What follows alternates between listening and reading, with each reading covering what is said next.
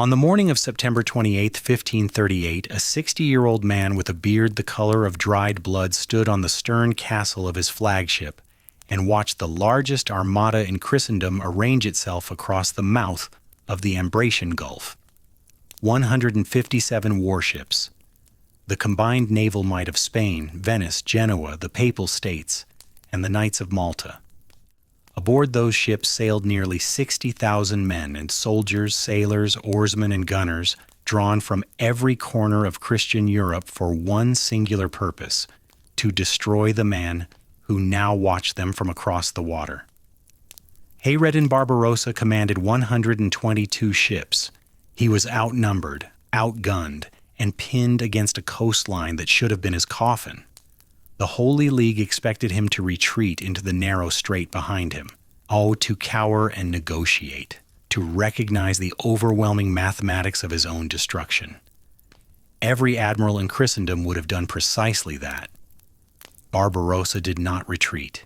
He ordered his fleet to advance. By nightfall, the greatest naval coalition Europe had assembled since the Crusades would be broken, scattered and fleeing south in disarray. Barbarossa would not lose a single ship. The Mediterranean Sea, that ancient highway connecting 3 continents, would pass under Ottoman control for the next 33 years. And a potter's son from a small Aegean island, a man whose brother had once been chained to an oar as a galley slave, would cement his place as the most feared admiral the Mediterranean world had ever produced. But the Battle of Preveza was not the beginning. It was the culmination of a life forged in grief, and shaped by vengeance, and driven by an understanding of the sea so profound that it bordered on the instinctive.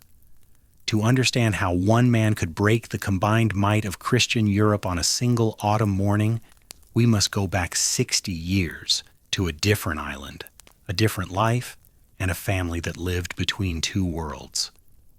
The story of Hayreddin Barbarossa survives through an unusually rich collection of sources, both Ottoman and European. The most intimate account comes from a remarkable document. Barbarossa's own memoirs dictated in the final years of his life to Sayyid Muradi, also known as Sinan Reis, his trusted former second-in-command and navigator.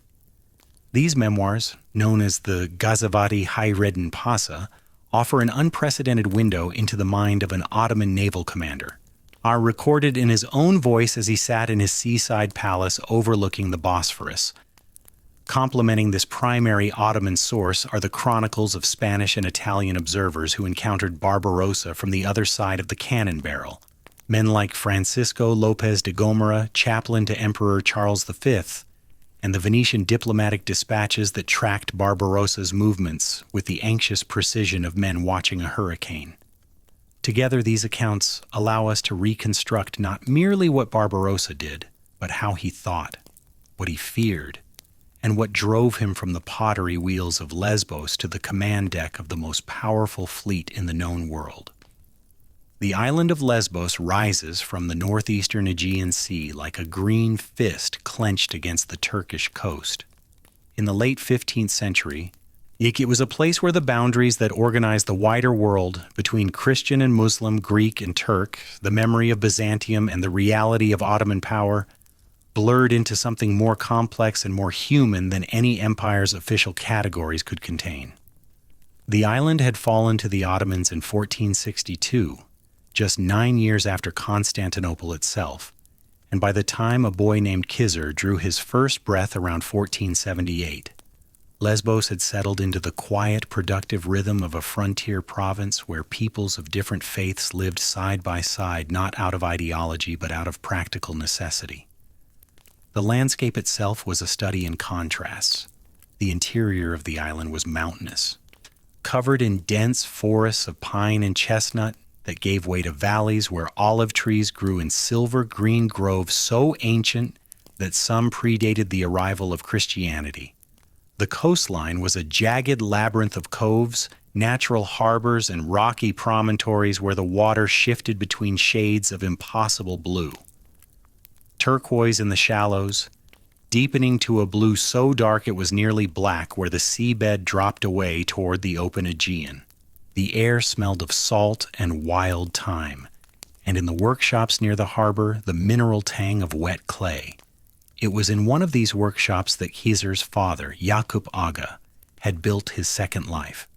Yaqub was a Sipahi, an Ottoman cavalryman, who had been among the soldiers granted land on Lesbos after its conquest. He was a man who had ridden to war and survived it, and who had chosen, in the quiet aftermath of empire building, to become a potter. It was not an unusual transition. The Ottoman system rewarded its soldiers with land and the freedom to make of it what they could, and Yaqub had the practical intelligence of a man who understood that wars ended, but the need for vessels to carry water, store grain, and hold oil did not. His pottery found buyers across the island and eventually in ports across the Aegean. Yaqub's wife was a woman named Katerina, and her presence in this story tells us something essential about the world that produced Hayreddin Barbarossa. Katerina was Greek Orthodox, the widow of a Christian priest.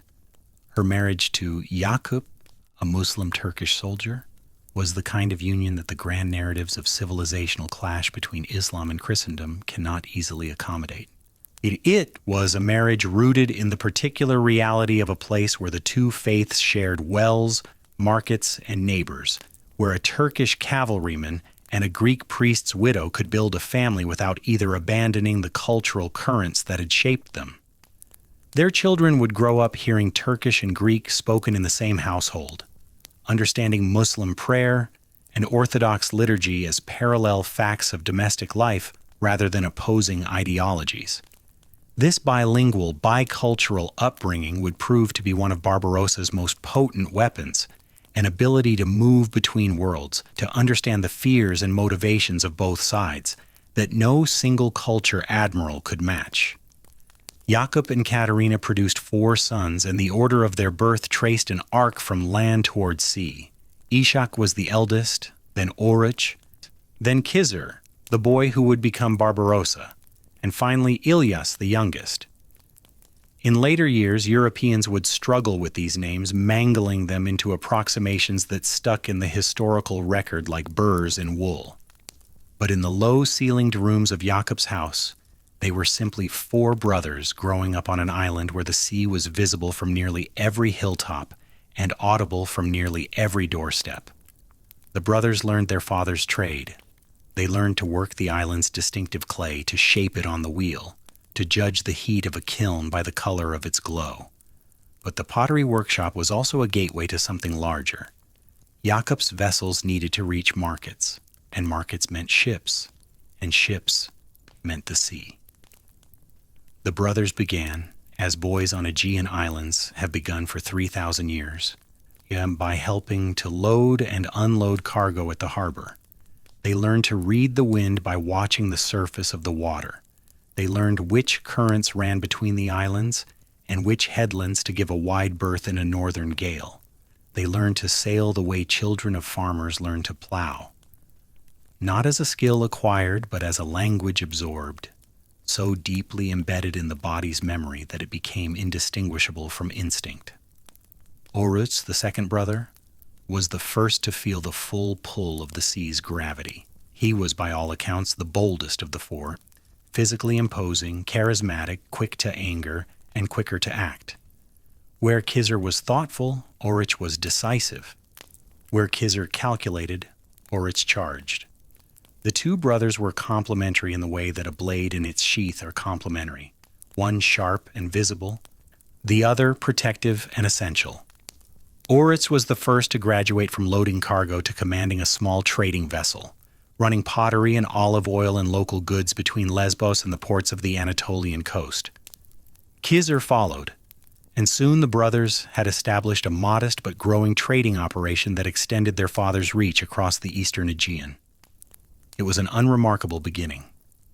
Thousands of families across the Ottoman Aegean lived exactly this life, working the land or the workshop, trading between islands, existing in the comfortable middle distance between poverty and wealth. Nothing about the young Khizr's circumstances suggested that he would become anything more than a competent merchant sailor, perhaps eventually a prosperous one. Who would grow old telling stories about storms survived and cargoes delivered, The island of Lesbos did not breed admirals. It bred potters, olive farmers, and small-time traders who lived and died within sight of the harbors where they had learned to tie their first knots.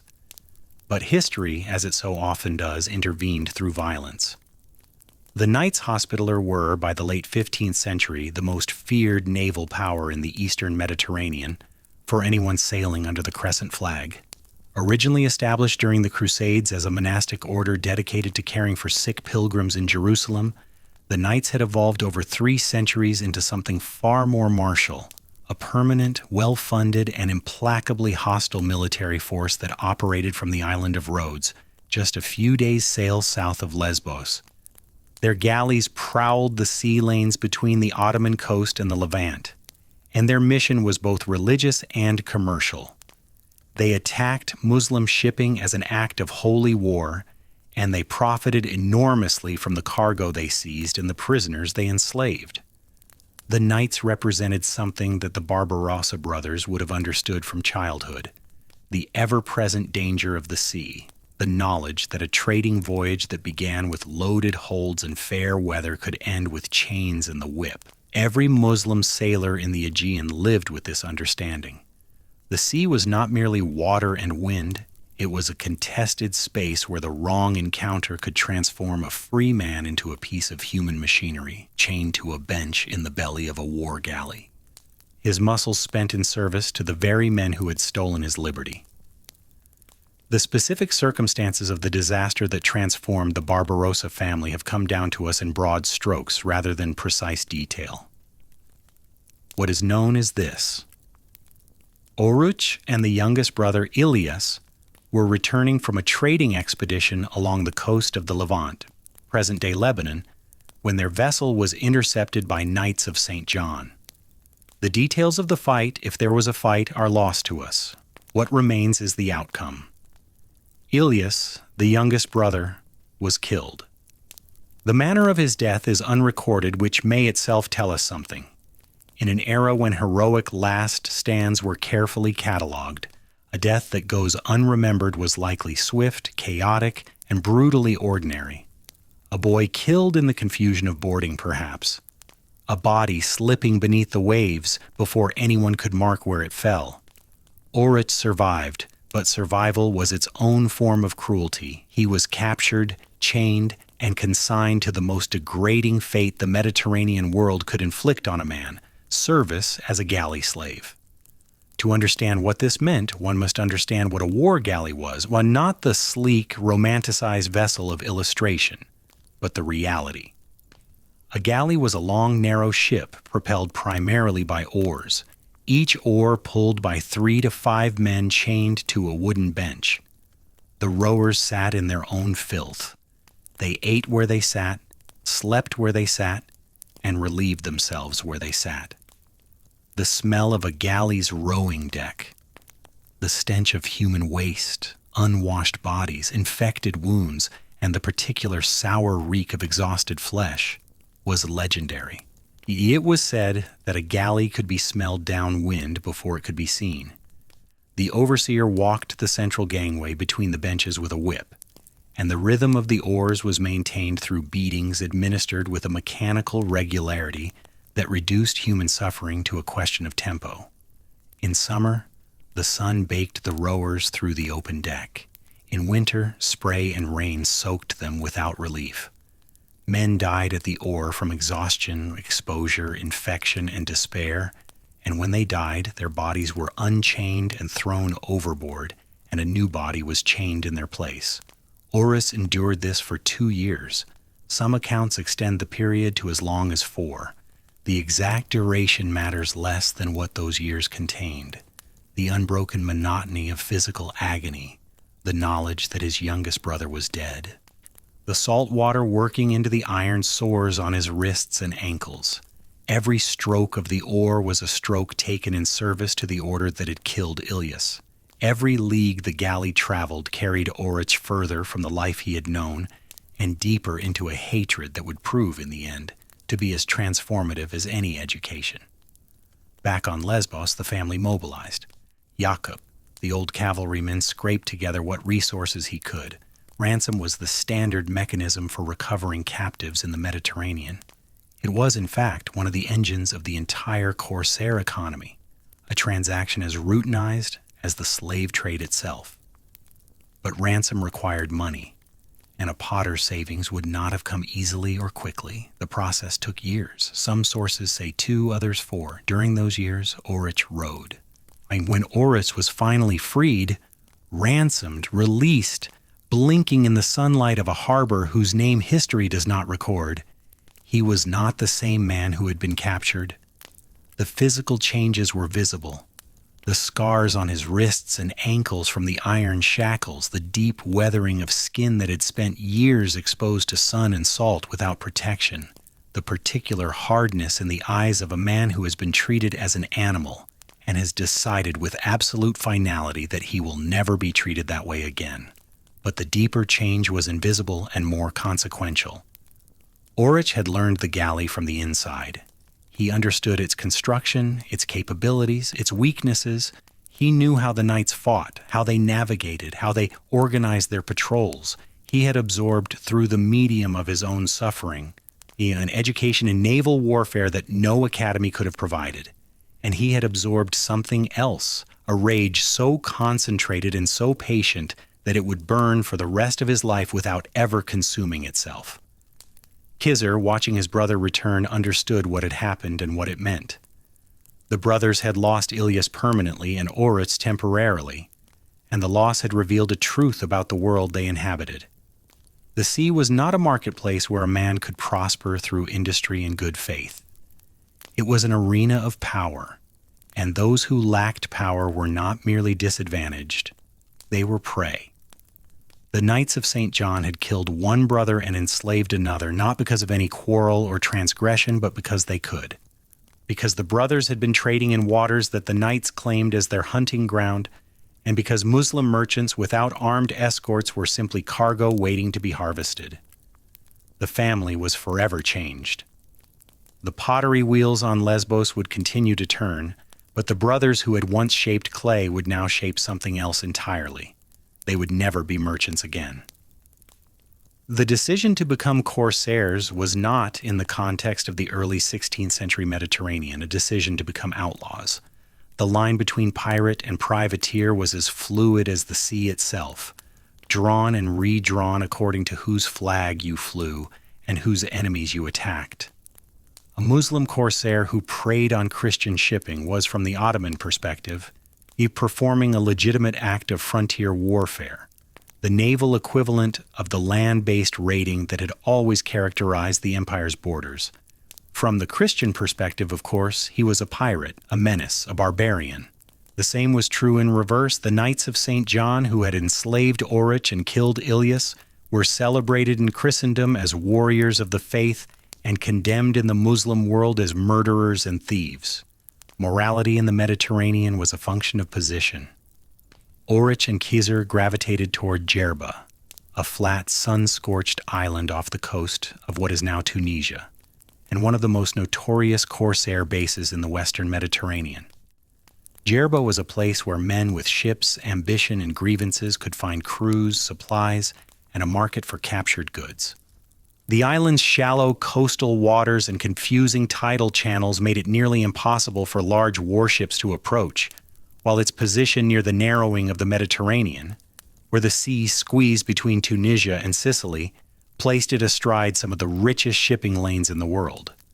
For centuries, corsairs of every nationality and faith had used Jerba as a staging ground, and the island's economy was built almost entirely on the proceeds of raiding. It was, in the parlance of a later age, a pirate haven, but one operating within a framework of political and religious legitimacy that gave its inhabitants the legal cover of holy war. Here, Orich and Khizr assembled their first real fighting force. The men who joined them were drawn from the vast pool of the Mediterranean's dispossessed, former slaves seeking revenge, Muslim refugees displaced by the advancing tide of Christian conquest, Berber fishermen looking for better returns than the sea's fish could provide, and professional corsairs attracted by Orich's growing reputation for daring. The brothers began with small vessels, nimble, shallow-drafted craft that could outrun anything they could not outfight and could slip into coves and harbors that deeper-keeled warships could not enter. Their targets were Christian merchant ships, and their method was the standard corsair approach: speed, surprise, and the terrifying morale advantage that comes from attacking men who are primarily interested in profit with men who are primarily interested in violence. The brothers proved devastatingly effective. Orich was the operational leader, aggressive, tactically brilliant, or blessed with the particular form of courage that allowed him to board an enemy vessel at the head of his men without apparent hesitation.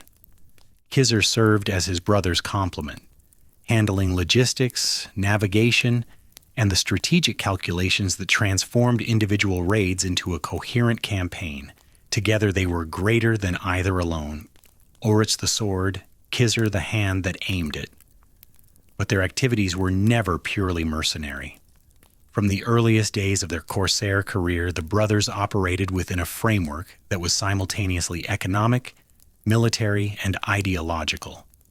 In 1492, the same year that Columbus sailed west in search of a new world, Ferdinand and Isabella of Spain completed the Reconquista, the centuries-long Christian campaign to expel Muslim rule from the Iberian Peninsula by conquering Granada, and the last Muslim kingdom in Europe. What followed was catastrophe for the Muslim and Jewish populations of Spain. Forced conversions, property seizures, and ultimately outright expulsion drove hundreds of thousands of people from their homes, creating a refugee crisis that swept across the Mediterranean. The Barbarossa brothers threw themselves into the work of rescue. Their ships, which had been raiding Christian commerce, now also served as ferries for the desperate, carrying Muslim and Jewish families from the ports of southern Spain to the relative safety of North Africa. The logistics were complex and dangerous. Spanish coastal patrols hunted any vessel suspected of aiding the refugees, and the crossings were often made at night in overloaded boats across some of the most unpredictable waters in the Western Mediterranean. The brothers made these runs repeatedly, delivering thousands of refugees to the Maghreb coast, and in doing so, they acquired something more valuable than any cargo of silk or gold. They acquired a reputation. The refugees called Oruch Baba Oruch, Father Oruch, a term of endearment and gratitude that spoke to the older brother's role as protector of the displaced. The name traveled across the Mediterranean, and when it reached European ears, it was transformed by the imprecise alchemy of cross-cultural pronunciation into something that sounded Italian: Barbarossa, red beard. It was a name that happened to describe Orish's most distinctive physical feature, a thick copper-red beard that made him instantly recognizable on the deck of any ship. Whether the European corruption of Baba Orich was coincidence or unconscious recognition, the name stuck, and it would outlive the man who first carried it. By 1505, the brothers' reputation had grown to the point where they were no longer merely successful corsairs, but significant military actors in the Western Mediterranean. Spain and Portugal, flush with the wealth and ambition of the Reconquista, had begun attacking coastal cities across North Africa, seizing Melilla, Oran, Algiers, Tripoli, and other ports in a campaign that aimed to extend Christian dominion across the southern shore of the sea. These conquests were brutal, often accompanied by massacres, and they created a desperate demand among North African rulers for anyone capable of striking back at the Spanish fleet. The Barbarossa brothers answered that demand.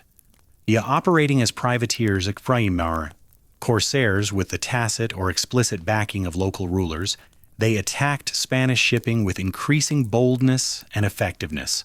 Their fleet grew from a handful of small raiding vessels to a substantial force capable of engaging Spanish warships in open water. Their intelligence network, built on the connections of the refugee communities they had helped establish across North Africa, gave them advance warning of Spanish fleet movements. And their knowledge of the Mediterranean's geography, its currents, its winds, its hidden anchorages, its seasonal patterns, gave them an advantage that no amount of Spanish firepower could fully overcome. Orich, in particular, became a figure of genuine terror for Spanish and Italian coastal communities. His raids grew more ambitious each year, striking deeper into waters that Christian navies considered their own. He captured vessels carrying military supplies, disrupted trade routes, and freed Muslim captives from Christian galley benches, a gesture that was simultaneously humanitarian, propagandistic, and practically useful, as freed rowers often became some of his most devoted fighters. Every freed slave was a man with a personal grudge against Christendom, a man who understood galley warfare from the bench, and a man who owed his liberty to Hayreddin Barbarossa. These men did not need to be motivated. They came preloaded with fury. Through these years, Khizr watched, learned, and grew. He was in his late 20s and then his 30s now. No longer the younger brother trailing in Oris's wake, but a commander in his own right. Capable of leading independent operations and making strategic judgments that complemented his brother's tactical genius. If Orich was the fire, Khizr was the forge, the element that shaped raw heat into something useful and lasting. He was quieter than his brother, more politically astute, more patient. Where Orich saw a target, Khizr saw a pattern.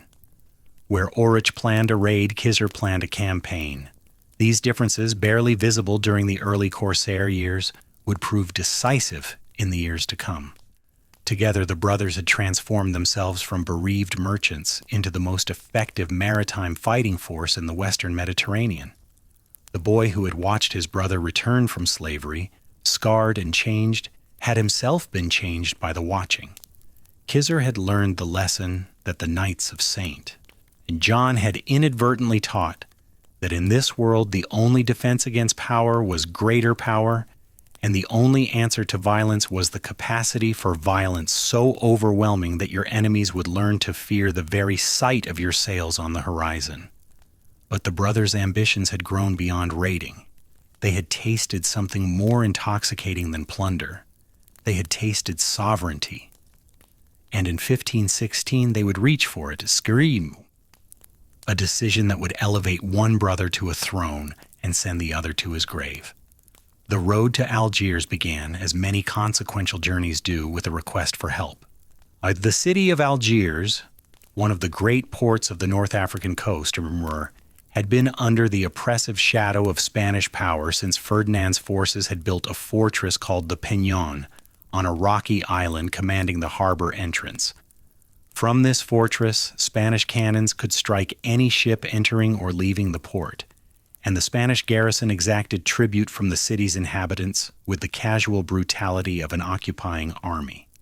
The people of Algiers lived as vassals, their commerce strangled, their autonomy an illusion maintained only at Spain's pleasure. The city's rulers sent word to the Barbarossa brothers, "Come and free us." Orich and Khizr arrived in 1516 with a fleet strong enough to challenge the Spanish presence and a reputation terrifying enough to rally the local population to their side. The campaign that followed was swift and decisive.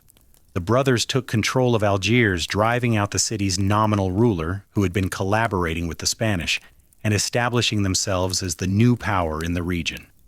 Orich declared himself Sultan of Algiers, a title that reflected both his ambition and the brothers' understanding that Corsair raiding, however profitable, was ultimately a dead end without territorial control. A Corsair without a port was a wolf without a den. Dangerous but vulnerable, powerful but homeless, Algiers gave the brothers what they had never had: a city, a treasury, a permanent base from which to project power across the entire Western Mediterranean. But sovereignty attracted the attention of those who could not tolerate its existence. Charles V, the Habsburg king who ruled Spain, the Netherlands, much of Italy, and the sprawling territories of the Holy Roman Empire could not permit a pair of Muslim corsairs to control one of the most strategic cities on the North African coast. Algiers in Barbarossa's hands was not merely a nuisance. It was a threat to the entire Spanish system of Mediterranean dominance. Charles marshaled his forces for a counterattack. The blow, when it fell, was devastating. In 1518, a Spanish force supported by local allies attacked the brothers' position at Tlemcen an inland city west of Algiers, where Orich had been campaigning to expand his territory. The battle was fierce, and the outcome was final. Orich was killed in the fighting. Ishak, the eldest brother, who had survived the years of Corsair warfare and the capture of Algiers, died beside him. And 2 of the 4 brothers who had grown up shaping clay on Lesbos were killed in a single engagement, their bodies left in the Algerian dust. Khizr received the news at sea. He was now 40 years old. His youngest brother Ilyas had been killed by the Knights of St. John decades ago. Orich and Ishak were dead at Spanish hands. Of the 4 sons of Yaqub the Potter, only Khizr remained. He was alone in a way that few people are ever alone. The last survivor of a family that had been systematically destroyed by the same forces over the course of 2 decades. He had a fleet, a contested city, a name that Europeans feared, and nothing else. No brothers to share the burden, no family to anchor him to the life he had known. What Khizr did next revealed the quality that would separate him from every other corsair in the Mediterranean, the quality that would transform him from a pirate into a statesman, from a raider into an empire builder. A lesser man would have sought revenge immediately, throwing his fleet against the Spanish in a suicidal blaze of grief. A purely pragmatic man might have abandoned Algiers and retreated to the relative safety of Djerba, returning to the profitable but limited life of a corsair captain. Khizr did neither. He inherited the name Barbarossa. He inherited the fleet, the cause, and the loyalty of every man who had followed his brothers, and he made a decision of such strategic brilliance that it would reshape the balance of power in the Mediterranean for the next century. He offered Algiers to the Ottoman Empire. The gesture was simultaneously an act of submission and an act of genius. By pledging his allegiance and his territory to Sultan Selim I in Constantinople, Barbarossa accomplished several things at once. He gained the legitimacy that came from serving the most powerful Muslim ruler on earth, transforming himself overnight from a corsair king of questionable authority into a provincial governor acting under imperial mandate. He gained access to Ottoman military resources, Janissary soldiers, artillery, engineers, and the vast logistical machinery of an empire that stretched from the Danube to the Persian Gulf. And he neutralized any rival who might have challenged his control of Algiers, because challenging Barbarossa now meant challenging the Ottoman Sultan, and no local potentate in North Africa had the appetite for that confrontation. In return, the Ottomans gained something they had never possessed, a permanent naval presence in the Western Mediterranean. Constantinople was far away, separated from the waters off Spain and Italy by the entire length of the Mediterranean Sea. The Ottoman navy had been primarily an Eastern Mediterranean force focused on the Aegean, the Levant, and Egypt. Algiers, in Barbarossa's hands, gave the empire a Western anchor, a forward operating base from which Ottoman power could project directly into Spain's backyard. It was, from Constantinople's perspective, an extraordinary windfall. Territory and a tested fleet offered freely by a man who had every reason to make the offer and every capability to make it meaningful. Though the potter's son from Lesbos had grasped a truth that eluded many men of greater birth and education, that individual power, however formidable, was fragile without institutional support, and that the wisest use of strength was sometimes to place it in service to a strength greater than your own. He had watched his brothers die because they fought as independent actors against the resources of an empire. He would not make the same mistake. He would harness an empire's resources to his cause, and in doing so he would become not merely powerful but permanent. The Ottoman court accepted his offer. Janissaries began arriving in Algiers. Cannons followed, engineers, administrators. The infrastructure of imperial governance settled over the city like a second set of walls, and Barbarossa, the last son of Yaqub the Potter, the boy who had grown up between Greek and Turkish, Christian and Muslim, the man who had watched his brothers die one by one, began the work that would consume the rest of his life. He would build a navy capable of dominating the Mediterranean. He would break the power of Christian Europe at sea, and he would do it not as a pirate, not as a corsair, but as the Grand Admiral of the Ottoman Empire, Umar, a title that no one, least of all the son of a potter, could have predicted, and that the Christian world would learn to dread more than any other name spoken on the water. The sea that had taken his brothers would become his instrument. The waves that had carried Oritz to slavery and Ilias to death would carry Hayreddin Barbarossa to a destiny that would reshape the map of the known world. But first, he would need to prove himself to a sultan, and the proof he chose to offer would be as spectacular as it was ruthless. The years between 1518 and 1529 were years of consolidation, and consolidation, for a man in Barbarossa's position, meant war. Algiers was his, but only in the way that a man standing in the center of a burning room could claim to own the house. The Spanish fortress of the Peñon still commanded the harbor, its cannons a daily reminder that Barbarossa's sovereignty was conditional, incomplete, and subject to revocation by artillery fire at any moment. Local Arab and Berber chiefs, many of whom had initially welcomed the Barbarossa brothers as liberators, now regarded Khizr with the wary suspicion of men who had traded one master for another. Some openly plotted against him, others allied with Spain, calculating that the established power of Charles V was a safer bet than the uncertain authority of a Greek-born corsair who claimed to speak for a distant sultan in Constantinople. And the Spanish themselves, humiliated by the loss of their client state but emboldened by the deaths of Oritz and Ishak, probed Barbarossa's defenses with the patient aggression of a power that could afford to wait. Barbarossa could not afford to wait. He understood, with the clarity of a man who had spent his entire adult life studying the relationship between force and survival, that stasis was death. An independent city-state surrounded by hostile powers could not simply exist, and it had to grow or it would be consumed. And growth in the 16th century Maghreb meant subjugating the hinterland, neutralizing rival power centers, and building a military infrastructure capable of deterring the kind of overwhelming force that had killed his brothers. The campaigns that followed were brutal, methodical, and largely unromantic. This was not the glamorous world of naval combat, Moors. It was the grinding work of territorial conquest in arid, unforgiving terrain.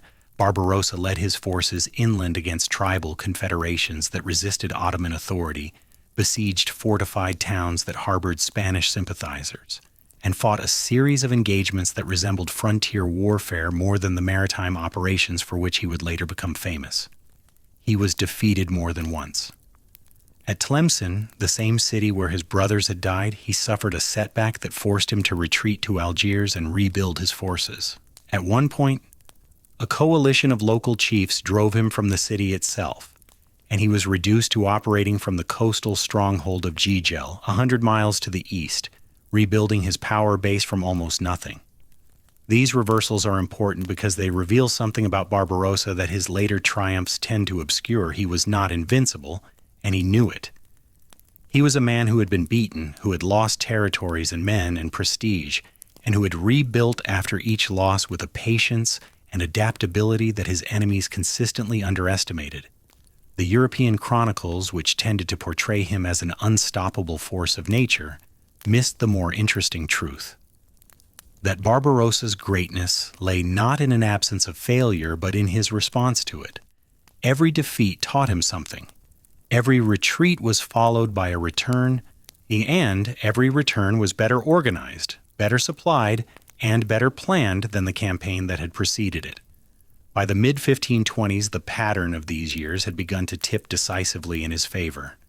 The Janissary reinforcements from Constantinople, though never as numerous as he would have liked, provided him with a professional infantry corps that no local rival could match. His fleet, rebuilt and expanded after each setback, controlled the waters around Algiers with increasing confidence, and his intelligence network, that web of informants, refugees, former slaves, and sympathizers that stretched across both shores of the Mediterranean, gave him a strategic awareness that his opponents operating in isolated pockets of territory connected by unreliable sea communications could not replicate. The tribal chiefs who had opposed him began, one by one, to accommodate themselves to his authority. Some were defeated militarily and submitted. Others calculated that alliance with Barbarossa offered better prospects than continued resistance against a man who clearly was not going to go away. Still others were drawn into his orbit by the economic benefits of cooperation. Barbarossa's control of maritime trade meant that communities aligned with him prospered, while those that opposed him found their commerce strangled by corsair raids that targeted their shipping with suspicious precision. It was statecraft conducted through a combination of sword, sail, and ledger, and it was extraordinarily effective. But the Peñón remained. That Spanish fortress, squatting on its rocky island at the mouth of Algiers harbor like a stone fist, was more than a military installation. It was a symbol, a declaration, visible to every person in the city every day that Algiers was not truly free, that Spanish power could reach into the heart of Barbarossa's domain whenever it chose. The fortress's garrison was small but well supplied by sea, and its cannons could punish any ship that entered or left the harbor without Spanish permission. As long as the Peñón stood, Barbarossa's control of Algiers was an argument, not a fact. In 1529, Barbarossa decided that the argument had gone on long enough. The siege of the Peñón was not a long affair, as it lasted approximately 3 weeks, but its intensity reflected the accumulated frustration of a decade. Barbarossa assembled every cannon he possessed, positioned his batteries on the shore opposite the fortress island, and began a bombardment that continued, with intermittent pauses, day and night. The noise alone must have been extraordinary, and the concussive thunder of heavy guns echoing off the harbor walls, the crash of stone on stone as cannonballs found their marks, the sharper crack of smaller weapons as sharpshooters on both sides traded fire across the narrow water. The garrison commander, a Spanish officer named Martín de Vargas, refused to surrender. He was, by the standards of his time and his faith, doing his duty, holding a position against an enemy of Christendom with the stubbornness expected of a Spanish officer in the service of Charles V. When the walls were finally breached and Barbarossa's forces stormed the fortress, the fighting was room by room and hand to hand. Vargas was captured alive.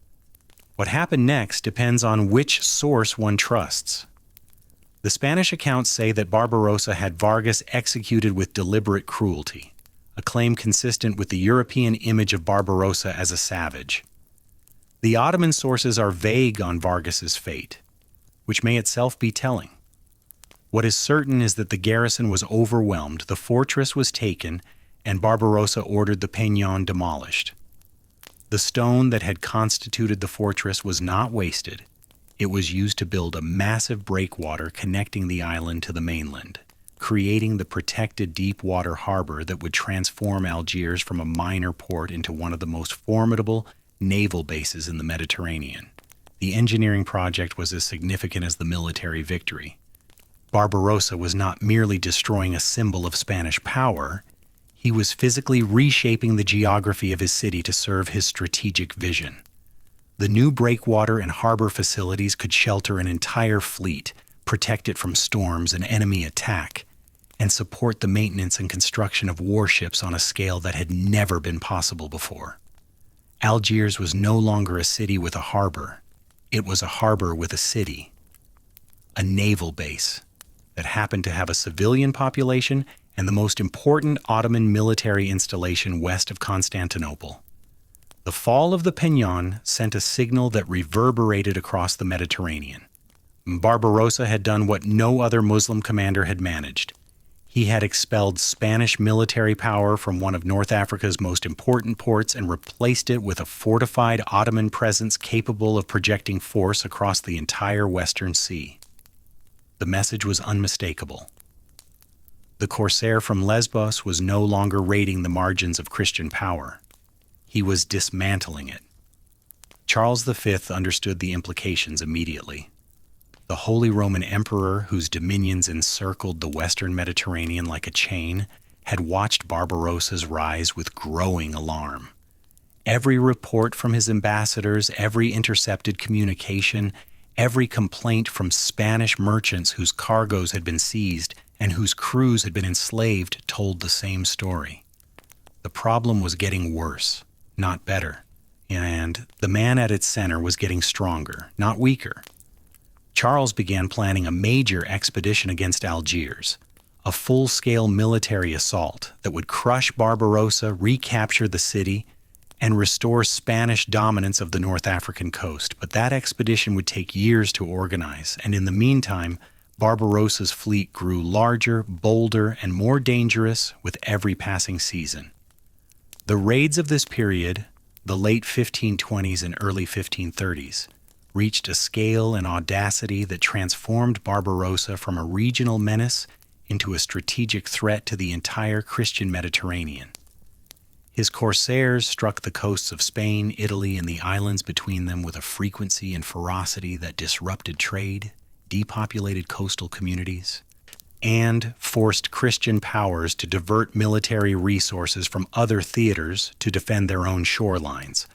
The Balearic Islands, Sardinia, Sicily, the Italian mainland, nowhere within range of Barbarossa's fleet was safe.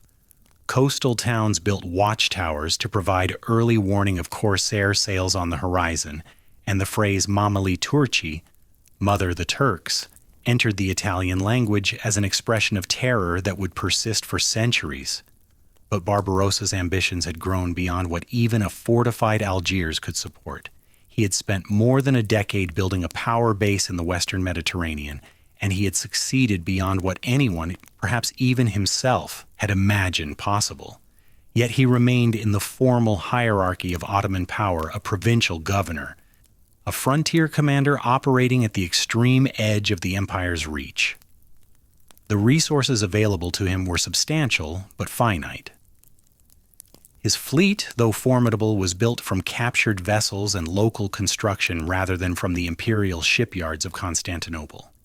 His soldiers, though experienced, were a mixture of corsair veterans and local recruits rather than the disciplined products of the Ottoman military system. To achieve what he now envisioned, not merely the defense of Algiers but the domination of the entire Mediterranean, he would need resources on a scale that only the imperial center could provide.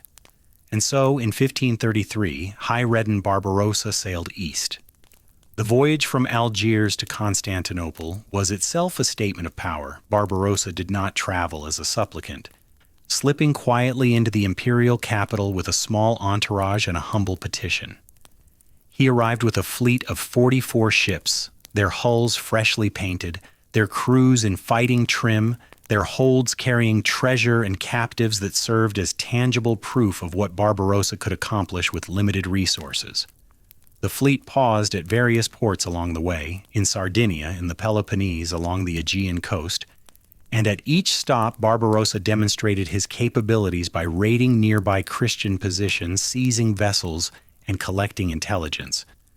By the time his fleet passed through the Dardanelles and into the Sea of Marmara, the entire Ottoman court knew he was coming, and the capital buzzed with speculation about what the famous corsair would ask for and what the Sultan would offer. The Sultan was no longer Selim I, who had originally accepted Barbarossa's pledge of allegiance. Selim had died in 1520 and been succeeded by his son Suleiman, the man whom Europeans would call the Magnificent, and whom his own subjects called the Lawgiver. Suleiman was, in 1533, at the height of his power. He had conquered Belgrade and Rhodes, driven the Knights of St. John from their island fortress, devastated the Hungarian army at the Battle of Mohacs, and besieged Vienna itself. His empire stretched from the gates of Austria to the deserts of Arabia, from the plains of Mesopotamia to the shores of the Red Sea.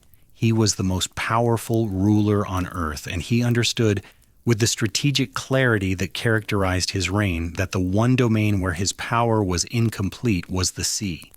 The Ottoman Empire was, at its core, a land power. Its military genius lay in its army. The disciplined Janissary infantry, the swift Sipahi cavalry, the massive siege trains that could reduce any fortress in Europe to rubble. But the Mediterranean demanded a different kind of power, and the empire's naval capabilities had never matched its terrestrial dominance. Ottoman fleets had scored victories in the eastern Mediterranean, but they had consistently struggled against the more experienced navies of Venice, Genoa, and Spain. The empire needed a naval revolution, and it needed someone capable of leading it, someone who understood the sea not as a surface to be crossed, but as a domain to be mastered. Barbarossa was that someone, and both he and Suleiman knew it. The meeting between the Sultan and the Corsair took place in Constantinople in the late summer of 1533. And though the precise words exchanged were not recorded verbatim, the substance of the conversation was preserved in multiple sources, Ottoman and European alike. Barbarossa presented himself not as a pirate seeking legitimacy, but as a strategic asset offering a solution to the empire's most pressing weakness. He laid out the state of the Western Mediterranean with the comprehensive detail of a man who had spent 3 decades navigating its waters and fighting on its shores. He described the Spanish fortifications along the North African coast, the Venetian positions in the Eastern Mediterranean, the capabilities and weaknesses of the Christian navies. He explained how a properly organized Ottoman fleet, built in imperial shipyards manned by professional crews, commanded by officers who understood both naval warfare and Mediterranean geography, could transform the empire from a continental power into a global one. Suleiman listened, and what he heard convinced him that the investment Barbarossa proposed would yield returns far exceeding its cost. The Sultan appointed Hayreddin Barbarossa Kapudin Pasha, Grand Admiral of the Ottoman Empire. It was the highest naval rank in the Ottoman system, carrying with it command of the imperial fleet, authority over all Ottoman maritime provinces, and a seat on the imperial council. The potter's son from Lesbos, the bereaved brother of a galley slave, the corsair who had spent 20 years building a fleet from captured ships and refugee crews, was now the supreme naval commander of the most powerful empire in the world. The appointment was extraordinary, and not merely because of Barbarossa's origins.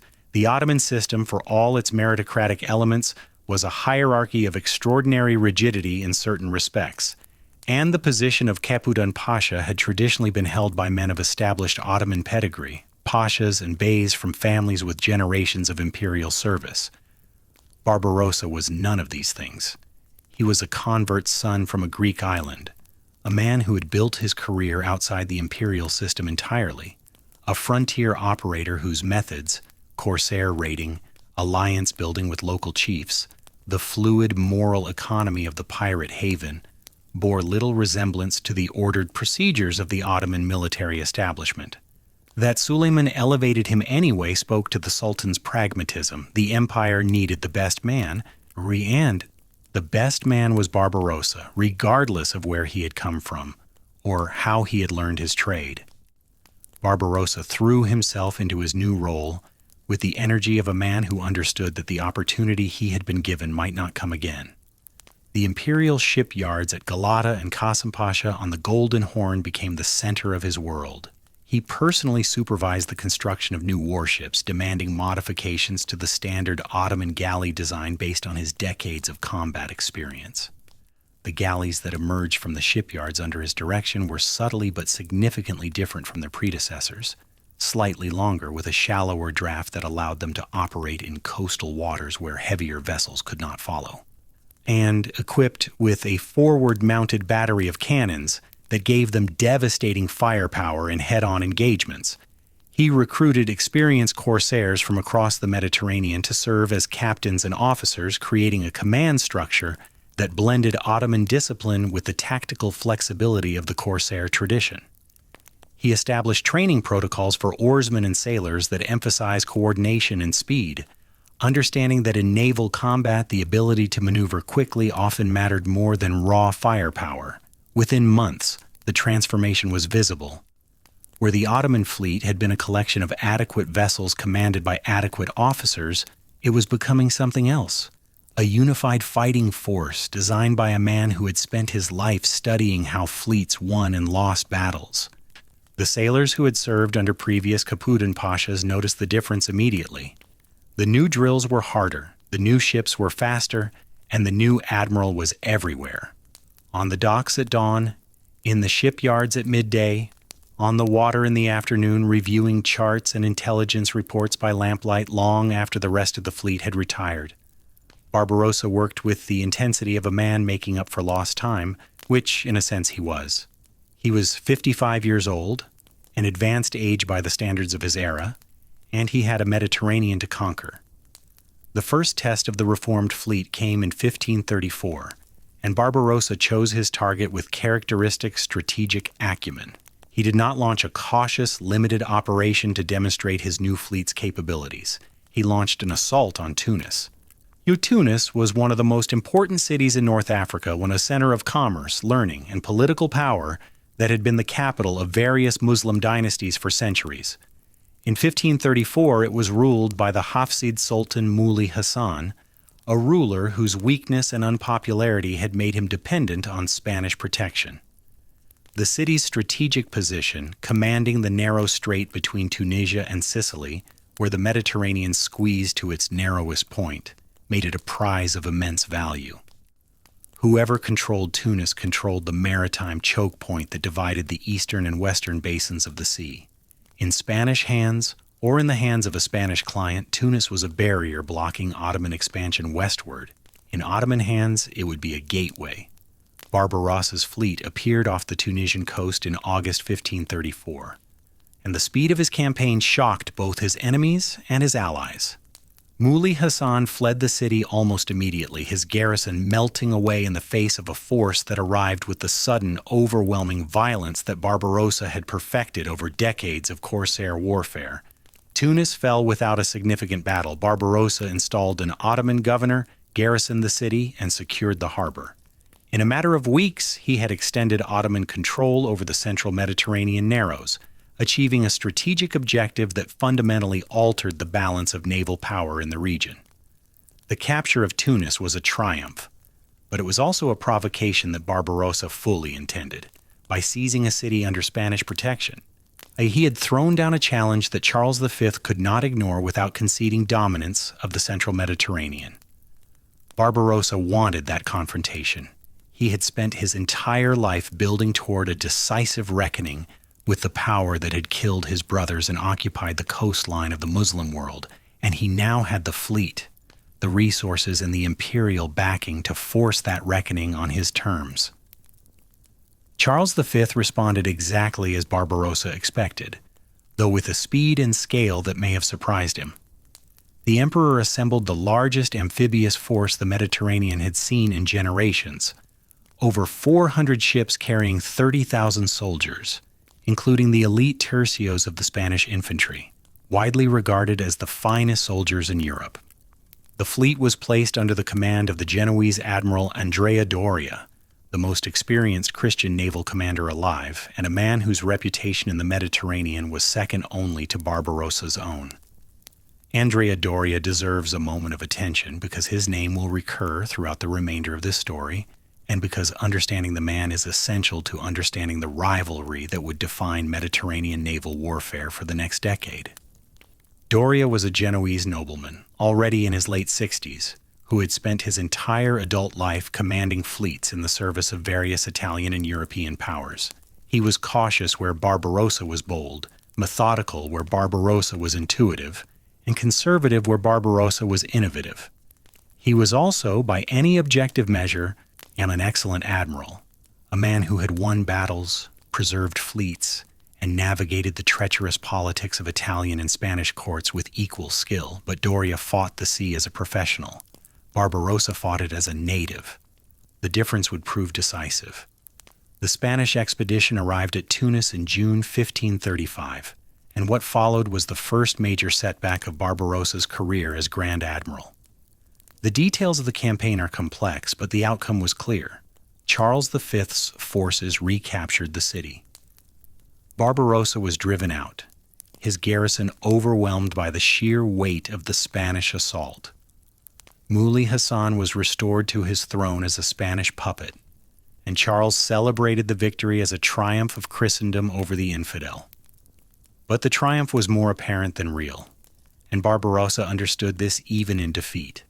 Charles had committed enormous resources to recapture a single city, and the effort of maintaining it as a Spanish outpost would drain those resources for years to come. The Spanish garrison at Tunis would require constant resupply by sea, supply lines that were vulnerable to exactly the kind of corsair interdiction at which Barbarossa excelled. And Barbarossa himself had escaped with his fleet largely intact, retreating to Algiers with most of his ships and the core of his experienced crews. The Spanish had won the city but not the sea, and in the Mediterranean the sea was what mattered. The loss of Tunis stung, but it did not break Barbarossa's position or his confidence. He had already demonstrated the strategic potential of the reformed Ottoman fleet. And the loss of one city, however important, did not undo the fundamental transformation he had achieved. He returned to Constantinople to regroup, rebuild, and plan. Suleiman, far from punishing him for the setback at Tunis, reaffirmed his position as Capudan Pasha and provided additional resources for fleet expansion. The Sultan understood what the European celebrants of the Tunis victory did not, that the campaign had revealed the Ottoman fleet's potential as much as its limitations, and that the limitations were correctable while the potential was transformative.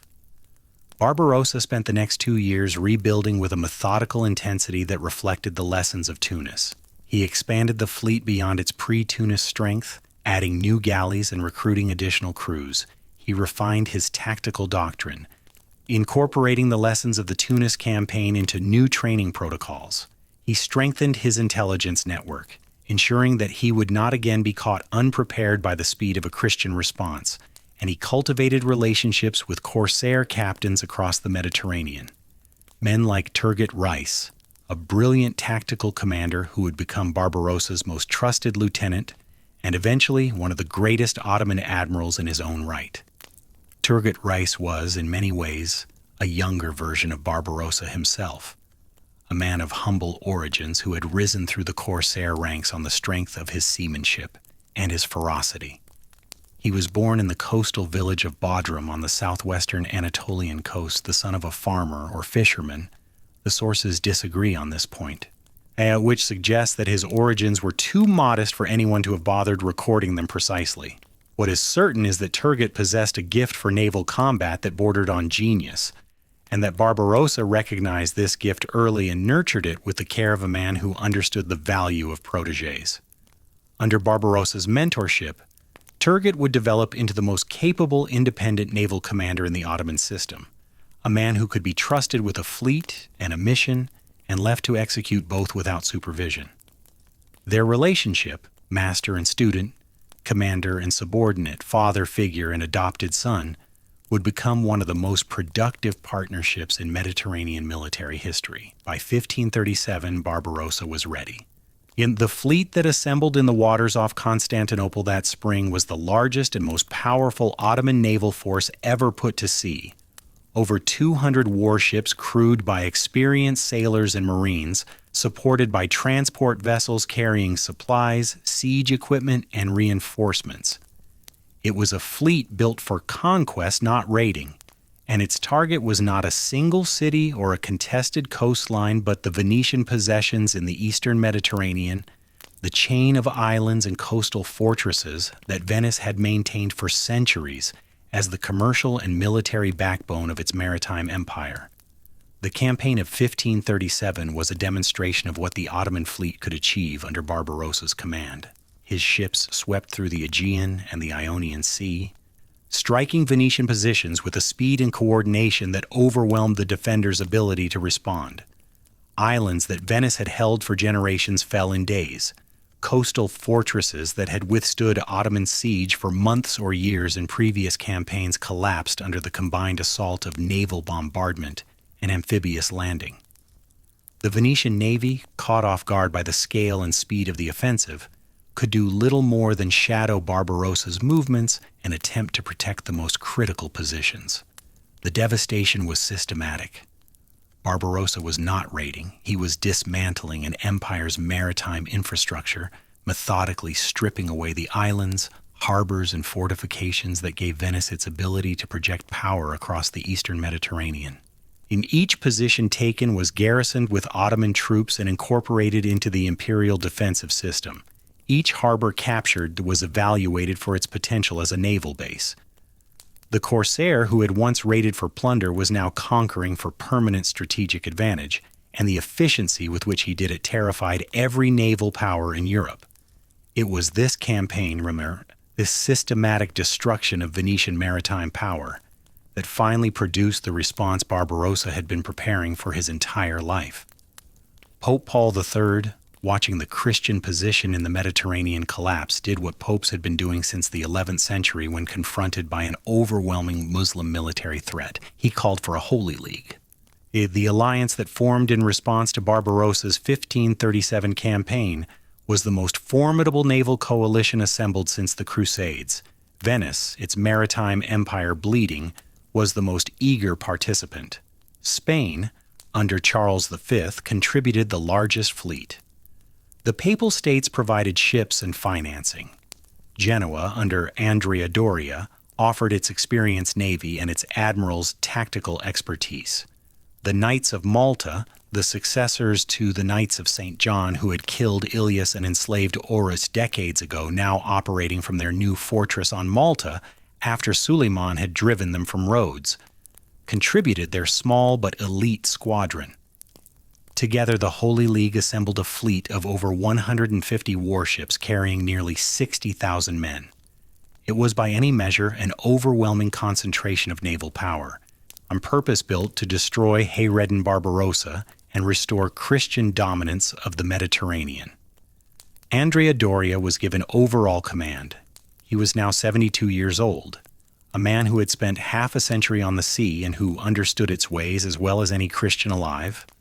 But Doria was also a man defined by caution, a commander who preferred to preserve his fleet rather than risk it in the kind of all-or-nothing engagement that Barbarossa thrived in. This fundamental temperamental difference between the two admirals would prove to be the decisive factor in the battle that followed. The Holy League fleet sailed in the late summer of 1538, searching for Barbarossa. They found him at Preveza on the western coast of Greece, where the narrow strait connecting the Ambracian Gulf to the open Ionian Sea created a natural choke point that Barbarossa had chosen with the deliberate precision of a man selecting the ground on which he intended to fight.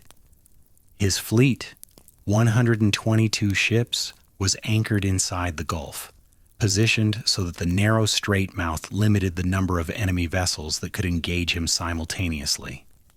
It was a textbook defensive position, and every Christian admiral who examined it concluded that Barbarossa had been caught in a trap. They were wrong. Barbarossa had not been caught. He had been waiting. The morning of September 28, 1538, dawned with a light haze over the water, the kind of thin, luminous mist that burns off quickly in the Ionian autumn, but that in the early hours softens the edges of the world and makes distances deceptive.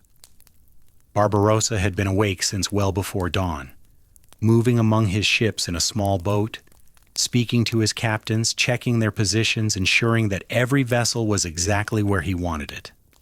He had done this before every significant engagement of his career.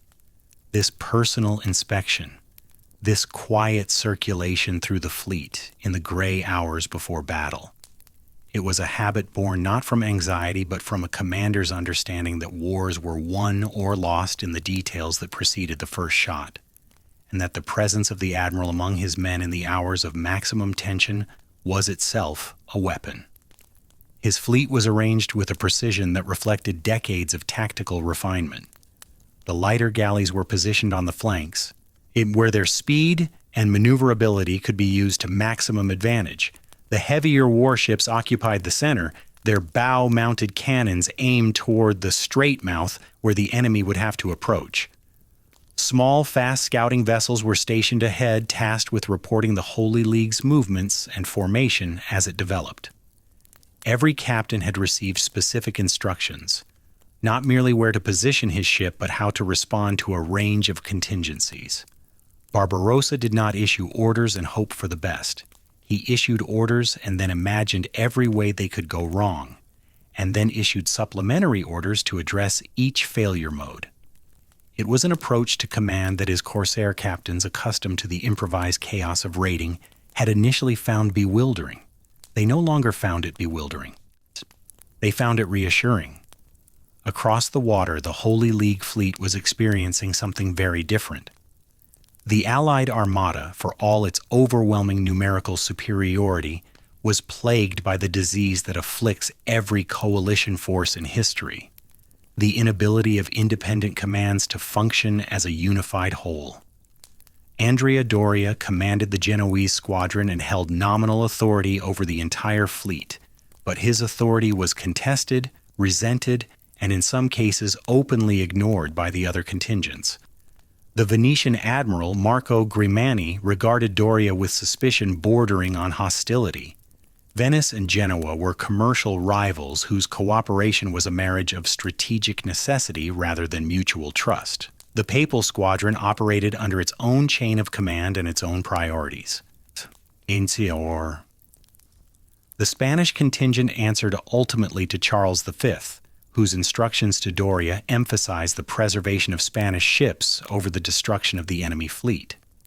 The Knights of Malta fought for their own honor and their own vendetta against Islam, and coordinated with the other contingents only to the extent that it suited their purposes. Barbarossa knew all of this.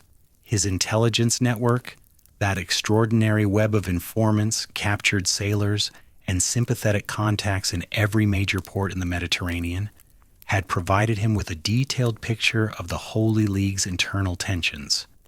He knew that Doria and Grimani distrusted each other. He knew that the Spanish contingent had been instructed to avoid unnecessary losses. He knew that the coalition's greatest vulnerability was not any individual squadron, but the seams between them, the gaps in coordination, the delays in signal transmission, the moments of hesitation when one admiral waited for another to act first. These seams were where Barbarossa intended to strike. The first hours of the battle were a study in tempo. Doria, cautious by nature, and further constrained by his instructions from Charles V, arranged his fleet in a defensive formation outside the Strait Mouth and waited for Barbarossa to emerge. The Christian plan, such as it was, relied on the assumption that Barbarossa would either remain trapped inside the Gulf, in which case the Holy League could blockade him indefinitely or would attempt to break out through the narrow strait, where the Allied fleet's numerical superiority could be brought to bear in a concentrated engagement. It was a reasonable plan against a reasonable opponent, but Barbarossa was not reasonable. He was audacious, and audacity in naval warfare meant controlling the tempo of the engagement rather than reacting to your opponents. Barbarossa emerged from the strait at mid-morning, but not in the desperate, disorganized rush that the Holy League expected. His fleet came out in a formation so tight and so disciplined that multiple Christian observers later remarked upon it in their accounts, a crescent shape that spread across the water with the deliberate, unhurried menace of an opening hand. The galleots, the light, fast vessels that formed Barbarossa's screening force, raced ahead on the flanks, probing the Christian formation, on testing its response times, identifying the gaps between squadrons. Behind them came the main body of the Ottoman fleet, oars rising and falling with a synchronized rhythm that reflected months of Barbarossa's relentless drilling. What happened next has been debated by naval historians for nearly 5 centuries, and the debate centers on a single question: why did Andrea Doria not attack? The Holy League fleet outnumbered Barbarossa's by more than 30 ships and roughly 20,000 men. The wind, which had been variable in the early morning, was now blowing from the south, a direction that favored the Christian fleet's larger sailing vessels and should have allowed Doria to close the distance and bring his superior numbers to bear. The conditions for a decisive engagement were, by any conventional analysis, ideal. Doria had the numbers, the wind, and the position. All he needed was the will. He hesitated. The hesitation was not cowardice. Doria was many things, but he was not a coward. It was something more complex and in its consequences more damaging. Doria was a professional who had spent 50 years learning that fleets were easier to lose than to build, and that an admiral who risked his fleet in an unnecessary gamble was not brave but irresponsible. He looked at Barbarossa's formation, that tight, disciplined crescent emerging from the strait with unsettling confidence, and he saw not a trapped enemy but a lure. He suspected that Barbarossa wanted him to attack, and the suspicion made him pause. A man who wanted to be attacked was a man who had prepared something for the attacker, and Doria had not survived to the age of 72 by walking into traps. The pause lasted hours. The two fleets maneuvered in the open water off Preveza, each admiral probing the other's disposition, looking for weakness, waiting for an opening. The wind shifted. Doria repositioned his fleet. Barbarossa adjusted his formation in response. The watching crews on both sides, thousands of men keyed to the highest pitch of battle readiness, experienced the peculiar agony of a fight that would not quite begin. The unbearable tension of waiting while the commanders conducted their silent conversation of maneuver and counter-maneuver across miles of blue water. Barbarossa broke the deadlock. In the early afternoon, he ordered a general advance, not toward the center of Doria's formation, where the heaviest Christian warships were concentrated, but toward the Venetian and Papal squadrons on the Allied left flank. It was a decision that revealed Barbarossa's understanding of coalition warfare at its most granular level. He did not attack the strongest point. He attacked the seam, the junction between Doria's Genoese squadron and the Venetian contingent, the place where the alliance was weakest because it was where two mistrustful partners had to coordinate most closely. The effect was devastating. The Ottoman galleys struck the Allied left with the concentrated violence that Barbarossa had perfected over a lifetime of corsair warfare, fast, coordinated, aimed at overwhelming individual ships before their neighbors could respond. The Venetian and Papal vessels, he caught in a position where they had to fight the Ottoman assault and simultaneously attempt to maintain formation with a Genoese command that was not coordinating with them effectively, began to fragment. Individual ships fought with extraordinary courage. Several Venetian galleys engaged Ottoman vessels at point-blank range in exchanges that left both sides shattered. But courage without coordination is a resource that depletes quickly, and the Allied left was depleting. Doria, commanding the right wing of the Christian fleet, watched the left collapse and made the decision that would define his legacy. Instead of driving his Genoese squadron into the Ottoman flank, a maneuver that could have caught Barbarossa between two forces and potentially reversed the battle, Doria held his position. Then he began to withdraw. The reasons for Doria's retreat have been argued since the evening of September 28, 1538, and they probably always will be. The most charitable interpretation is strategic. Doria recognized that the battle was developing unfavorably and chose to preserve his squadron for future operations rather than risk its destruction in an engagement that was already lost. The least charitable, and the one that the Venetians promoted vigorously in the aftermath, is that Doria deliberately abandoned his allies, sacrificing the Venetian and Papal ships to protect his own Genoese vessels and the Spanish ships entrusted to his care. The truth likely inhabits the uncomfortable space between these extremes. Doria was cautious. He was instructed to preserve his fleet. He distrusted his allies. And he was facing an opponent whose tactical abilities he respected enough to fear. When the left collapsed and the opportunity for a coordinated response evaporated, Doria chose preservation over gamble. Whatever his reasons, the effect was final. With the Genoese and Spanish squadrons withdrawing to the south, the Venetian and Papal vessels were left to face Barbarossa's fleet alone. The Ottoman galleys closed around them like a fist. By late afternoon, the organized resistance of the Holy League's left wing had ceased. Ships were captured, sunk, or driven aground on the nearby coast. Crews that could not escape were killed or taken prisoner. The water off Preveza, which had been the characteristic deep blue of the Ionian Sea that morning, was streaked with the darker stains of oil, debris, and blood by evening. As the sun dropped toward the horizon, Barbarossa's fleet controlled the battlefield.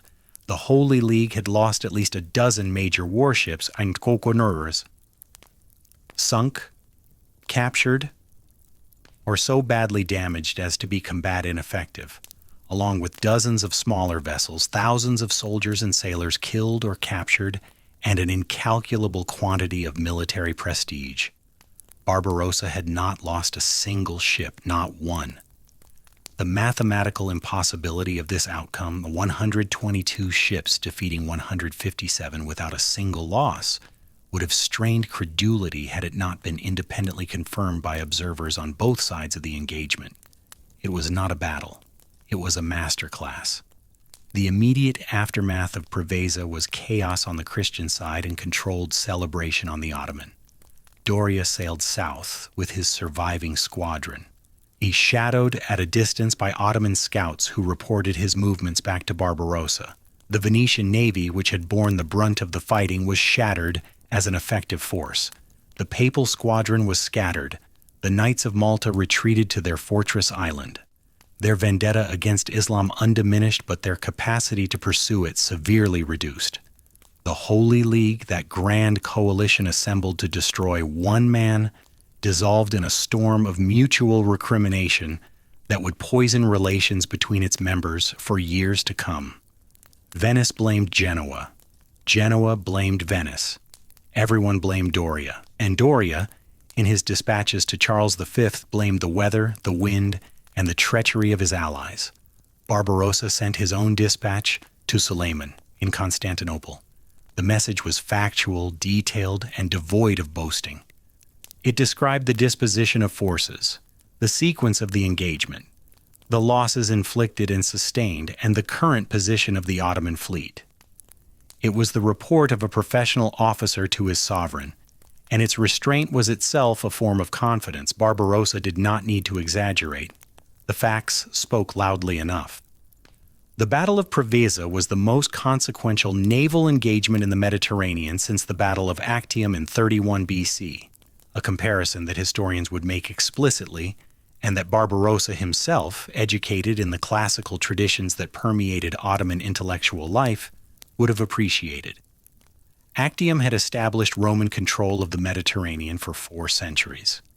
Preveza established Ottoman control for 33 years, a shorter period certainly, but one achieved against a far more capable and numerous collection of opponents. The strategic consequences rippled outward from that autumn afternoon like waves from a stone dropped in still water. Venice, recognizing that its maritime empire was now indefensible without Allied support that had proven unreliable, sued for peace. The treaty that followed, signed in 1540, was a document of capitulation disguised as negotiation. Venice ceded its remaining possessions in the Peloponnese and the Aegean Islands to the Ottoman Empire, paid a war indemnity of 300,000 ducats, and accepted the fundamental reality that the Eastern Mediterranean was now an Ottoman lake.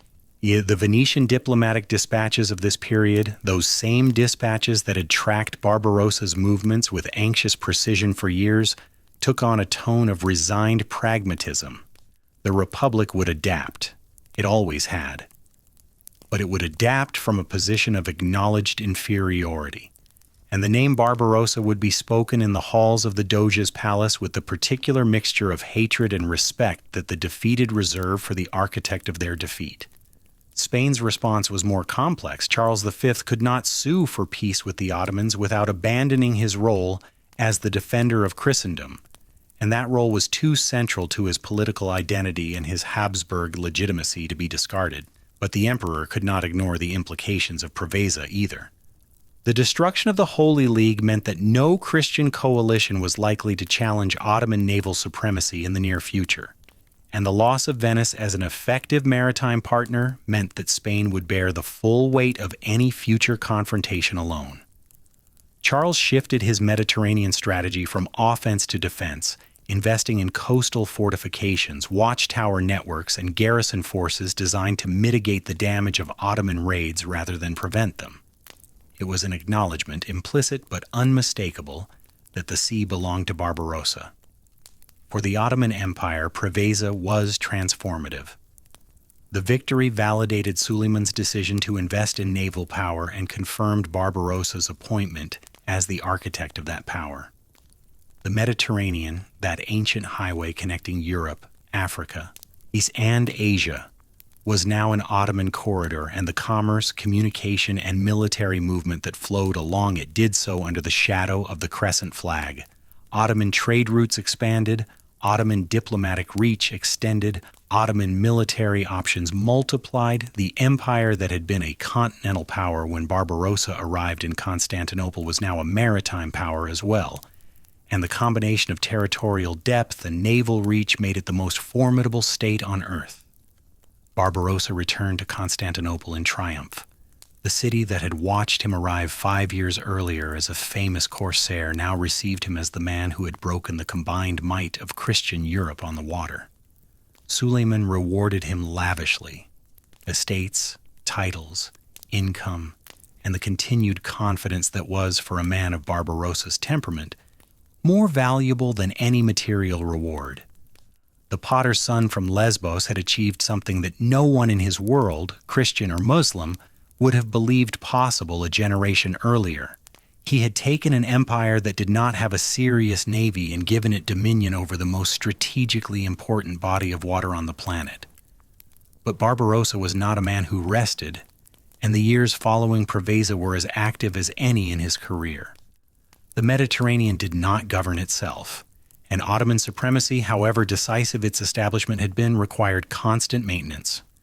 Barbarossa spent the years between 1538 and 1541 conducting a series of campaigns that consolidated the gains of Preveza and extended Ottoman influence into areas that had previously been beyond the empire's effective reach. His corsair fleet, now operating under the formal authority of the Ottoman state but retaining much of the tactical independence that had always been its strength, ranged across the length and breadth of the Mediterranean.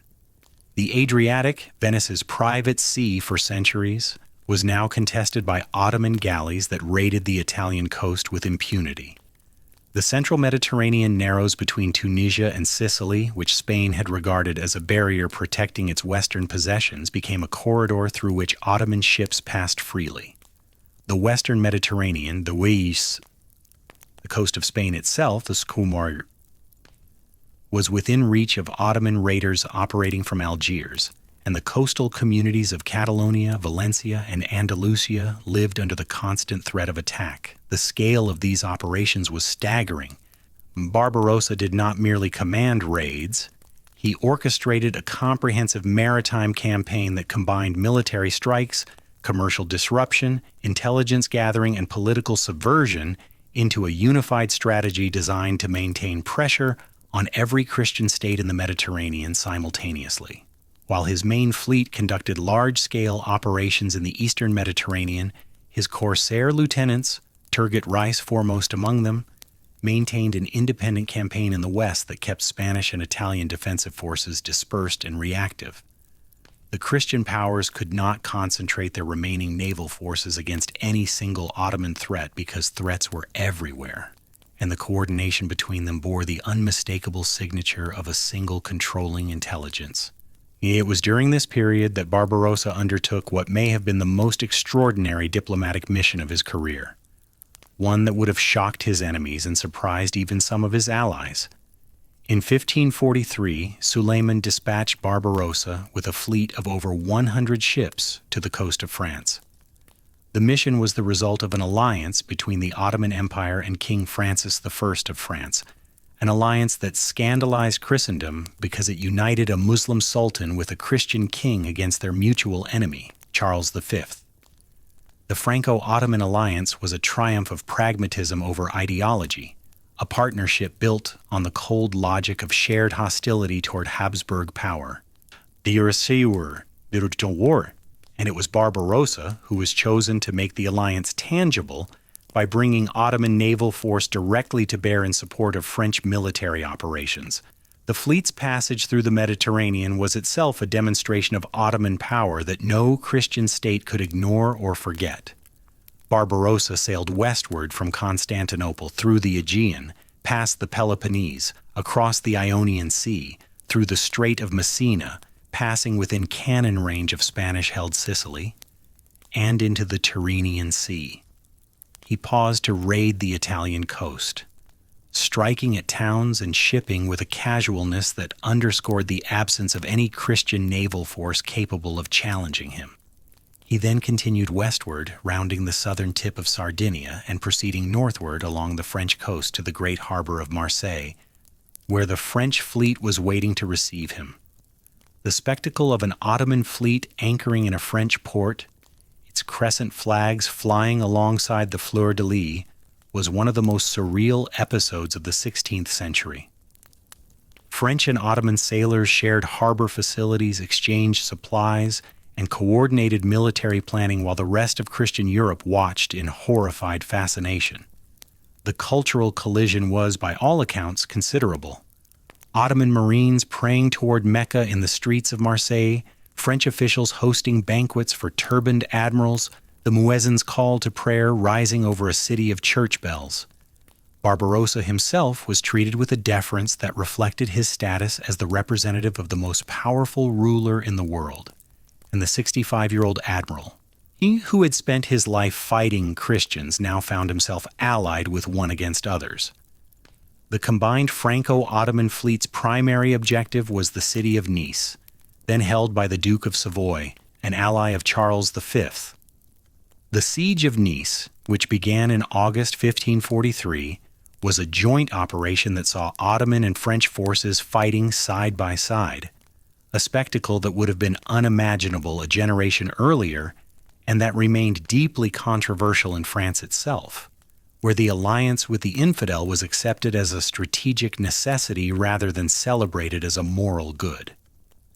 The city's lower town fell to the combined assault, but the citadel held and the siege was eventually abandoned as autumn weather closed the campaigning season.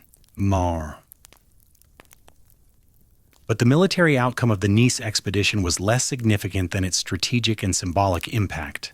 Barbarossa's fleet wintered in the French port of Toulon, an arrangement that required the French government to evacuate a significant portion of the city's civilian population to make room for Ottoman crews.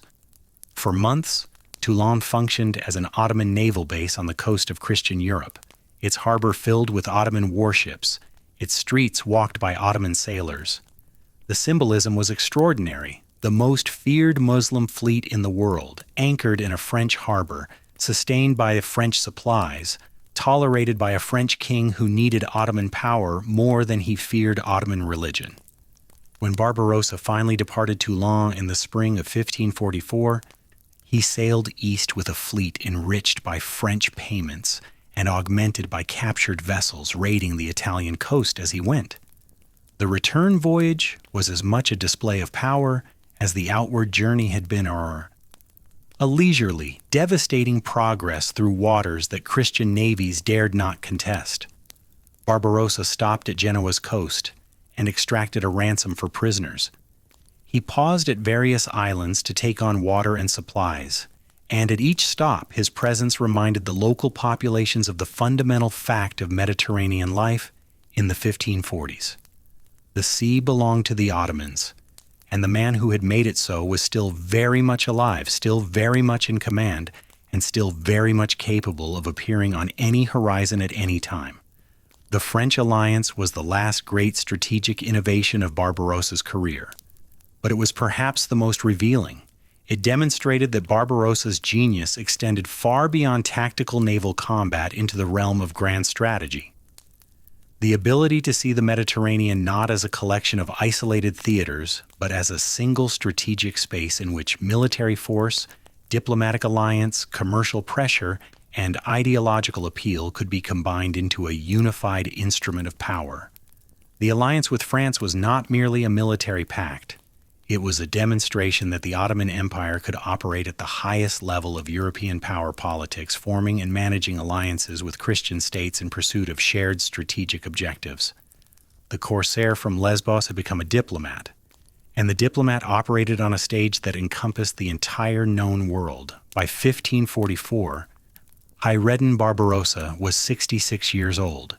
He had been at sea, in one capacity or another, for nearly 50 years. He had transformed himself from a potter's son into the most powerful admiral alive.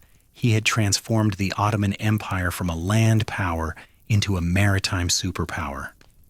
He had broken the combined naval might of Christian Europe at Preveza, humiliated Spain's Mediterranean strategy, shattered Venice's maritime empire, and demonstrated through the French alliance that Ottoman power could project itself into the heart of Western Europe. The Mediterranean Sea, from the Strait of Gibraltar to the coast of the Levant, was an Ottoman domain, and it was Barbarossa who had made it so. The physical toll of this life was visible.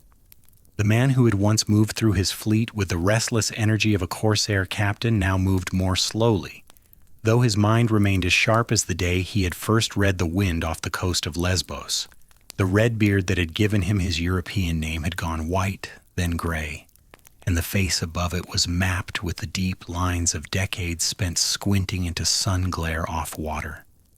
His hands, which had shaped clay on his father's pottery wheel, and later gripped the tiller of a corsair galley and still later pointed at charts spread across the table of the imperial flagship, were the hands of an old man, scarred, weathered, but still steady.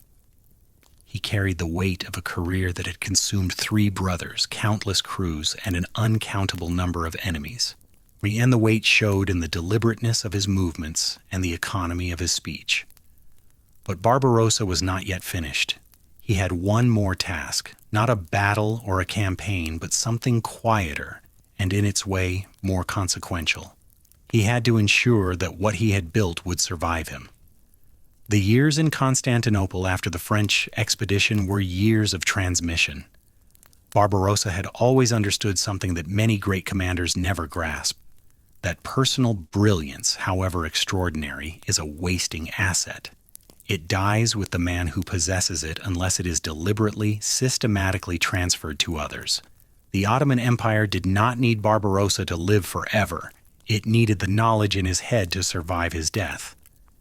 He had begun this work years earlier, of course, in the informal way that all experienced commanders mentor their subordinates, through shared campaigns, through example, through the 1,000 small lessons embedded in daily operations. Turgut Reis had absorbed decades of this informal education, and by the mid-1540s, he was already operating as an independent force in the Western Mediterranean, conducting campaigns that bore the unmistakable imprint of Barbarossa's strategic thinking. But Barbarossa wanted something more deliberate, more permanent than the transmission of instinct from one commander to another. He wanted to institutionalize his knowledge, to embed it in the structures of the Ottoman naval establishment so deeply that it would persist even when every man who had served under him was dead. The shipyards became his classroom, and Barbarossa spent hours each day at the imperial dockyards on the Golden Horn, not merely supervising construction but teaching, explaining to younger officers why a galley's beam-to-length ratio mattered in heavy seas, why the positioning of the mainmast affected a vessel's ability to turn under oar power, why the quality of the caulking between hull planks could mean the difference between a ship that survived a winter storm and one that opened like a split fruit. He taught the shipwrights as well, sharing the modifications he had developed over decades of trial and error, the subtle changes in hull shape, oar placement, and rigging configuration that gave Ottoman galleys their edge in speed and maneuverability. These were not secrets he hoarded.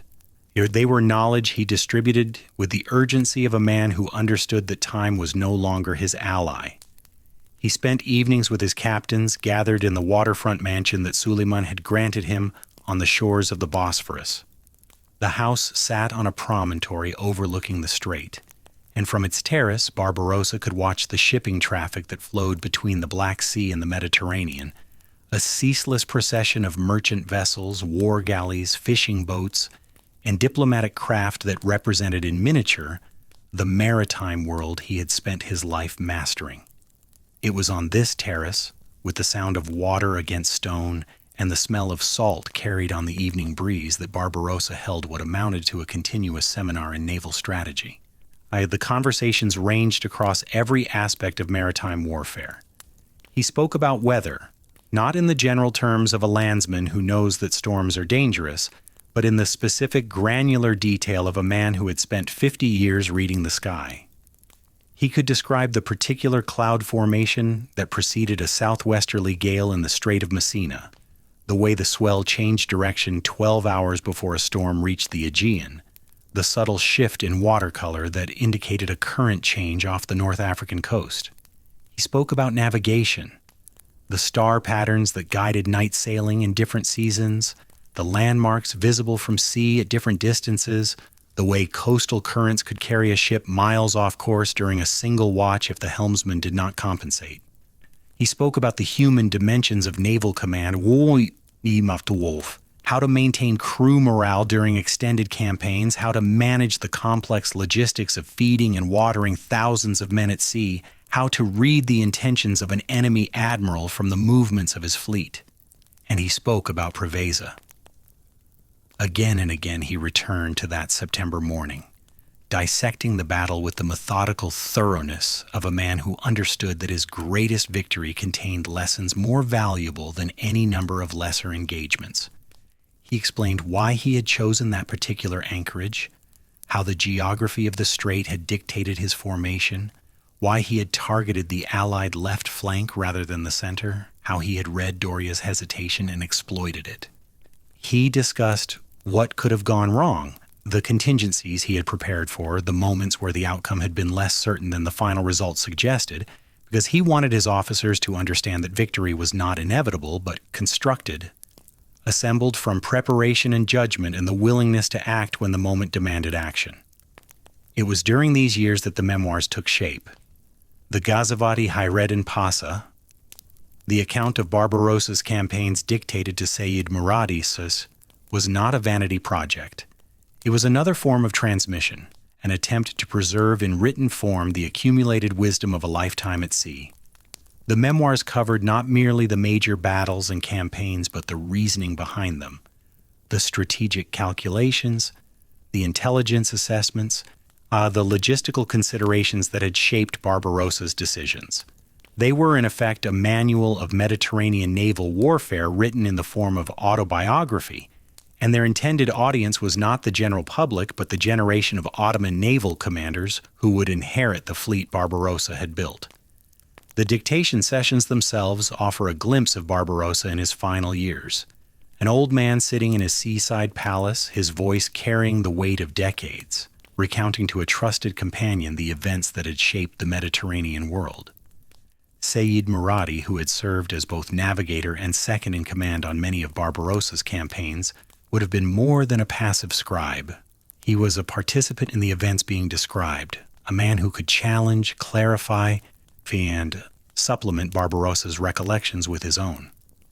The memoirs that emerged from their collaboration have the texture of a conversation between two men who shared a history, detailed where memory was sharp, honestly vague where it was not, and threaded throughout with the particular authority of first-hand experience. Barbarossa dictated with a clarity that belied his age, but certain passages reveal the emotional undercurrents that ran beneath the professional surface. When he spoke of Orich, the language shifted, becoming warmer, more personal, touched with a grief that decades had not fully extinguished. The brother who had been enslaved and freed, who had led the transformation from merchant to corsair, who had died fighting the Spanish at Tlemcen.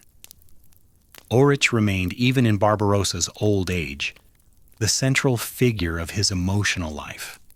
The memoirs treated Orich not as a predecessor to be surpassed, but as a partner to be honored, a man whose vision Barbarossa had inherited and fulfilled. When Barbarossa described the moment he learned of his brother's death, receiving the news at sea, alone with it in a way that no subsequent companionship could fully address, the dictation slowed, and Muradi recorded a passage whose restraint only amplified its emotional force. Barbarossa did not describe what he felt. He described what he did next, and what he did next was continue. The memoirs also reveal Barbarossa's evolving relationship with his adopted empire.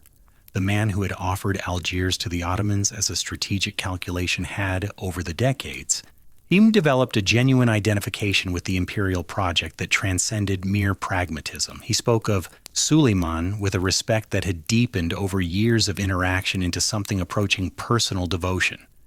Not the sycophantic flattery common in Ottoman court literature, but the measured admiration of a professional who recognized another professional's excellence.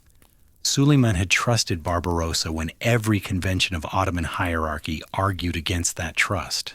and Barbarossa had repaid it with victories that transformed the empire. The relationship between Sultan and Admiral was, in its way, one of the great partnerships of the 16th century. Two men of exceptional ability who recognized in each other a quality that their respective worlds rarely produced. And who gave each other the room to exercise that quality without interference. But the memoirs were not the only legacy Barbarossa was constructing. In these final years, he turned his attention to the physical infrastructure that would sustain Ottoman naval power after his death. The arsenal at Qasim Pasha, already one of the largest naval facilities in the world, was expanded under his direction to include new dry docks, rope walks, sail-making facilities, and storage warehouses capable of supporting a fleet far larger than any Barbarossa himself had commanded. He established a system for the regular rotation and maintenance of warships that ensured the fleet's readiness would not depend on the initiative of any single commander. He created training programs for crews that standardized the skills and procedures he had developed through decades of experimentation. Each of these measures was designed to convert personal knowledge into institutional capability, to ensure that the Ottoman Navy would remain effective not because it was led by a genius, but because the genius had built a system that could function without him. He also attended to the matter of succession with a directness that reflected his corsair origins more than his imperial rank. Turgut Reis was the obvious heir to Barbarossa's operational legacy, the man most capable of commanding Ottoman fleets in combat and most deeply steeped in Barbarossa's tactical and strategic methods. But Barbarossa understood that Turgut's talents were those of a field commander, not an administrator, and that the position of Kapudan Pasha required both. He worked to ensure that the administrative structures he had built, the supply chains, the intelligence networks, the diplomatic relationships, were robust enough to function under a successor who might lack his own facility with the bureaucratic dimensions of the role. He placed trusted subordinates in key administrative positions and ensured they understood their functions well enough to operate independently. This was not altruism. It was the final expression of the strategic intelligence that had defined Barbarossa's entire career, the recognition that power which depends on a single individual is power that is already dying. He had watched his brothers build something brilliant and fragile, and he had watched it nearly collapse when they died. He would not make the same mistake with the empire he had built at sea. The Ottoman Navy would be his monument, and monuments to endure must be built of stone rather than flesh. The final years were not, however, entirely consumed by institutional construction. Barbarossa remained the active commander of the Ottoman fleet until nearly the end of his life, and his presence on the water continued to shape the strategic calculations of every naval power in the Mediterranean. Christian intelligence services tracked his movements with the same anxious attention they had always devoted to him, and the periodic reports that Barbarossa had been seen inspecting his fleet, or that new warships were being launched under his supervision, were sufficient to keep defensive expenditures high and offensive ambitions low across the Christian Mediterranean. Even in his late 60s, Barbarossa's reputation was itself a strategic weapon, a force that operated at a distance, deterring aggression and constraining enemy options without the expenditure of a single cannonball. He conducted smaller-scale operations during these years, raids and patrols that maintained Ottoman dominance of key sea lanes and reminded Christian maritime communities that the threat had not diminished. These operations lacked the strategic drama of Preveza or the diplomatic spectacle of the French alliance, but they served an essential purpose. They kept the fleet sharp, the crews experienced, and the enemy nervous. Barbarossa understood that naval supremacy, once established, had to be maintained through constant activity. A fleet that sat in harbor lost its edge, its crews grew soft, its officers complacent, its enemies emboldened. Only a fleet that was regularly at sea, regularly tested against the unpredictable challenges of weather, navigation, and combat, could maintain the fighting quality that had won Preveza. There was in these final years a quality of completion about Barbarossa's life that he himself seems to have recognized. The memoirs contain passages that read like a man taking inventory, surveying the arc of his career with the dispassionate eye of someone who has reached the summit and can now see both the valley from which he climbed and the slope that descends beyond. He had outlived all three of his brothers, when he had outlived most of his early companions, the corsair captains who had sailed with him from Jerba, the freed slaves who had manned his first warships, the men who had helped him take Algiers and hold it against every force that tried to take it back. The world he had known as a young man, the world of small-time trading vessels, family pottery workshops, and the quiet rhythm of island life, was as distant as a dream. In its place was something he had built with his own hands and his brother's blood, an empire of the sea. The physical decline, when it came, was gradual rather than sudden. The sources described no dramatic illness, no catastrophic injury, just the slow dimming of a vitality that had burned with exceptional intensity for an exceptionally long time. Barbarossa continued to visit the shipyards, but the visits grew shorter. He continued to meet with his captains, but the meetings moved from the terrace to an interior room where the wind off the Bosphorus did not reach. He continued to review intelligence reports and operational plans, but the reviews were conducted from a divan rather than a desk, and sometimes the old admiral would close his eyes while listening and not open them again until a silence in the room told him the briefing had ended and his officers were waiting. The city of Constantinople, which had been the backdrop to the final act of Barbarossa's career, was itself a kind of mirror for the life he had lived.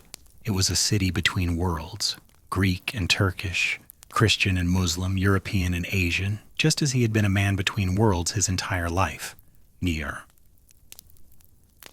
The Bosphorus flowed past his window carrying ships that sailed under a dozen different flags, and the sound of the water, that constant, ancient, indifferent sound, was the same sound he had heard as a boy on Lesbos, learning to read the wind by watching the surface of the Aegean.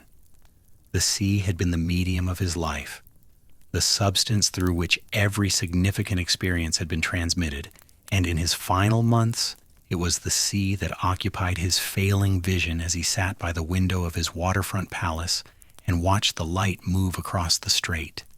Hayreddin Barbarossa died on July 4th, 1546 in Constantinople. He was approximately 68 years old, though the imprecision of his birth date makes certainty impossible. He died in the seaside palace that Suleiman had given him. She's surrounded by the material evidence of a career that had reshaped the world, the charts, navigational instruments, models of ships he had commanded, the manuscript of the memoirs he had dictated to Sayyid Muradi. The cause of death was not recorded with specificity. The sources say simply that he died, as if the fact itself were sufficient and the mechanism irrelevant. For a man who had survived galley battles, sieges, storms, assassination plots, and the accumulated hazards of 50 years at sea, death by natural causes had a quality almost of anticlimax. The sea had tried to kill him 1,000 times and failed. In the end, it was time that succeeded where the Mediterranean could not. Suleiman ordered a tomb built for his Grand Admiral on the European shore of the Bosphorus, near the naval arsenal that Barbarossa had expanded and the shipyards where he had built the fleet that broke Christendom at Preveza.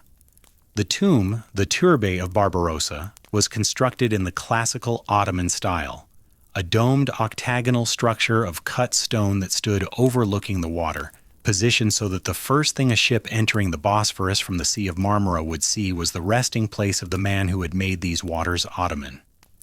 It was a deliberate piece of imperial symbolism. Even in death, Barbarossa would stand watch over the sea. The tomb became almost immediately a site of ritual significance for the Ottoman navy. For centuries after Barbarossa's death, Ottoman warships departing on campaign would lower their flags as they passed the tomb, a salute to the admiral who had made their dominance possible. Crews would offer prayers for fair winds and victory, invoking Barbarossa's name as a talisman against the dangers of the sea. The practice persisted long after the specific details of Barbarossa's career had faded from living memory, transformed from personal tribute into institutional tradition, from historical practice into something approaching nautical religion. Sailors who had never read the Gazavat and could not have named the Battle of Preveza nevertheless understood. in the way that sailors understand the things that matter, that the man in the tomb by the water had been one of them, and that his spirit watched over those who followed him onto the sea. The immediate impact of Barbarossa's death on the Ottoman naval establishment was less catastrophic than it might have been, a testament to the effectiveness of his preparation. Turgut Reis, the protege whom Barbarossa had groomed for decades, assumed effective leadership of Ottoman naval operations in the Mediterranean, though the formal title of Kapudin Pasha passed through several other hands before reaching him. Turgut proved himself worthy of his mentor's investment, conducting campaigns in the Western Mediterranean that maintained Ottoman naval pressure on Christian positions and extended the empire's reach into new areas. His most famous achievement, the siege and capture of Tripoli from the Knights of Malta in 1551, was a campaign that bore Barbarossa's strategic fingerprints in its planning and execution. Turgut fought the way Barbarossa had taught him, with speed, precision, and intimate knowledge of the sea and the willingness to take calculated risks that his opponents could not anticipate. But Turgut was not Barbarossa, and no one understood this better than Turgut himself. He lacked his mentor's gift for grand strategy, the ability to see the Mediterranean as a single interconnected strategic system and to manipulate its political, commercial, and military dimensions simultaneously. He was a superb tactical commander and a competent operational planner, but the diplomatic and institutional dimensions of Barbarossa's legacy, the alliance management, the administrative reform, the systematic construction of naval infrastructure, were beyond his primary expertise. The Ottoman navy after Barbarossa remained formidable, but it was formidable in the way that a well-built machine is formidable, powerful, reliable, but dependent on its original design rather than capable of redesigning itself in response to changing circumstances. The decades following Barbarossa's death bore out this assessment in ways that would have confirmed his deepest concerns. Ottoman naval dominance of the Mediterranean persisted through the 1550s and into the 1560s, sustained by the fleet Barbarossa had built and the officers he had trained. Turgut Reis died in 1565 during the Great Siege of Malta, killed by a cannonball fragment while directing artillery operations, a death so characteristic of the man's aggressive frontline command style that it seemed almost predetermined. With Turgut's death, the last direct link to Barbarossa's personal tutelage was severed, and the Ottoman navy entered a period of gradual decline that would culminate in 25 years after Preveza in the Battle of Lepanto. Lepanto, fought on October 7, 1571, was in many ways the mirror image of Preveza, a massive naval engagement at the mouth of a gulf on the western coast of Greece involving a Holy League coalition on one side and the Ottoman fleet on the other. But where Preveza had been Barbarossa's masterpiece, Lepanto was a disaster.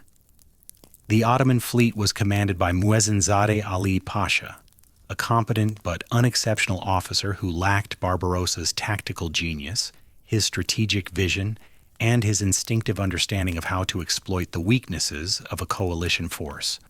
The Holy League, commanded by Don John of Austria, had learned the lessons of Preveza, lessons that amounted essentially into a study of everything Doria had done wrong to us, and approached the battle with a unity of command and purpose that the 1538 coalition had conspicuously lacked. The result was a catastrophic Ottoman defeat. The imperial fleet lost over 200 ships and 30,000 men in a single afternoon, losses that dwarfed anything the Ottoman navy had suffered in Barbarossa's lifetime. The Christian world erupted in celebration, and church bells rang from Madrid to Vienna in thanksgiving for a victory that seemed to break the spell of Ottoman invincibility at sea. The comparison between Preveza and Lepanto is instructive not because it diminishes Lepanto, the Christian victory was real and hard won, but because it illuminates what Barbarossa's presence had meant and what his absence cost. At Preveza, an outnumbered Ottoman fleet had destroyed a coalition armada without losing a single ship, because the man commanding it understood coalition warfare, understood his enemy, and understood the sea at a level that none of his opponents could match. At Lepanto, a numerically comparable Ottoman fleet was destroyed by a coalition armada because the man commanding it did not possess these understandings and could not compensate for their absence with bravery, resources, or numbers. The difference between the two battles was, in the most fundamental sense, the difference between having Barbarossa and not having him. The Ottoman Empire recovered from Lepanto with remarkable speed. The imperial shipyards, which Barbarossa had expanded and modernized, were capable of replacing the lost fleet within a year. And the empire's territorial position in the Mediterranean was not seriously affected by the defeat. The famous remark attributed to the Ottoman Grand Vizier Sokolu Mehmed Pasha, when the Venetian ambassador expressed satisfaction at the Christian victory, that by taking Cyprus the Ottomans had cut off the Republic's arm, while at Lepanto the Christians had merely shaved the empire's beard, which would grow back, contained a measure of truth. The fleet was rebuilt. The strategic position was maintained, but the era of uncontested Ottoman naval supremacy, the era that Barbarossa had inaugurated at Preveza, was over. The Mediterranean would be a contested space once more, its control negotiated through a balance of power rather than dictated by a single dominant force. This was perhaps inevitable. No single individual's achievements, however extraordinary, can permanently alter the fundamental dynamics of great power competition. The Christian states of Europe were too numerous, too wealthy, and too technologically innovative to be permanently subordinated by any single opponent. And the Ottoman Empire's structural advantages, its centralized command, its disciplined military, its strategic position, were gradually offset by the economic and technological developments that would, over the following centuries, shift the balance of global power decisively toward Western Europe. Barbarossa had given the Ottoman Empire a generation of maritime supremacy, and that generation had been used to expand the empire's territories, enrich its treasury, and establish a presence in the Mediterranean that would endure in diminished form for centuries. But the supremacy itself was bound to fade, as all supremacies do under the relentless pressure of competitive adaptation. What did not fade was the name. Barbarossa, Redbeard, persisted in the collective memory of the Mediterranean world long after the specific details of his career had blurred into legend. In the coastal communities of southern Italy and Spain, his name remained a byword for terror well into the modern era, invoked by mothers to frighten misbehaving children, embedded in folk songs and local legends that transformed the historical Admiral into a figure of almost supernatural menace. In the Muslim world, and particularly in the Maghreb, his memory served a different function, as proof that a man of humble origins could, through courage, intelligence, and faith, rise to reshape the world. In Ottoman Turkey, he was remembered as the father of the navy, the man who had given the empire its maritime identity, and his tomb on the Bosphorus remained a site of veneration and pilgrimage for naval personnel into the 20th century and beyond. The modern Turkish Republic, which emerged from the Ottoman Empire's collapse in the early 20th century, claimed Barbarossa as a national hero with particular enthusiasm. The Turkish naval forces adopted him as their symbolic founder, and the naval academy that trained successive generations of Turkish officers taught his campaigns as case studies in strategic thinking, tactical innovation, and the relationship between naval power and national greatness. His image appeared on postage stamps, his name was given to warships, and the annual commemoration of his victories became occasions for reflecting on Turkey's maritime heritage and its aspirations as a naval power. The tomb on the Bosphorus was restored and maintained as a national monument, and a massive statue of Barbarossa, standing with one hand on a sword and the other gesturing toward the sea, was erected nearby, positioned so that the bronze admiral gazed eternally across the waters he had once commanded. But memorials, however grand, are static things, and the life they commemorate was anything but static. To reduce Barbarossa to a monument or a national symbol is to miss what made him extraordinary. Not the victories, not the titles, not the territorial conquests, but the quality of mind that produced them. And that quality of mind is best understood not through the grand set pieces of his career, but through the patterns of thought and behavior that connected them. The first and most fundamental of these patterns was adaptability. Barbarossa's life was a continuous sequence of transformations.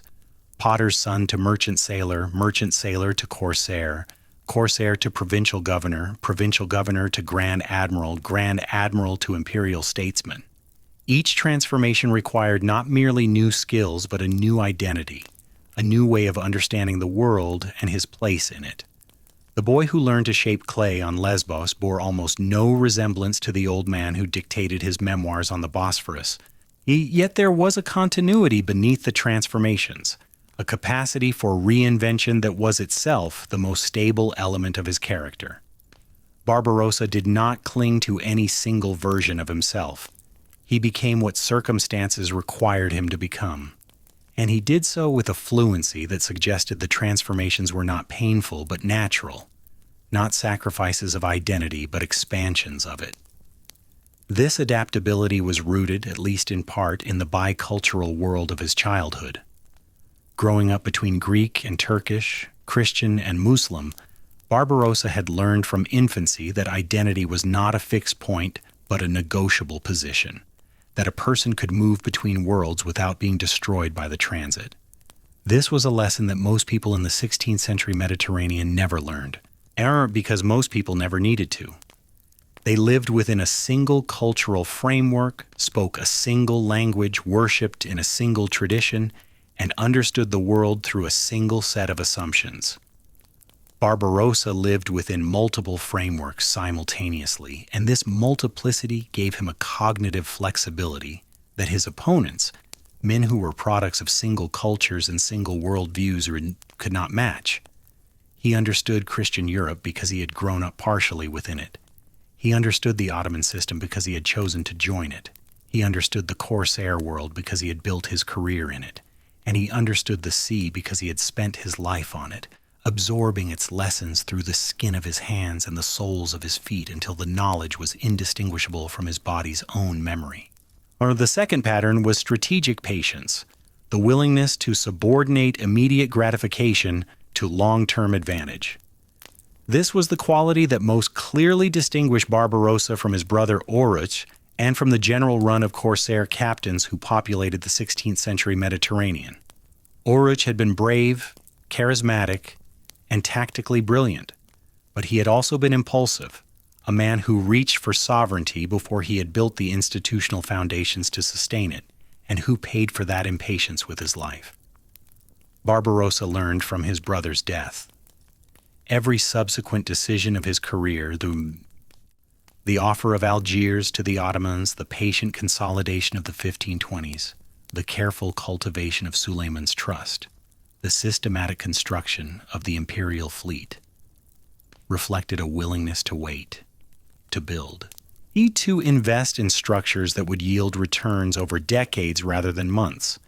He was a man who understood compound interest in its strategic form, that small, consistent investments in institutional capacity eventually produce power that no amount of individual brilliance could match. This patience was not passivity. Barbarossa was capable of extraordinary boldness when the moment demanded it. The advance at Preveza, the assault on the Peñon, the audacious campaign against Tunis. But his boldness was always calculated, always embedded within a larger strategic framework that gave individual acts of daring their meaning and their leverage. He did not gamble. He invested, and he invested with the cold-eyed precision of a man who had calculated the odds and found them acceptable. The difference between gambling and investing is information, and Barbarossa's intelligence network, that vast, informal web of contacts that stretched across both shores of the Mediterranean, ensured that he always had more information than his opponents. He knew what the Spanish were planning before they planned it. He knew what the Venetians feared before they feared it. He knew where the seams in a coalition would appear before the coalition itself knew they existed. This informational advantage, painstakingly built over decades, was the foundation on which all his other advantages rested. The third pattern was the integration of violence and politics into a unified instrument. Barbarossa never separated his military operations from their political context. And he never conducted a military campaign without considering its diplomatic, economic, and psychological dimensions. The rescue of Muslim and Jewish refugees from Spain was simultaneously a humanitarian act, a recruiting tool, a propaganda victory, and a strategic investment in the human capital that would sustain his operations for decades. The Corsair raids on Christian shipping were simultaneously acts of war, economic warfare, intelligence-gathering operations, and demonstrations of capability designed to influence the political calculations of enemy governments. The alliance with France was simultaneously a military partnership, a diplomatic revolution, and a psychological operation designed to fracture the unity of Christian Europe. Every action served multiple purposes, and the purposes were integrated into a coherent strategy that operated on multiple levels simultaneously.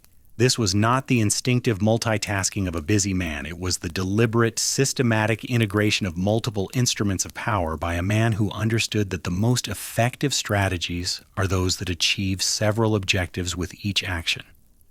The fourth pattern, then perhaps the most overlooked, was Barbarossa's understanding of human motivation.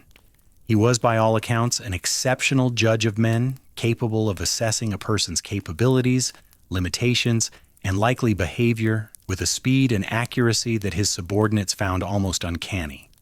This skill manifested in multiple ways. In his management of his Corsair crews, he demonstrated an intuitive understanding of the balance between discipline and autonomy that effective leadership requires.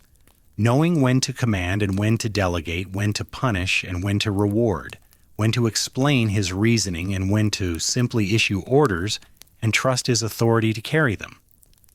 In his dealings with rival Corsair captains, he showed a sophisticated understanding of the incentive structures that governed their behavior, knowing which men could be bought, which could be threatened, which could be inspired, and which had to be destroyed. In his negotiations with Ottoman court officials, he navigated the treacherous politics of the imperial bureaucracy with a deftness that surprised those who expected a rough-hewn Corsair to be out of his depth in the refined world of court intrigue. But it was in his assessment of enemies that Barbarossa's understanding of human motivation proved most consequential.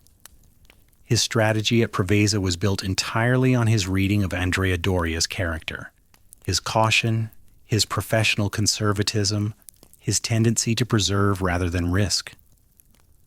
Barbarossa did not merely know that Doria was cautious. He understood why Doria was cautious, and he understood that this caution, which was a strength in most circumstances, became a fatal weakness when confronted by an opponent who was willing to exploit it. He designed his entire battle plan around Doria's psychology, creating conditions that would trigger Doria's caution at the worst possible moment and then exploiting the resulting hesitation with devastating speed. It was a victory won as much by psychological insight as by tactical skill. And it illustrated a truth that Barbarossa seems to have grasped earlier and more completely than any of his contemporaries, that naval battles were decided not by ships but by the men who commanded them, and that understanding those men, their fears, their habits, their vanities, their blind spots, was the most powerful weapon in any admiral's arsenal. These patterns of thought and behavior did not emerge fully formed. They were developed over decades, refined through failure as much as through success, and they bore the marks of the specific experiences that had shaped them. The adaptability was born on Lesbos in the space between cultures. The strategic patience was learned from Oryx's death, when impulsive brilliance proved insufficient against institutional power. The integration of violence and politics was developed through the Corsair years, when survival required the simultaneous management of military, economic, and diplomatic challenges. The understanding of human motivation was honed through thousands of individual encounters, with crews, captains, enemies, allies, sultans, and kings, each of which added another data point to the internal model of human behavior that Barbarossa continuously refined throughout his life. Together, these patterns constituted something that transcended mere military skill. They constituted a comprehensive theory of maritime power, an understanding of how fleets, Commerce, geography, diplomacy, intelligence, and human psychology combined to produce dominance at sea. This theory was never written down in systematic form. It existed in Barbarossa's practice, in the campaigns he conducted and the institutions he built, and in the fragments of strategic reasoning preserved in the Gazavat and in the observations of those who served under him. But its coherence was unmistakable to anyone who studied his career as a whole, and its sophistication was remarkable for a man who had received no formal education in strategy, diplomacy, or administration. Barbarossa was an autodidact of genius, a man who learned everything he knew from experience and reflection, and who synthesized that knowledge into a strategic framework that the formally educated admirals of Christian Europe could not match.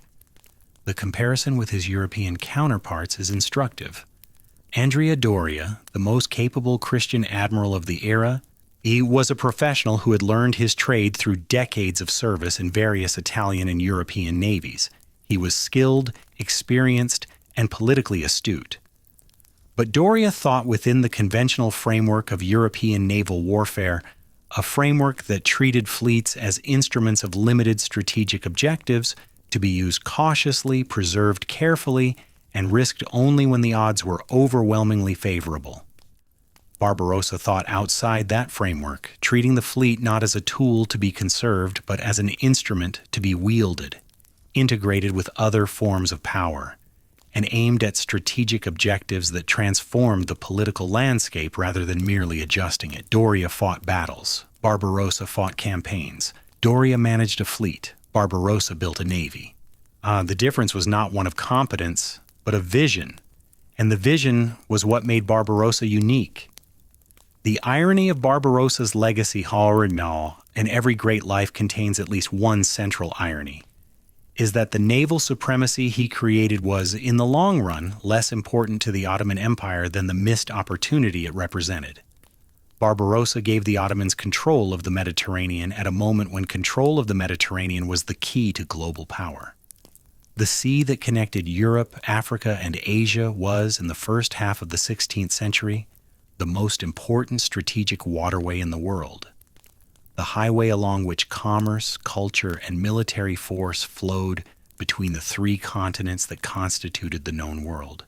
Whoever controlled the Mediterranean controlled the intersection of civilizations, and Barbarossa had given that control to the Ottomans. But even as Barbarossa was establishing Ottoman dominance of the Mediterranean, the strategic significance of the Mediterranean itself was beginning to shift. The Portuguese had rounded the Cape of Good Hope in 1498, opening a sea route to Asia that bypassed the Mediterranean entirely. The Spanish, following Columbus, had opened the Atlantic to European exploration and colonization, creating new sources of wealth and power that dwarfed anything the Mediterranean trade routes could provide. The center of gravity of global maritime power was moving from the enclosed waters of the Mediterranean to the open oceans of the Atlantic and Indian, and the nations that would dominate the coming centuries, Portugal, Spain, the Netherlands, England, France, were Atlantic powers, not Mediterranean ones. The Ottoman Empire, for all its Mediterranean supremacy, did not make the transition to oceanic power. The reasons were multiple and complex in Bulgar. Geographic, technological, institutional, and cultural, and they cannot be attributed to any single individual's failure. But it is worth noting that Barbarossa himself seems to have understood, at least dimly, that the strategic landscape was changing. His intelligence network brought him reports of Portuguese activities in the Indian Ocean, and his memoirs contain references to the growing importance of oceanic trade routes that suggest an awareness of developments beyond the Mediterranean. Whether he could have redirected Ottoman naval development toward oceanic capability had he lived longer or been given different instructions is one of those counterfactual questions that history cannot answer but cannot help asking. What can be said is that Barbarossa's achievement, the transformation of the Ottoman Empire into the dominant naval power in the Mediterranean, was both enormous and bounded. It was enormous because it gave the empire a dimension of power it had never possessed, extending Ottoman influence across a body of water that connected three continents and touching the lives of millions of people who lived along its shores. It was bounded because the body of water in question, however important it had been for millennia, was beginning to lose its primacy to the open oceans, and the naval capabilities Barbarossa had built were optimized for Mediterranean operations rather than oceanic ones. He had given the empire mastery of a sea that was, even as he mastered it, becoming less central to the global balance of power. This is not a criticism of Barbarossa. No individual, however brilliant, can anticipate every development in the strategic landscape, and the shift from Mediterranean to oceanic power was a process that unfolded over centuries, not years. In his own time and on his own terms, Barbarossa achieved everything that could have been achieved, and more than anyone had thought possible. The potter's son who became Grand Admiral, the bereaved brother who became the terror of Christendom, the corsair who became a statesman. His life was a testament to the possibilities that open when exceptional ability meets extraordinary circumstances, and when a man refuses to accept the limitations that his birth, his origins, and his world attempt to impose upon him. The sea does not remember the men who sailed upon it. The waves that carried Barbarossa's galleys to Preveza are indistinguishable from the waves that break against the Greek coast today, and the currents that bore his fleet from Algiers to Constantinople run with the same indifferent persistence that they have maintained for millennia. The Bosphorus flows past his tomb without acknowledgement, carrying the same cold, deep water that flowed past his window in the years when he sat dictating his memoirs to Sayyid Muradi, an old man remembering a young man's grief and a lifetime of salt and iron and blood. But the tomb remains. And the Turkish Navy, heir to the fleet Barbarossa built, still lowers its flags when passing the spot where the most feared admiral in Mediterranean history lies facing the water. It is a gesture that bridges 5 centuries, connecting the modern sailors of a secular republic to a man who was born between worlds and who made those worlds tremble. The gesture persists not because anyone orders it, but because the men who make it understand, in the wordless way that sailors have always understood the things that matter, that some debts are too large to be repaid and too fundamental to be forgotten. The Mediterranean that Barbarossa dominated has changed beyond recognition. The galleys that once darkened its waters with their oars have given way to container ships, oil tankers, and cruise liners. The coastal fortresses that guarded its harbors are now tourist attractions. On the corsair havens of Djerba and Algiers are modern cities whose connection to the era of privateering is preserved mainly in museum exhibits and street names.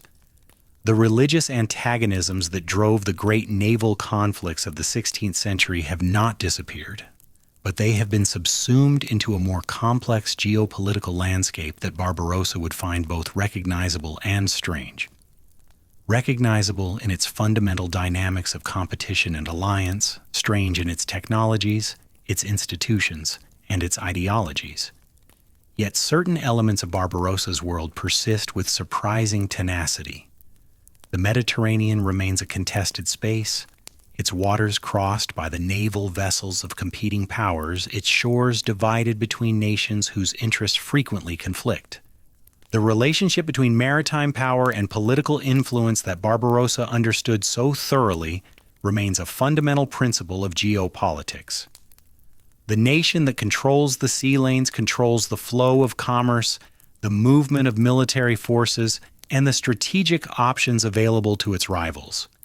The intelligence networks that Barbarossa built from human contacts and personal relationships have been replaced by satellites and electronic surveillance, but the principle they embodied, that information is the foundation of strategic advantage, remains as valid today as it was in the 16th century, and the basic challenge that Barbarossa faced, how to project power across a body of water shared by multiple hostile forces, using a combination of military capability, diplomatic skill, and psychological insight, is the same challenge that every naval commander in history has confronted, from the Athenian triremes at Salamis to the carrier battle groups of the modern era. Barbarossa's answer to this challenge was not a formula or a doctrine, but a way of thinking, a relentless, empirical, adaptive approach to the problem of maritime power that drew on every source of knowledge available and refused to be constrained by conventional wisdom, inherited assumptions, or the limitations of his own origins. He thought about naval warfare the way a master chess player thinks about the board, not in terms of individual pieces and individual moves, but in terms of patterns, positions, and the cascading consequences of each decision across the entire strategic landscape. He saw the Mediterranean not as a flat surface dotted with islands and coastlines, but as a three-dimensional space defined by wind patterns, current systems, seasonal weather cycles, commercial routes, diplomatic relationships, and the psychological characteristics of the men who commanded the opposing forces. He understood that controlling this space required not merely the ability to win battles, but the ability to prevent battles that should not be fought, to create alliances that multiplied his own power, to build institutions that could sustain that power beyond his own lifetime, and to manage the complex interplay between military force and political purpose that determined whether victories produced lasting strategic advantages or merely temporary tactical gains. This way of thinking was Barbarossa's ultimate legacy, more enduring than his victories, more significant than his conquests, more valuable than the fleet he built or the institutions he established. Victories fade. Conquests are reversed, fleets rot, and institutions decay. But a way of thinking about the relationship between power and the sea, a comprehensive, integrated, empirically grounded understanding of maritime strategy, is a contribution to human knowledge that retains its value across centuries, because the sea itself does not change, and the fundamental challenges of operating upon it remain constant regardless of the technologies employed. In this sense, Barbarossa belongs not merely to Ottoman history or Turkish history or Mediterranean history, but to naval history as a whole, to the lineage of great maritime thinkers that includes Themistocles, who understood that Athens' power depended on its fleet, Alfred Thayer Mahan, who articulated the theory of sea power that shaped modern naval strategy, and the anonymous Polynesian navigators who crossed the Pacific using nothing but their knowledge of stars, currents, and the behavior of seabirds. Like these figures, Barbarossa understood something essential about the relationship between humanity and the sea. That the sea is not merely a barrier or a highway, but a medium of power, and that those who master it gain advantages that extend far beyond the water's edge. The boy from Lesbos who learned to read the wind by watching the surface of the Aegean carried that knowledge with him through every transformation of his remarkable life. From the pottery workshop to the Corsair deck, from the Corsair deck to the Admiral's flagship, from the flagship to the seaside palace where he spent his final years watching the Bosphorus and remembering. The knowledge deepened and expanded, acquiring new dimensions with each decade and each experience, but its essence remained what it had always been, an intimate, physical, almost instinctive understanding of the sea and its ways. This understanding was the thread that connected all the other elements of his genius. The strategic vision, the tactical brilliance, the political acumen, the psychological insight into a unified whole. Without it, the other elements would have been impressive but incomplete. With it, they formed something approaching mastery, and mastery, in the end, is what Barbarossa achieved, not the mastery of a man who has conquered every enemy and solved every problem. He lost battles, made mistakes, and left behind a naval establishment that would eventually prove unequal to the challenges of a changing world. But the mastery of a man who understood his domain so completely that he could operate within it at a level of effectiveness that his contemporaries could not approach and that history has rarely equaled. The Mediterranean Sea, in the years of Barbarossa's prime, was his instrument, and he played it with the virtuosity of a master musician, reading its moods, exploiting its possibilities, and producing from its vast, indifferent surface a symphony of power that echoed across 3 continents and 5 centuries. The last word, perhaps, should belong to the sea itself, that ancient, patient body of water that carried Barbarossa from obscurity to legend and that continues, as it has continued since before human memory, to wash against the stones of the Bosphorus shore where his tomb stands facing the water. The sea does not care about the men who sail upon it. It does not remember their names or their deeds. It does not distinguish between the galley of an admiral and the fishing boat of a peasant, between the fleet that won at Preveza and the fleet that lost at Lepanto. It simply exists, as it has always existed, vast, beautiful, dangerous, and indifferent. But the men who sail upon it remember, and among the names they remember, why spoken with reverence on the decks of Turkish warships and with lingering unease in the folk memory of Mediterranean coastal towns, is the name of a potter's son from Lesbos who learned the sea's language as a boy, lost his brothers to its violence as a young man, and spent the rest of his extraordinary life making the sea answer to his will. Hayreddin Barbarossa, Khizr, son of Yaqub, the last brother, the red beard, the slave who became an admiral, the man who made the Ottoman Empire a superpower. The waves that carried him are still moving. The wind that filled his sails still blows across the strait. And the sea, his sea, the sea he mastered and was mastered by, rolls on indifferent and eternal, carrying the memory of the man who once commanded it into a future he could not have imagined, but whose shape, in ways both visible and hidden, he helped to create. The tomb became, almost immediately, a site of ritual significance for the Ottoman Navy. For centuries after Barbarossa's death, Ottoman warships departing on campaign would lower their flags as they passed the tomb, a salute to the admiral who had made their dominance possible. Crews would offer prayers for fair winds and victory, invoking Barbarossa's name as a talisman against the dangers of the sea. The practice persisted long after the specific details of Barbarossa's career had faded from living memory, transformed from personal tribute into institutional tradition, from historical practice into something approaching nautical religion. Sailors who had never read the Gazavat and could not have named the Battle of Preveza nevertheless understood, are in the way that sailors understand the things that matter, that the man in the tomb by the water had been one of them, and that his spirit watched over those who followed him onto the sea. The immediate impact of Barbarossa's death on the Ottoman naval establishment was less catastrophic than it might have been, a testament to the effectiveness of his preparation. Turgut Reis, the protege whom Barbarossa had groomed for decades, assumed effective leadership of Ottoman naval operations in the Mediterranean, though the formal title of Kapitan Pasha passed through several other hands before reaching him. Turgut proved himself worthy of his mentor's investment, conducting campaigns in the Western Mediterranean that maintained Ottoman naval pressure on Christian positions and extended the empire's reach into new areas.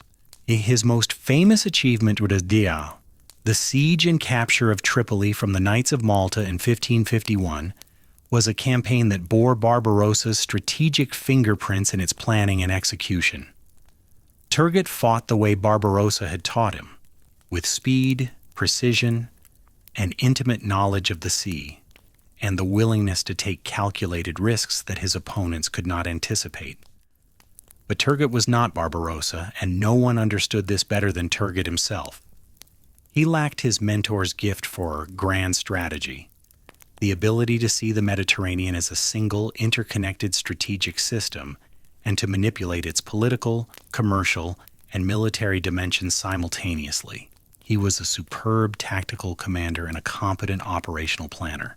But the diplomatic and institutional dimensions of Barbarossa's legacy, the alliance management, the administrative reform, the systematic construction of naval infrastructure, were beyond his primary expertise.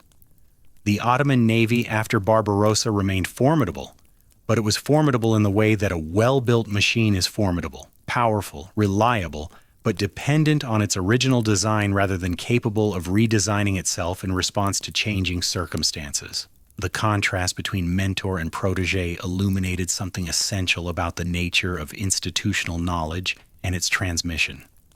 Barbarossa had spent his final years attempting to codify what he knew, to embed it in structures and procedures and written accounts that could survive his passing. He had succeeded to a remarkable degree, right? The fleet functioned, the shipyards produced, the supply chains delivered, the training programs turned raw recruits into competent sailors. But there was a dimension of his knowledge that resisted codification, a quality of judgment that could be demonstrated but not taught, observed but not replicated.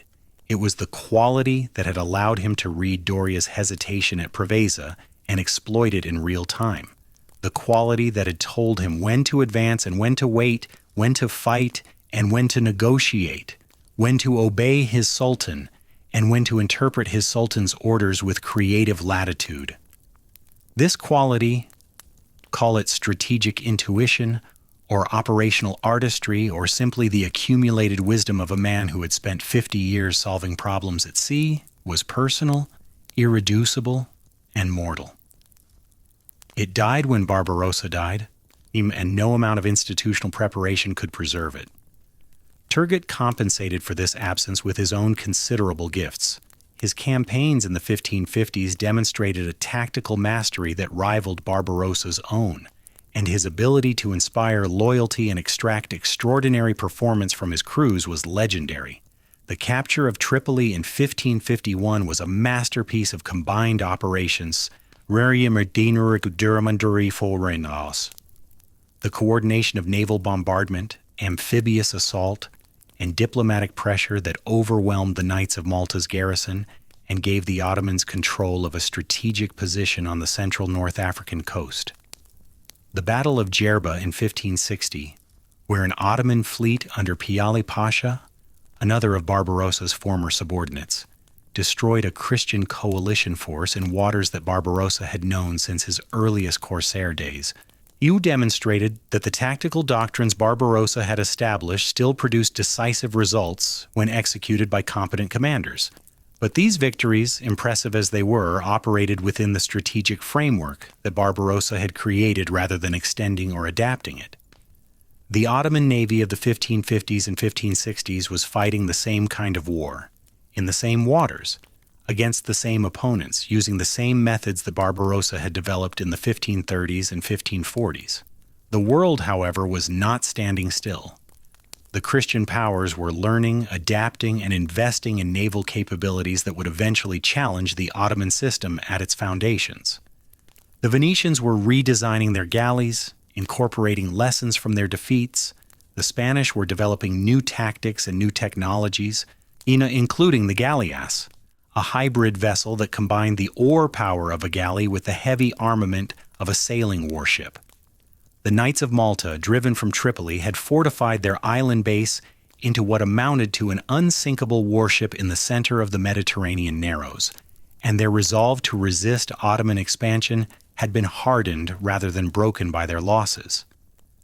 The absence of a strategic mind capable of recognizing these developments and adjusting the Ottoman naval posture accordingly, the kind of mind that Barbarossa had possessed and that no subsequent Kapudin Pasha could replicate, meant that the Ottoman navy entered each successive engagement with methods that were incrementally less adapted to the evolving tactical environment.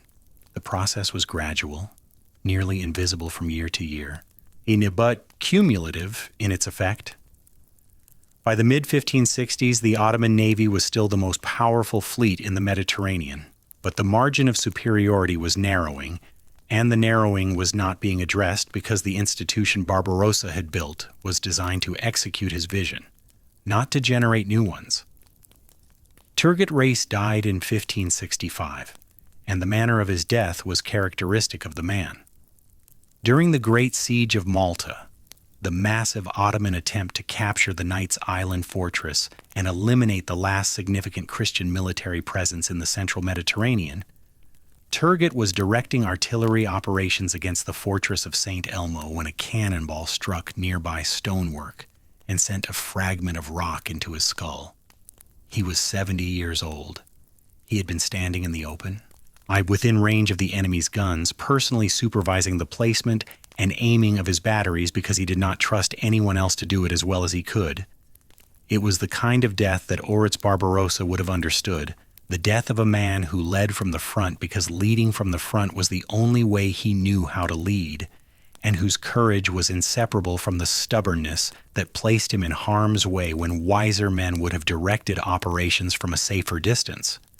The Great Siege of Malta itself ended in failure, one of the Ottoman Empire's most significant military setbacks of the 16th century.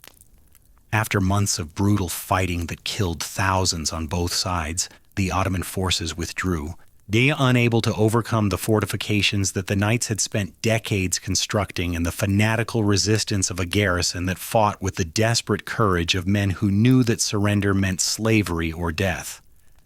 The failure at Malta was not solely attributable to the loss of Turgot. The siege's difficulties were structural, rooted in the extraordinary strength of the Maltese defenses and the logistical challenges of sustaining a major amphibious operation at such distance from the empire's core territories.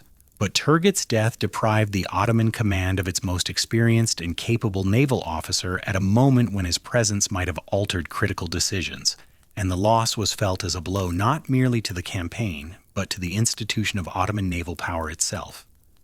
With Turgot's death, the last direct link to Barbarossa's personal tutelage was severed.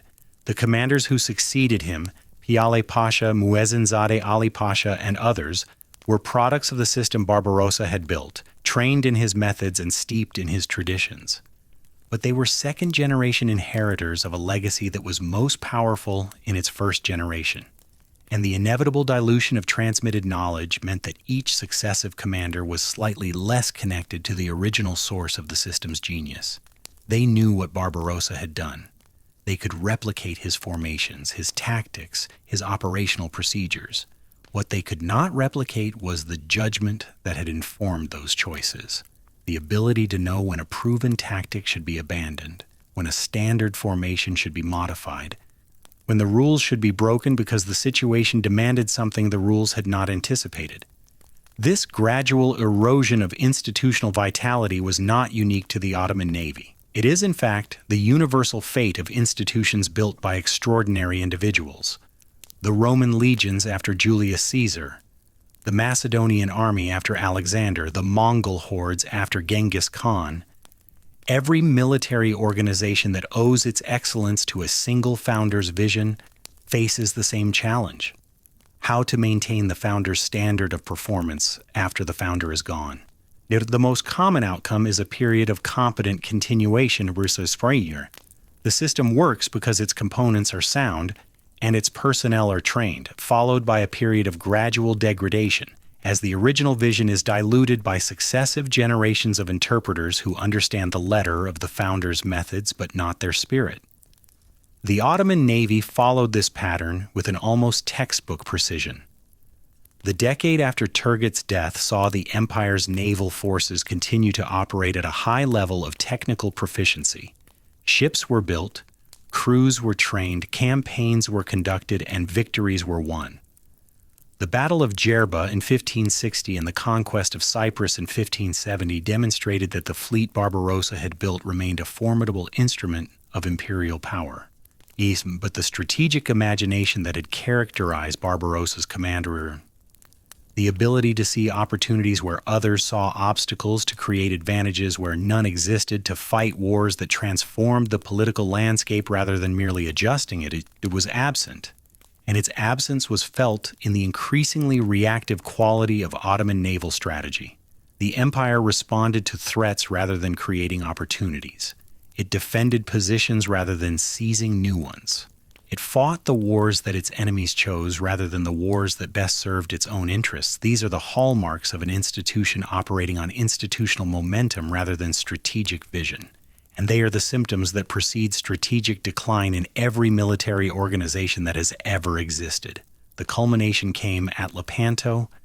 The Battle of Lepanto, fought on October 7, 1571, in the Gulf of Patras on the western coast of Greece, was the largest naval engagement in the Mediterranean since Preveza, and its outcome was the precise inversion of Barbarossa's masterpiece.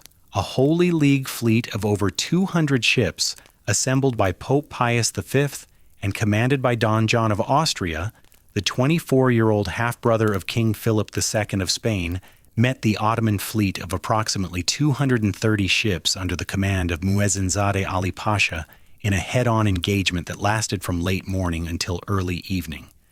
The parallels with Preveza were striking and instructive.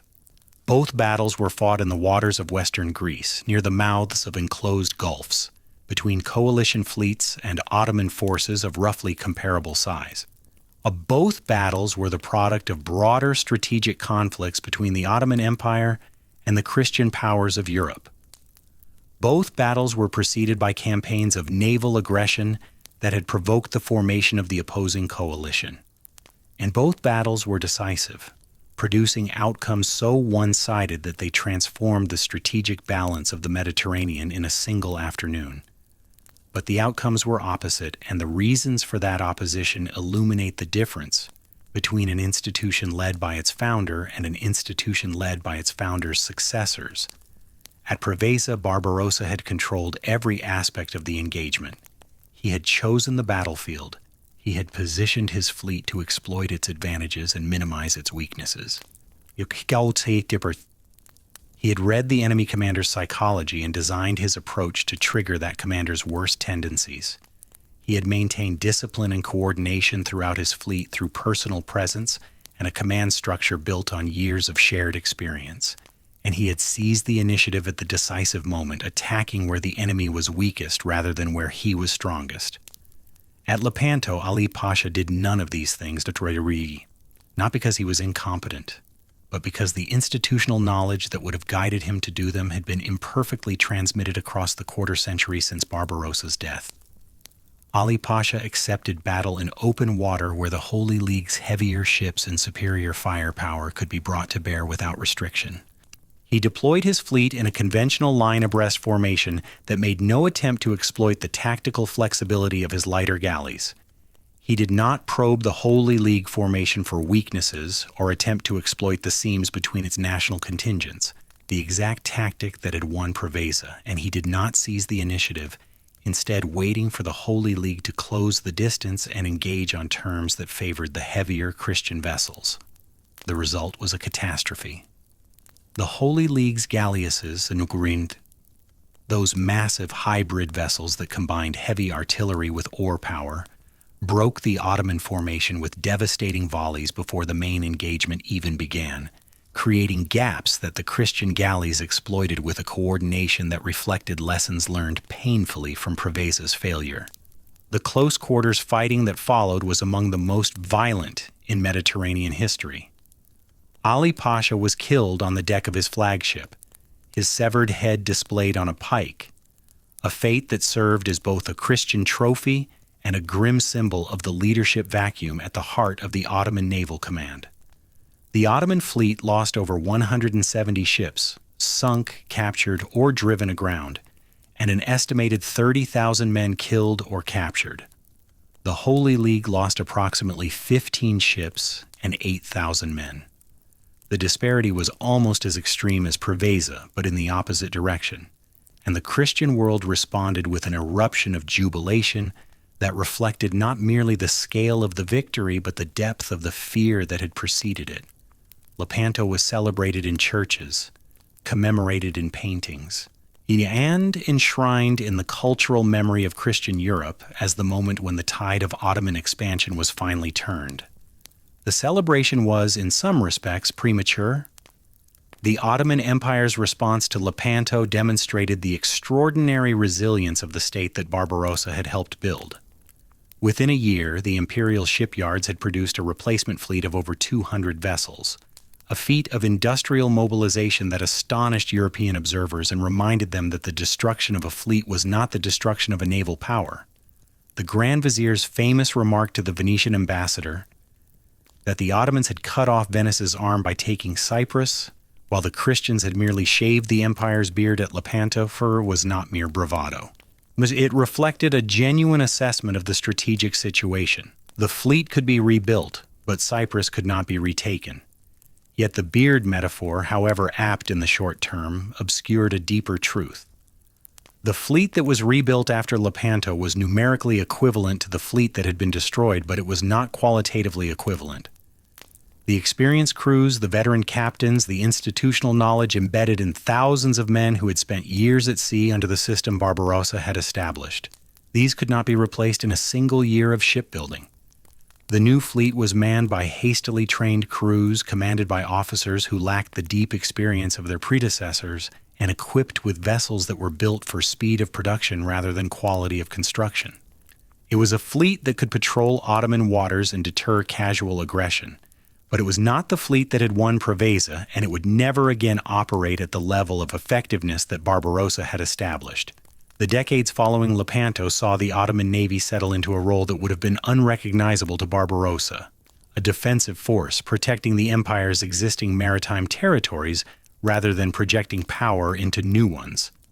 The era of Ottoman naval supremacy that Barbarossa had inaugurated at Preveza was over, replaced by a period of contested equilibrium in which Ottoman and Christian fleets coexisted in the Mediterranean without either side possessing the ability or the will to establish decisive dominance. It was a strategic stalemate that would persist in various forms for the remainder of the Ottoman Empire's existence, and it represented the ultimate cost of losing the institutional vitality that Barbarossa had created, but that the empire had been unable to sustain. The trajectory from Preveza to Lepanto, from uncontested supremacy to catastrophic defeat in 33 years, raises a question that extends far beyond the specifics of Ottoman naval history. What is the relationship between individual genius and institutional durability? Barbarossa had understood, perhaps more clearly than any of his contemporaries, that personal brilliance was insufficient without institutional support. His entire career after his brother's deaths was devoted to building institutions, the shipyards, the training programs, the supply chains, the intelligence networks, the administrative structures that could sustain Ottoman naval power beyond any single individual's lifespan. He had succeeded in creating an institution that was, by the standards of its time, remarkably effective and remarkably durable. But he had not solved the fundamental problem, because the fundamental problem may be unsolvable: how to institutionalize genius. The skills that can be taught, ship construction, navigation, gunnery, formation tactics, were taught and they persisted. The skills that cannot be taught: strategic imagination, psychological insight, the ability to synthesize disparate information into coherent action under conditions of extreme uncertainty, were not taught because they cannot be taught, only developed through experience and temperament. Barbarossa could build a system that produced competent officers. He could not build a system that produced another Barbarossa. The distinction between competence and genius is the distinction between an institution that can maintain a position and an institution that can create one. And it is the distinction that ultimately determined the trajectory of Ottoman naval power after its founder's death. This is not to diminish the achievement. 33 years of uncontested naval supremacy is, by any historical standard, an extraordinary accomplishment. And the fact that it was created essentially from nothing, from a family of potters on a Greek island, through decades of corsair warfare and institutional construction to the decisive victory at Preveza, makes it all the more remarkable. Barbarossa gave the Ottoman Empire a generation of maritime dominance that shaped the political, economic, and cultural geography of the Mediterranean world in ways that persisted long after the dominance itself had faded. The Maghreb coast, from Algiers to Tripoli, remained Ottoman territory for centuries. The trade routes that Barbarossa had secured continued to enrich the empire's treasury. The naval infrastructure he had built continued to produce warships and train sailors, and the strategic concept he had introduced that Ottoman power must extend to the sea as well as the land became a permanent element of imperial policy, shaping Ottoman decision-making long after the specific circumstances that had produced it had changed beyond recognition. The deeper legacy, however, was not institutional but conceptual. Barbarossa had demonstrated something that no previous Ottoman commander had proven and that many had doubted: that a Muslim naval power could not merely compete with but decisively defeat the established Christian navies of Europe.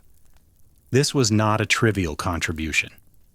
Before Barbarossa, the conventional wisdom, shared by both Christian and Muslim observers, held that European navies possessed an inherent superiority at sea rooted in longer maritime traditions, more advanced ship design, and a cultural orientation toward the ocean that continental powers like the Ottoman Empire could not match. Barbarossa shattered this assumption so thoroughly that it could never be fully reconstructed. After Preveza, no serious strategic thinker could claim that the Mediterranean was a natural Christian domain.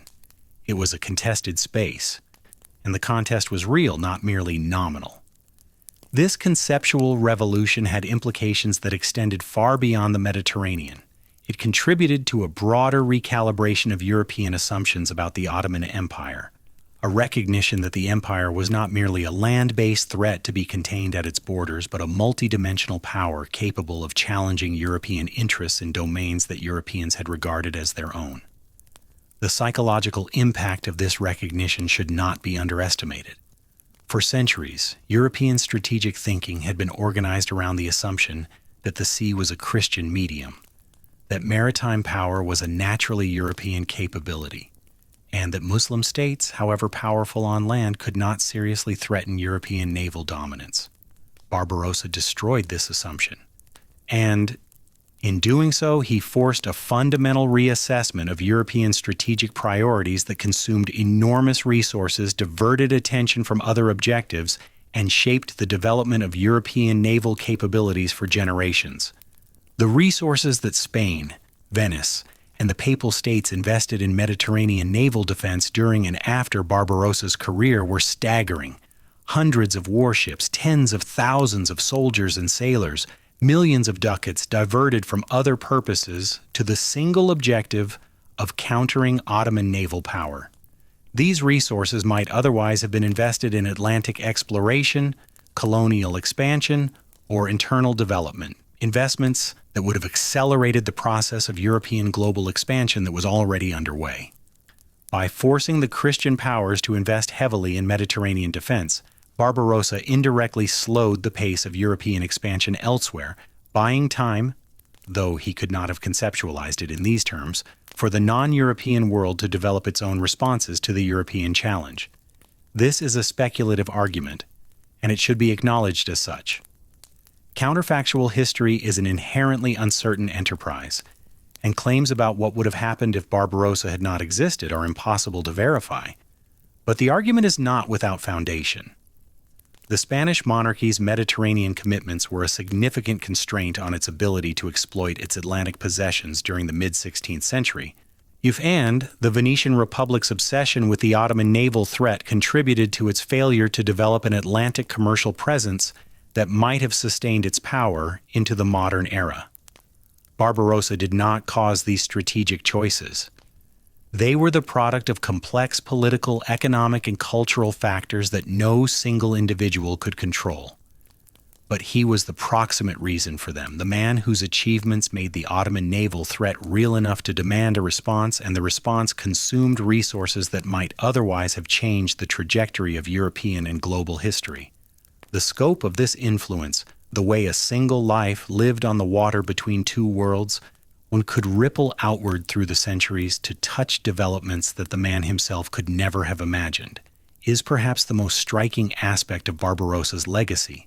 He did not set out to shape the course of global history. He set out to avenge his brothers, to survive in a dangerous world, and to build something that would endure. The fact that these personal motivations produced consequences of such magnitude is a testament not to any grand design, but to the extraordinary leverage that a single individual can exert when positioned at the fulcrum of great historical forces. Barbarossa was positioned at precisely such a fulcrum.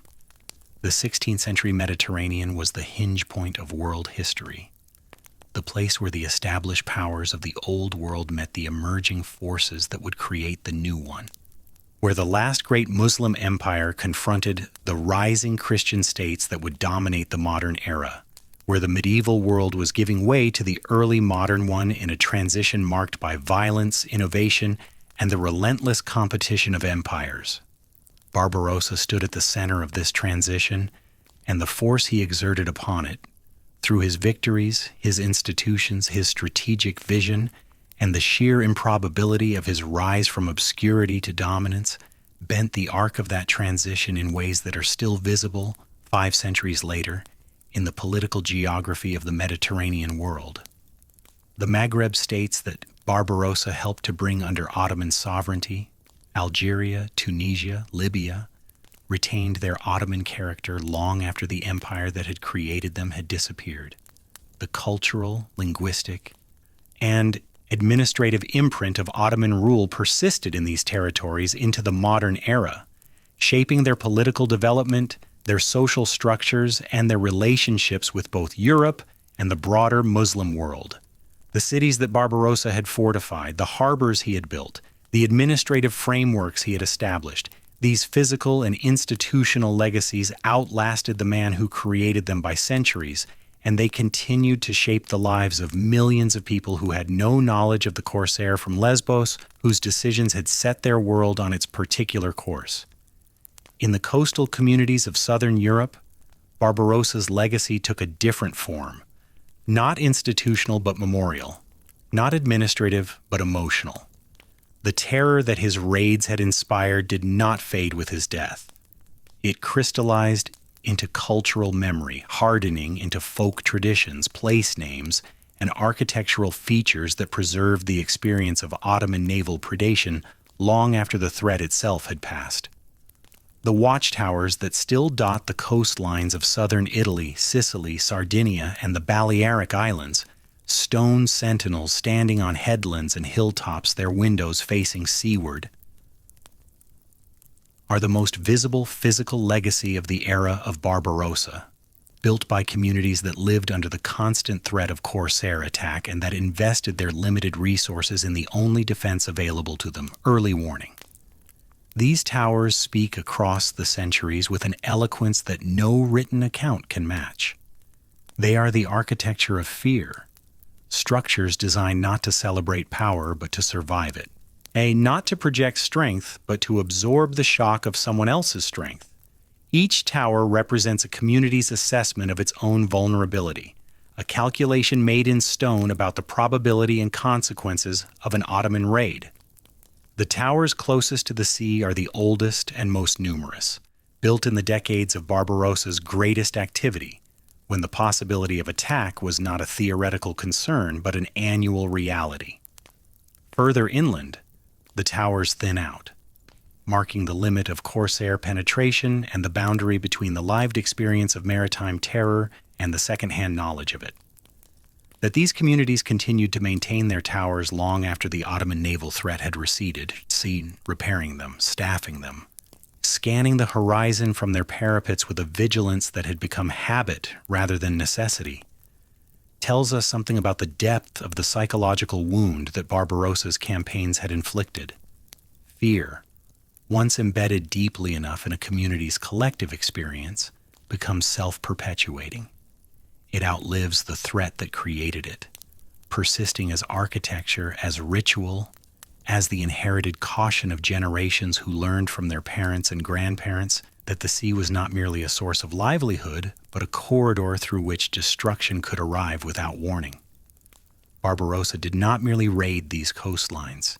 He rewired their relationship with the water, transforming the Mediterranean from a familiar, if dangerous, neighbor into something more sinister, a medium of unpredictable violence that could deliver armed men onto your beach at any hour of any day, men who would take your goods, your family, and your freedom with the efficiency of professionals executing a routine operation. The human cost of this transformation is difficult to quantify but impossible to ignore. The corsair economy of the 16th century Mediterranean, the economy that Barbarossa had perfected and industrialized, was built on the systematic commodification of human beings. Every raid produced captives, and every captive had a monetary value determined by age, health, skills, and the likelihood that a ransom would be paid. The slave markets of Algiers, Tunis, and Tripoli processed thousands of Christian captives annually during the decades of Ottoman naval supremacy. And the revenue they generated was a significant component of the North African economy. Men were sold for labor, agricultural work, construction, galley service. Women were sold for domestic service and, frequently, for sexual exploitation. Children were sold for their malleability, their capacity to be acculturated into Muslim households, and, if male, potentially converted and trained for military or administrative service. Barbarossa participated in and profited from this system throughout his career. His memoirs do not dwell on the human dimensions of the slave trade. They treat captives as an operational detail, a category of resource to be managed alongside food supplies, ammunition, and ship repair materials. This is not surprising. The commodification of captured enemies was so deeply normalized in the 16th century Mediterranean, practiced by Christian and Muslim powers alike, justified by both traditions as a legitimate consequence of holy war, that expecting Barbarossa to have questioned it would be to impose modern moral categories on a man who inhabited a fundamentally different moral universe. The Knights of St. John who enslaved Oruts had done so without moral qualm. The Spanish who worked Muslim and Jewish captives to death in their galleys and mines had done so with the explicit approval of their church. Barbarossa operated within the same system, and he operated within it with the same absence of self-doubt that characterized every other participant. But the normality of the system does not eliminate its horror, and any honest assessment of Barbarossa's legacy must reckon with the suffering that his campaigns produced. The coastal communities of southern Europe that built watchtowers and told frightening stories about the Turks were not engaged in propaganda or racial fantasy. They were processing real experiences of real violence, the memory of relatives taken, neighbors enslaved, homes destroyed, and lives shattered by raids that arrived without warning and departed with everything of value, human and material. The folk traditions that preserved Barbarossa's name as a figure of terror were not distortions of history. They were accurate reflections of what his activities meant to the people who experienced them from the receiving end. This moral complexity, the coexistence of strategic genius and human suffering, of liberation and enslavement, of state building and destruction, is not a contradiction to be resolved, but a reality to be acknowledged. Barbarossa freed Muslim and Jewish refugees from persecution in Spain, and he enslaved Christian men, women, and children from the coasts of Italy and the Adriatic. He built institutions that gave the Ottoman Empire a generation of maritime supremacy, and those institutions were sustained in part by the forced labor of captured enemies. He fought to avenge his brother's suffering at the hands of the Knights of St. John, and he inflicted comparable suffering on the brothers, sons, and fathers of Christian families across the Mediterranean. The same man who wept when dictating the passage about Orus's captivity was the man who ordered raids that produced thousands of captives destined for the same fate that had befallen his brother. The temptation, when confronting this complexity, is to reach for a verdict, to declare Barbarossa either a hero or a villain, a liberator or a predator, a great man or a terrible one. The honest assessment resists this temptation because the evidence does not support a simple verdict. Barbarossa was all of these things simultaneously, and the simultaneity was not a failure of his character but a reflection of his world, a world in which the categories of hero and villain, liberator and predator were not opposites, but overlapping descriptions of anyone who exercised power on a significant scale. The Mediterranean in the 16th century did not produce saints. It produced survivors, and the most successful survivors were those who could wield violence, manage commerce, navigate politics, and build institutions with equal facility. Barbarossa was the most successful survivor of his era, and the cost of that survival, paid by his enemies, his captives, and the communities his campaigns devastated, was as much a part of his legacy as the victories and the institutions. This moral reckoning extends to the broader question of Ottoman naval power and its consequences. Barbarossa's achievement, the transformation of the Ottoman Empire into the dominant Mediterranean naval power, was celebrated in the Ottoman world and mourned in the Christian world. But the celebration and the mourning were both responses to the same reality, that the balance of power in the Mediterranean had shifted decisively, and that the shift produced winners and losers in roughly equal measure. The Ottoman provinces of North Africa prospered under the system Barbarossa had built, their economies enriched by maritime commerce and corsair revenue, their populations protected by the naval umbrella that Ottoman warships provided. The Christian communities of the northern Mediterranean suffered under the same system, their coastlines raided, their commerce disrupted, their populations depleted by the slave trade. Neither the prosperity nor the suffering was Barbarossa's creation alone. Both were products of a system that predated him and would outlast him. But he was the man who tilted the system's balance, who gave one side the capability to dominate and reduce the other side's ability to resist.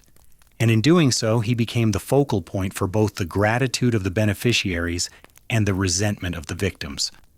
His name carried different emotional charges depending on which shore of the Mediterranean you stood upon, and those charges persisted for centuries after his death, embedded in the cultural memory of communities that had experienced his impact firsthand and transmitted their experience to their descendants through story, song, architecture, and the particular quality of alertness that characterizes people who have learned, through hard experience, to watch the sea.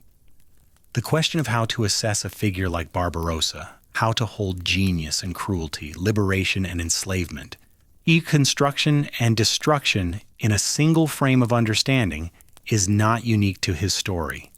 It is the central challenge of any serious engagement with the past, and it admits no easy resolution. The men and women who shaped the Mediterranean world of the 16th century operated within moral frameworks that were internally coherent, but that violated modern sensibilities in fundamental ways. To judge them solely by modern standards is to miss what their lives can teach us about the human capacity for both creation and destruction. To excuse their actions on the grounds of historical context is to deny the reality of the suffering they caused.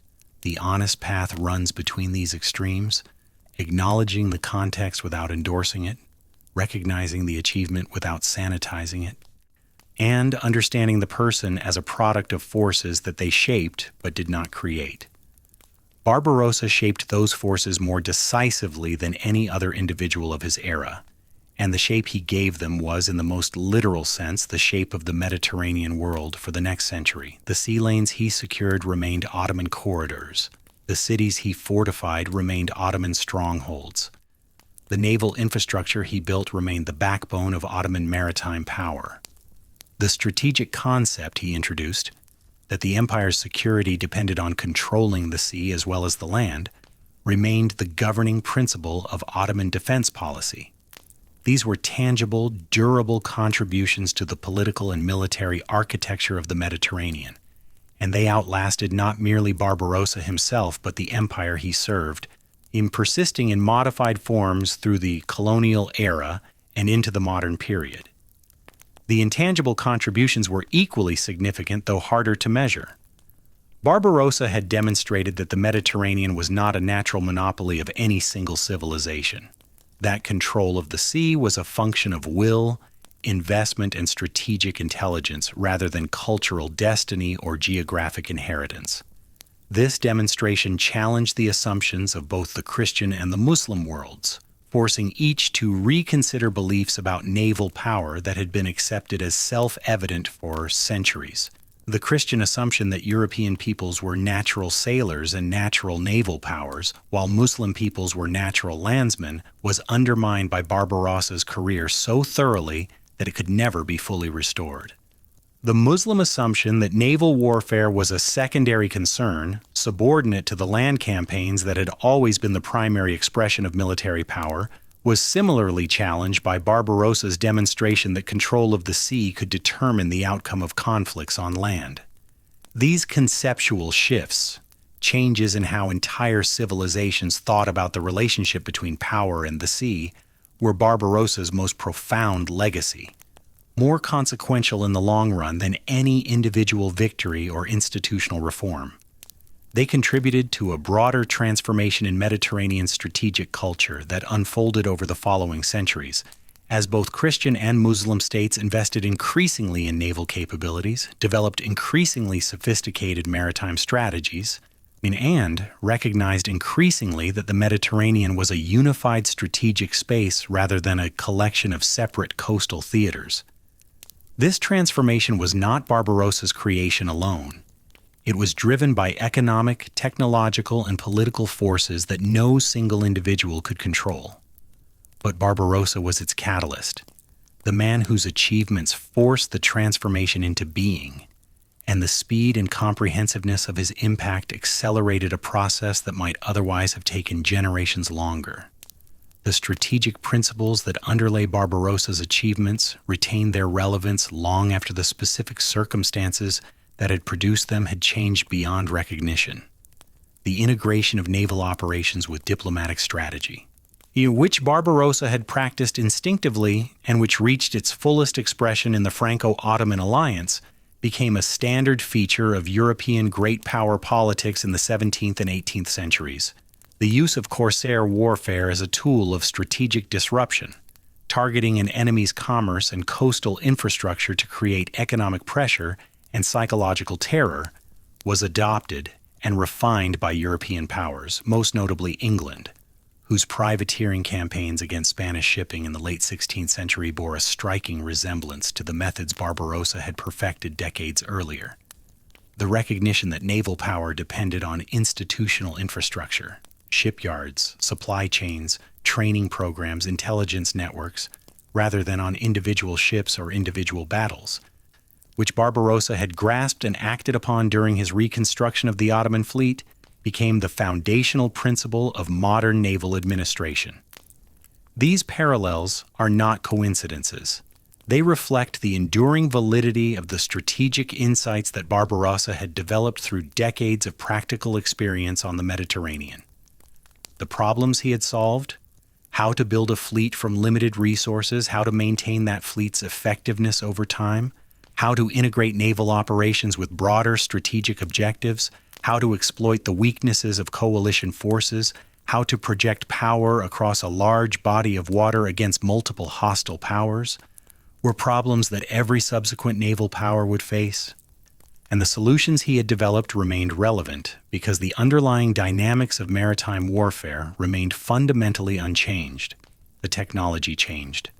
The galleys that Barbarossa had commanded gave way to sailing warships, then to steam-powered vessels, then to the aircraft carriers and submarines of the modern era.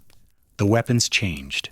The bow-mounted cannons and boarding actions of Barbarossa's day gave way to broadside gunnery, then to torpedo warfare, then to guided missiles and precision-guided munitions. The political context changed.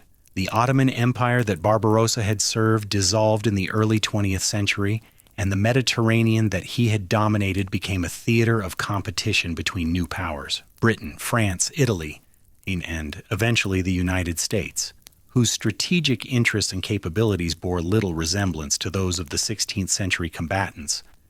But the fundamentals did not change. The Mediterranean remained a body of water connecting three continents, its control contested by multiple powers with competing interests. The relationship between naval capability and political influence remained as direct and as consequential as it had been in Barbarossa's time. The challenge of building and maintaining an effective naval force, recruiting and training personnel, constructing and maintaining ships, developing and implementing strategy, gathering and analyzing intelligence, remained as complex and as demanding as it had ever been.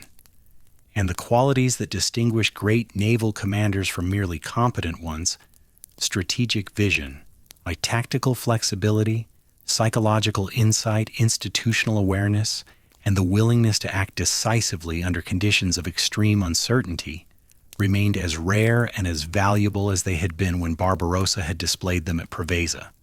The naval strategists of later centuries recognized Barbarossa's significance, even when the cultural and religious barriers that had separated the Ottoman and European worlds made that recognition uncomfortable. Alfred Thayer Mahan, the American naval officer and historian, whose 1890 book, The Influence of Sea Power Upon History, became the foundational text of modern naval strategic theory, did not discuss Barbarossa extensively, but the principles he articulated, the importance of controlling key maritime choke points, the relationship between commercial prosperity and naval capability, the strategic value of forward bases, were principles that Barbarossa had understood and implemented 3 centuries before Mahan put them into words. The correspondence between Mahan's theories and Barbarossa's practice is striking and suggests that both men working independently and in vastly different contexts had identified the same fundamental truths about the nature of maritime power. Later naval thinkers, writing with the benefit of broader historical awareness, were more explicit in their recognition. Julian Corbett, the British naval strategist, whose work on the principles of maritime strategy complemented and in some respects surpassed Mahan's, identified the 16th century Mediterranean as a crucible of strategic innovation, whose lessons remained applicable to modern naval warfare. On Corbett's emphasis on the importance of limited objectives, economic warfare, and the coordination of naval operations with diplomatic and military activities on land resonated strongly with Barbarossa's career, and scholars who followed in Corbett's tradition increasingly recognized the Ottoman admiral as a figure whose strategic contributions deserved comparison with the most celebrated commanders of the European tradition. This recognition, slow and grudging as it was, reflected a broader shift in the way Western historical scholarship treated the Ottoman Empire and its contributions to global history. For centuries, European historians had treated the Ottomans as a threat to be contained, a problem to be managed, or at best an exotic curiosity to be studied from a safe cultural distance. The military achievements of Ottoman commanders were acknowledged when they could not be ignored, and the fall of Constantinople, the siege of Vienna, the conquest of Hungary, but they were rarely analyzed with the same intellectual seriousness that European scholars devoted to the campaigns of European generals and admirals. Barbarossa, despite being one of the most consequential military figures of the 16th century, received far less scholarly attention than his European contemporaries. Men like Andrea Doria, Don John of Austria, or Hernán Cortés, whose achievements, while significant, did not match the scope and durability of Barbarossa's impact on the Mediterranean world. This imbalance has begun to correct itself in recent decades, as historians working in multiple languages and multiple traditions have produced studies of Ottoman naval power that place Barbarossa in his proper historical context. The work of scholars like Andrew Hess, Palmyra Brummett, and Emre Safa Gürkan, among others, has illuminated the complexity of Ottoman maritime strategy and the central role that Barbarossa played in its development, drawing on Ottoman, Spanish, Italian, and North African sources to construct a portrait of the man and his era that transcends the limitations of any single cultural perspective. These scholars have demonstrated that Barbarossa's achievements cannot be understood through the lens of any one tradition alone. They were the product of a career lived across multiple cultures, multiple languages, and multiple political systems. And they require a correspondingly multilateral approach to analysis. The multilateral quality of Barbarossa's life and legacy is, in itself, one of its most instructive aspects. In an era when the Mediterranean world was fragmenting along religious and cultural lines, when the division between Christendom and Islam was hardening into a permanent fixture of geopolitical reality, Barbarossa embodied a different possibility. His bicultural upbringing, his ability to operate across cultural boundaries, his willingness to form alliances that transcended religious affiliations, these qualities were not merely personal eccentricities. They were strategic assets that gave him capabilities his monocultural opponents could not match. He could understand Christian Europe because he had grown up partially within it. He could manage relationships with North African rulers because he spoke their cultural language. He could negotiate with the Ottoman court because he had committed himself to its service with a sincerity that went beyond mere calculation. This cross-cultural fluency was not, as some scholars have suggested, evidence of a cosmopolitan or tolerant worldview in the modern sense. Barbarossa was not a multiculturalist. He was a pragmatist who understood that cultural competence was a form of power, and who exploited that power with the same ruthlessness he applied to every other instrument in his arsenal. His alliances with Christian France were not expressions of interfaith harmony. They were strategic maneuvers designed to advance Ottoman interests at the expense of Ottoman enemies. His management of North African client rulers was not a model of cultural sensitivity. It was an exercise in imperial control conducted with whatever combination of persuasion, bribery, and coercion the specific situation required. But the pragmatism itself is instructive because it demonstrates that cultural boundaries, however firmly drawn by theologians, politicians, and historians, were negotiable in practice when the incentives were strong enough. The 16th century Mediterranean was a world of rigid ideological categories: Christian versus Muslim, believer versus infidel, the house of peace versus the house of war. But the people who actually lived and operated in that world routinely crossed those boundaries when doing so served their interests. Barbarossa was the most successful boundary crosser of his era, but he was far from the only one. Christian mercenaries served in Ottoman armies. Muslim merchants traded in Christian ports. Jewish intermediaries facilitated diplomatic communications between powers that officially regarded each other as existential threats. The Mediterranean, for all its ideological polarization, remained a space of practical interconnection, and Barbarossa's career was the most dramatic illustration of the opportunities that interconnection created for those with the skill and the will to exploit them. The tension between ideological rigidity and practical flexibility that characterized Barbarossa's world has not disappeared from the Mediterranean. The sea that he dominated 5 centuries ago remains a zone of cultural contact and cultural conflict, i.e., its shores divided between nations and civilizations whose relationships are shaped by a complex mixture of cooperation and competition, trade and tension, shared interests, and incompatible values. The migration crises of the early 21st century, the MATs, in which thousands of people from Africa and the Middle East attempted, often fatally, to cross the Mediterranean to reach European shores, echoed in disturbing ways the population movements that Barbarossa had facilitated and exploited during his own career.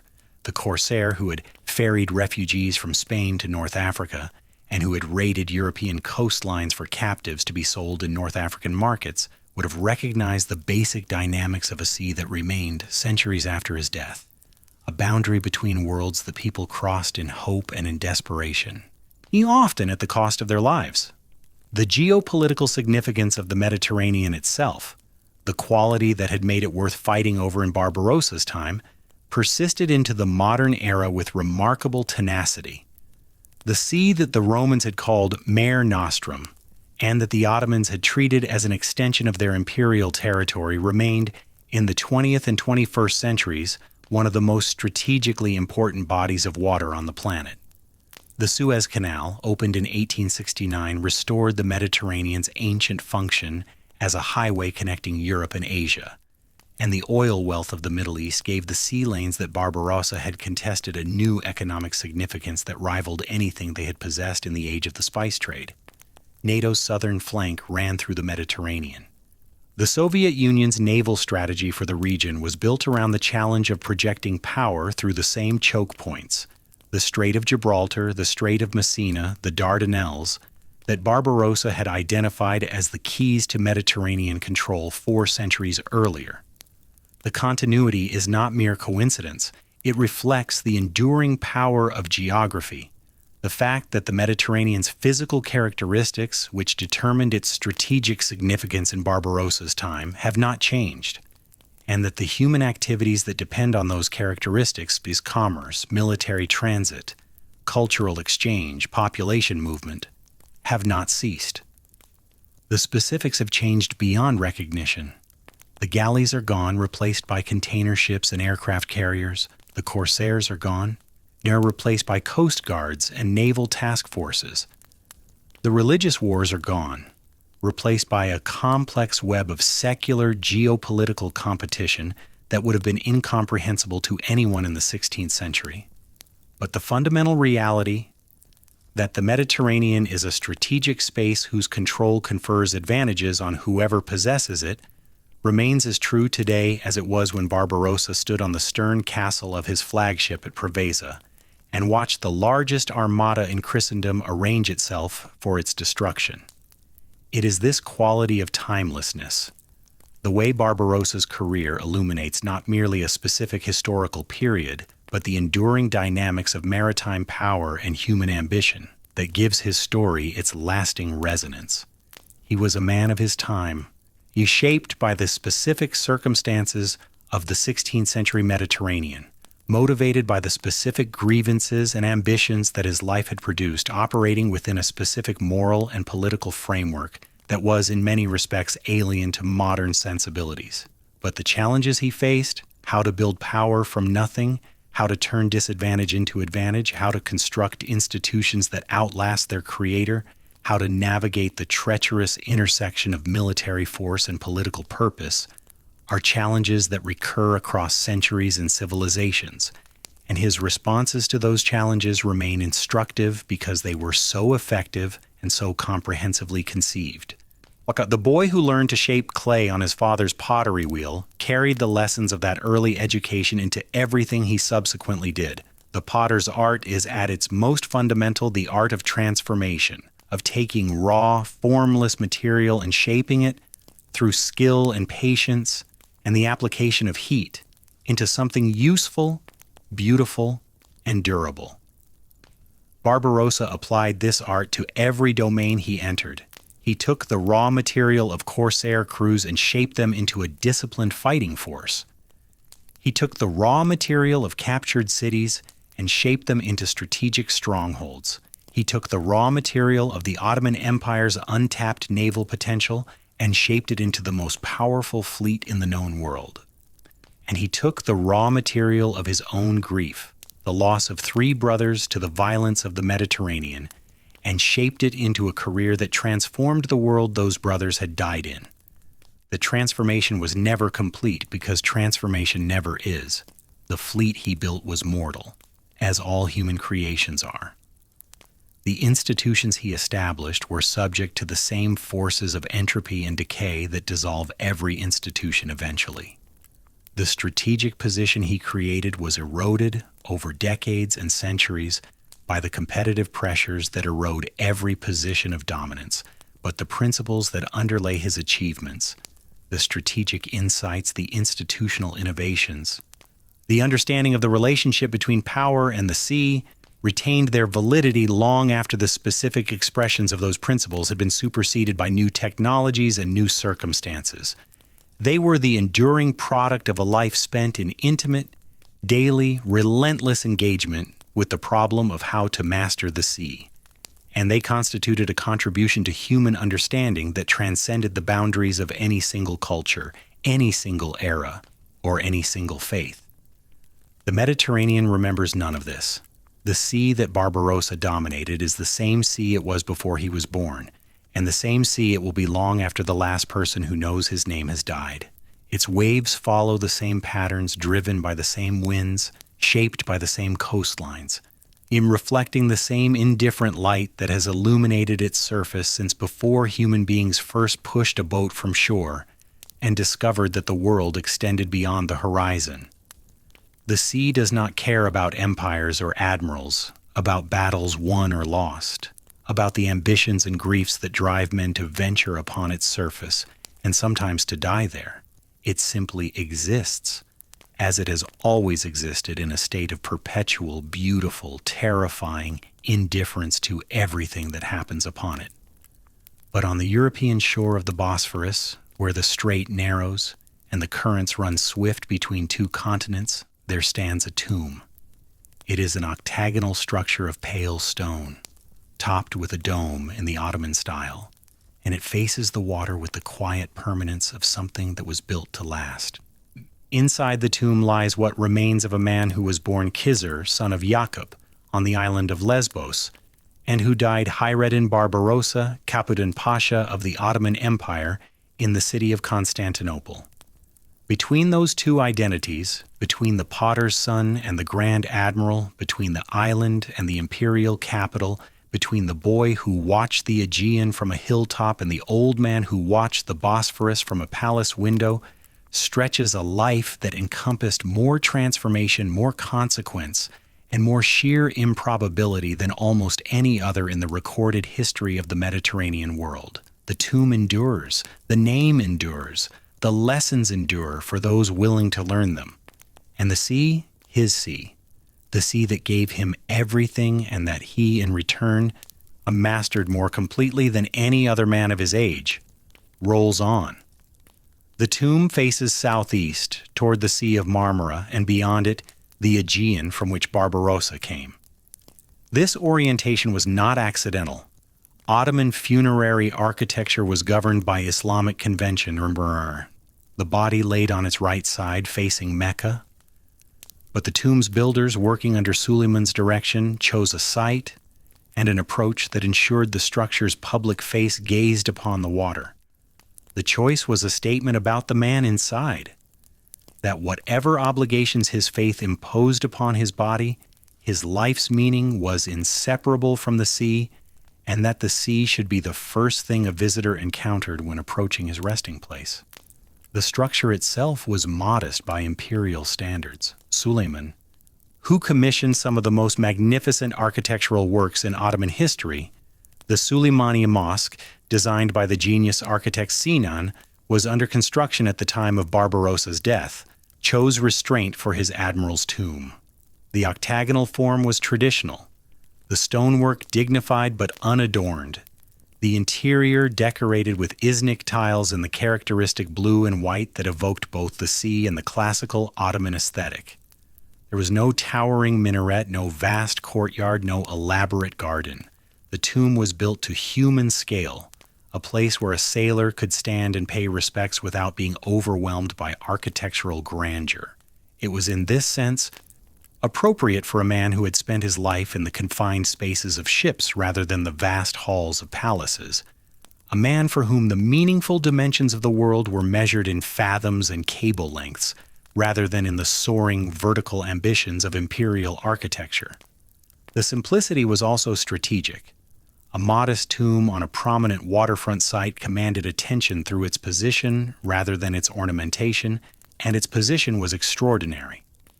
Every ship entering or leaving the Bosphorus, every merchant vessel, every warship, every diplomatic craft, every fishing boat passed within clear sight of Barbarossa's resting place. The tomb was not hidden in a cemetery or enclosed within a mosque complex.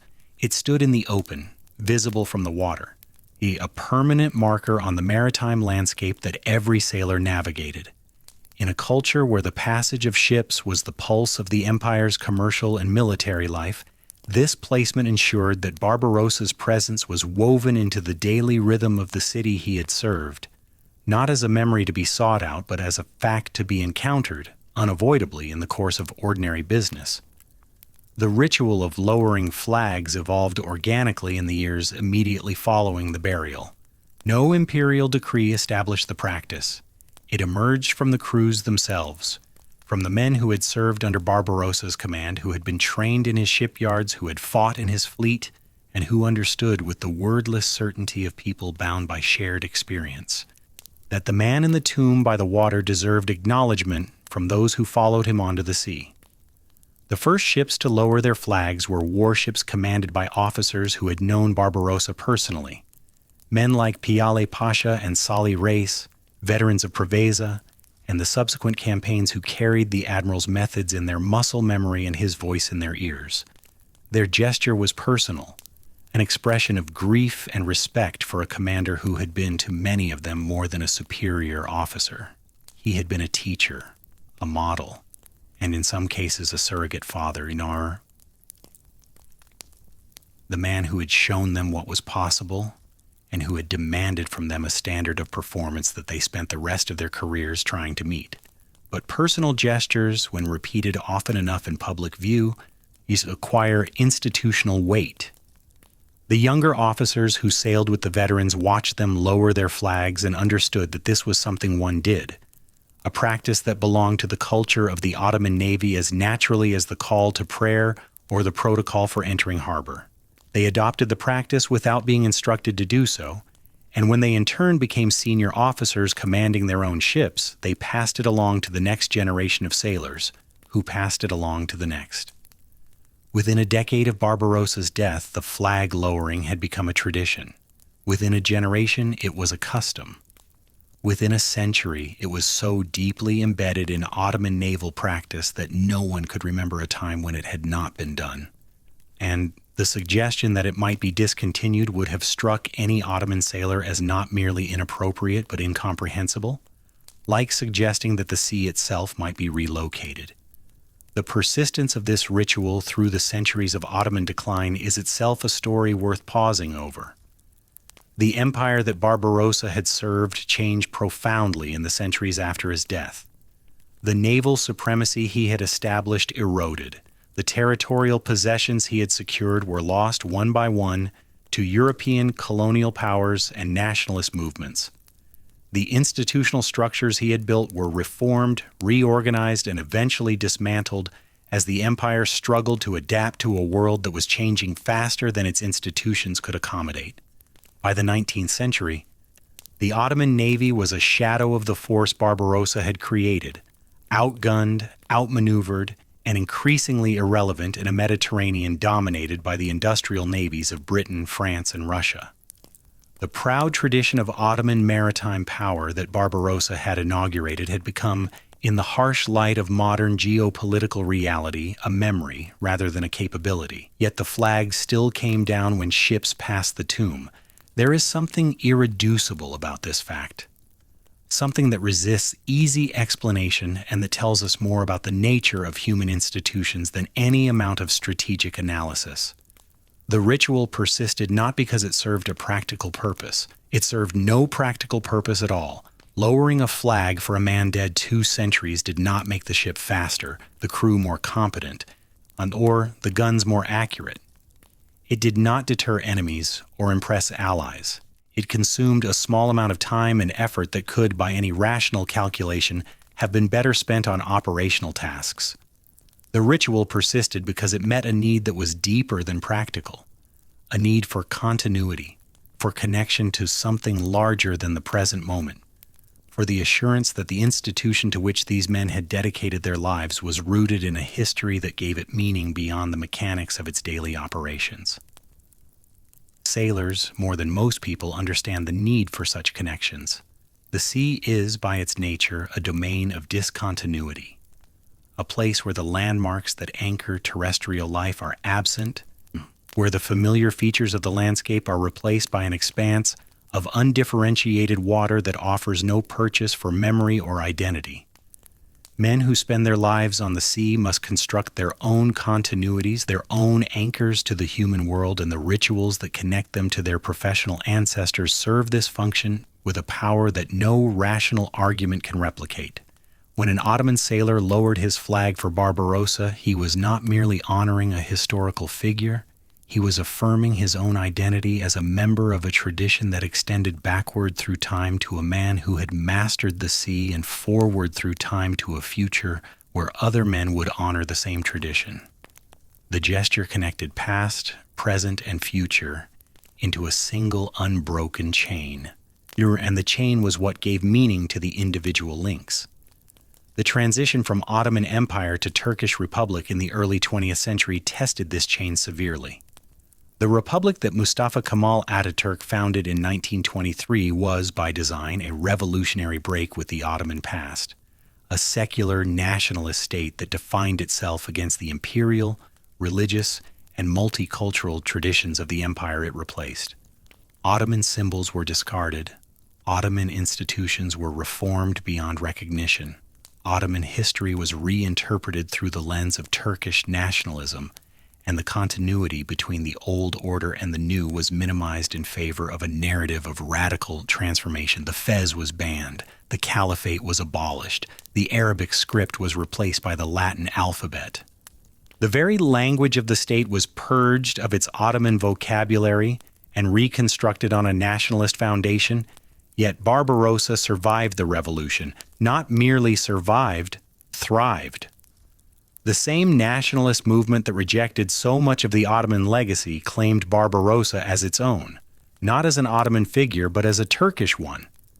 The distinction was significant and revealing. In the nationalist narrative, Barbarossa was not a servant of a multinational empire, but a son of the Turkish people who had carried Turkish power across the seas and demonstrated Turkish capability on the world stage. His bicultural origins, the Greek mother, the Aegean island upbringing, the corsair career in the cosmopolitan world of the Mediterranean, were de-emphasized in favor of his Turkish father, his service to the Ottoman state, and his role as the founder of a naval tradition that the Turkish Republic claimed as its patrimony. The Turkish naval forces, established as part of the Republic's new military structure, adopted Barbarossa as their spiritual founder, with an enthusiasm that reflected both genuine admiration and institutional need. A new navy severed from its Ottoman roots by revolutionary ideology needed a founding myth, and Barbarossa provided one that was both historically legitimate and emotionally compelling.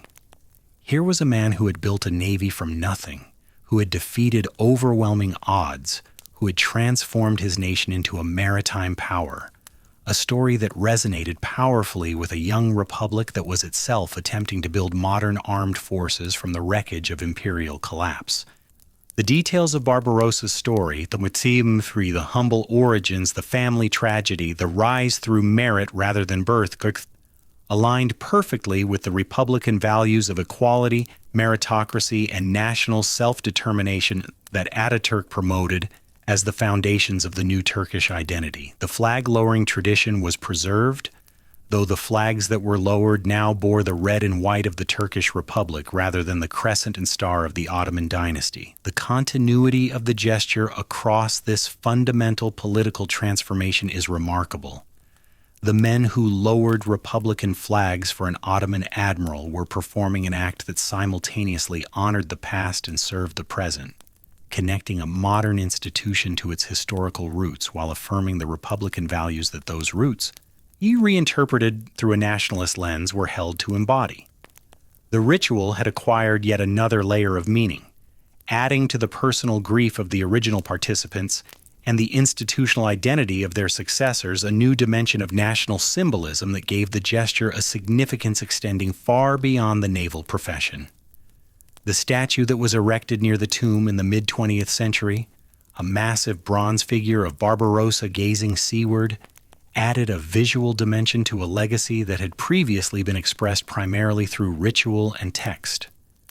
The statue depicted Barbarossa not as an old man dictating his memoirs, but as a commander in his prime, his posture conveying authority and forward momentum, his hand resting on the hilt of a sword, his eyes fixed on a horizon that invited viewers to imagine the fleet that had once filled the waters before him. It was a piece of nationalist iconography, designed to inspire patriotic sentiment and martial virtue, and it served this purpose effectively. Generations of Turkish naval cadets were photographed before the statue as part of their commissioning ceremonies, their young faces juxtaposed with the bronze features of the man whose tradition they were entering. But statues, like tombs and rituals, are imperfect vessels for the complexity of the lives they commemorate. The bronze Barbarossa gazing across the Bosphorus bore little resemblance to the flesh and blood man who had once gazed across the same water from his palace window. The statue could not convey the grief of a man who had lost 3 brothers to the sea's violence. It could not capture the patient intelligence of a commander who spent decades building institutions that would outlast him. It could not express the moral ambiguity of a career that had liberated thousands and enslaved thousands more. It could not represent the bicultural complexity of a man who had grown up between worlds and who had made that complexity into a weapon. The statue was a simplification, and simplification is both the necessity and the limitation of all public commemoration, the process by which the irreducible complexity of a human life is compressed into a symbol that a society can use for its own purposes. The compression was understandable, even inevitable. Nations need heroes, and heroes must be legible, their virtues clear, their achievements summarizable, their relevance to the present unmistakable. Barbarossa, compressed into a national hero, served the Turkish Republic's need for a maritime founding father just as he had served the Ottoman Empire's need for a naval commander. The compression omitted much: the Greek mother, the moral ambiguities of the corsair economy, the human cost of Ottoman naval expansion, the complex relationship between personal genius and institutional limitation that Barbarossa's career so vividly illustrated. But what it preserved was genuine and significant.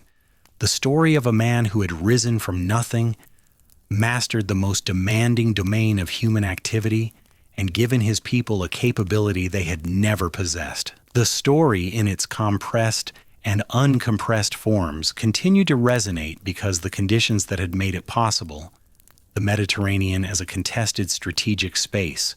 The relationship between naval power and political influence, the tension between institutional structure and individual brilliance, continued to exist.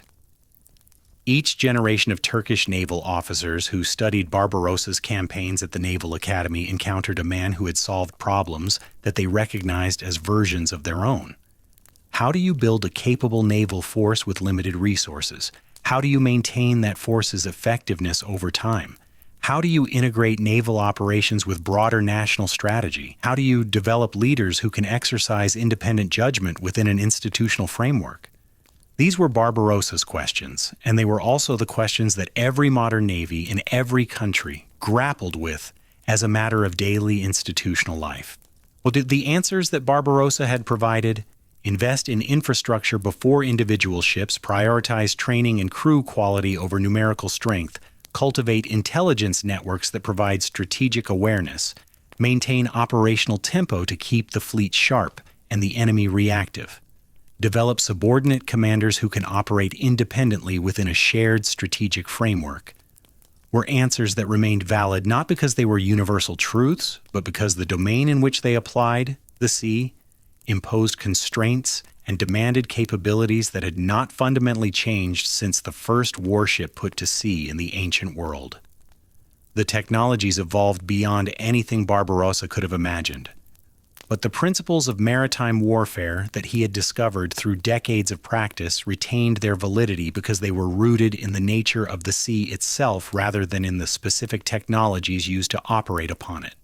This is perhaps the most enduring lesson of Barbarossa's life, that the deepest forms of knowledge are those that emerge from intimate, sustained engagement with a domain's fundamental characteristics rather than from mastery of its temporary tools.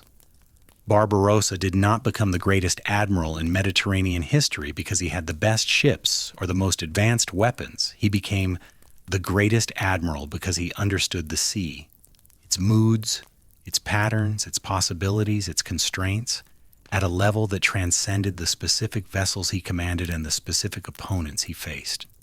This understanding was not mystical or inaccessible. It was empirical, built from thousands of individual observations accumulated over decades of daily interaction with the water. It was the understanding of a man who had begun learning the sea as a boy loading cargo on the docks of Lesbos and who had never stopped learning, adding new observations and new insights to an ever-expanding model of how the Mediterranean worked and how it could be mastered. The model was personal. It existed in Barbarossa's mind, in his body's accumulated responses to wind and wave and current, in the reflexive judgments that allowed him to assess a tactical situation in seconds and identify the opportunity that other commanders would spend hours searching for. It could be partially transmitted through mentorship, through institutional procedures, through the written record of the Gazavat Binmo, but it could not be fully replicated because full replication would have required another mind capable of the same depth of engagement with the same domain over the same span of time. The model died with Barbarossa, as all personal knowledge ultimately dies, and what survived were its products, the institutions, the victories, the traditions, and the fragments of strategic insight preserved in the memoirs and in the practices of the officers he had trained. These fragments were enough to sustain Ottoman naval power for a generation after Barbarossa's death and to influence naval thinking for centuries afterward. They were not enough to prevent the decline that followed because fragments cannot substitute for the whole from which they were drawn. And institutional procedures cannot replace the judgment that created them. This is the tragedy of every institution built by a genius, that the genius's departure reveals the gap between the system and the intelligence that designed it, a gap that no amount of procedural adherence can bridge. The system continues to function, producing results that are competent but not exceptional, adequate but not transformative, until the accumulated gap between institutional capacity and evolving circumstances produces a failure, a Lepanto, that exposes what has been lost. Barbarossa understood this tragedy before it happened. The urgency with which he spent his final years transmitting his knowledge, teaching in the shipyards, lecturing his captains, in dictating his memoirs, reflected an awareness that what he knew was mortal and that its mortality was a threat to everything he had built. He did what he could, which was more than most men in his position would have done, and the results of his efforts were visible in the decades of continued effectiveness that followed his death. But he could not solve the fundamental problem because the fundamental problem, how to institutionalize genius, has no solution. It is the permanent challenge of every human organization that depends on exceptional individuals for its creation and ordinary individuals for its continuation.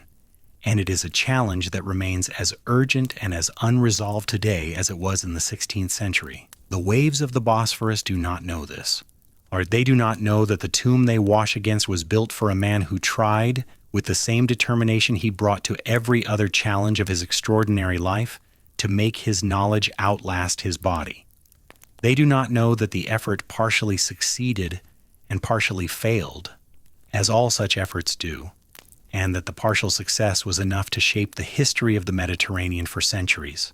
The waves simply move, as they have always moved, driven by currents and winds and the gravitational pull of a moon that has no interest in the affairs of admirals and empires.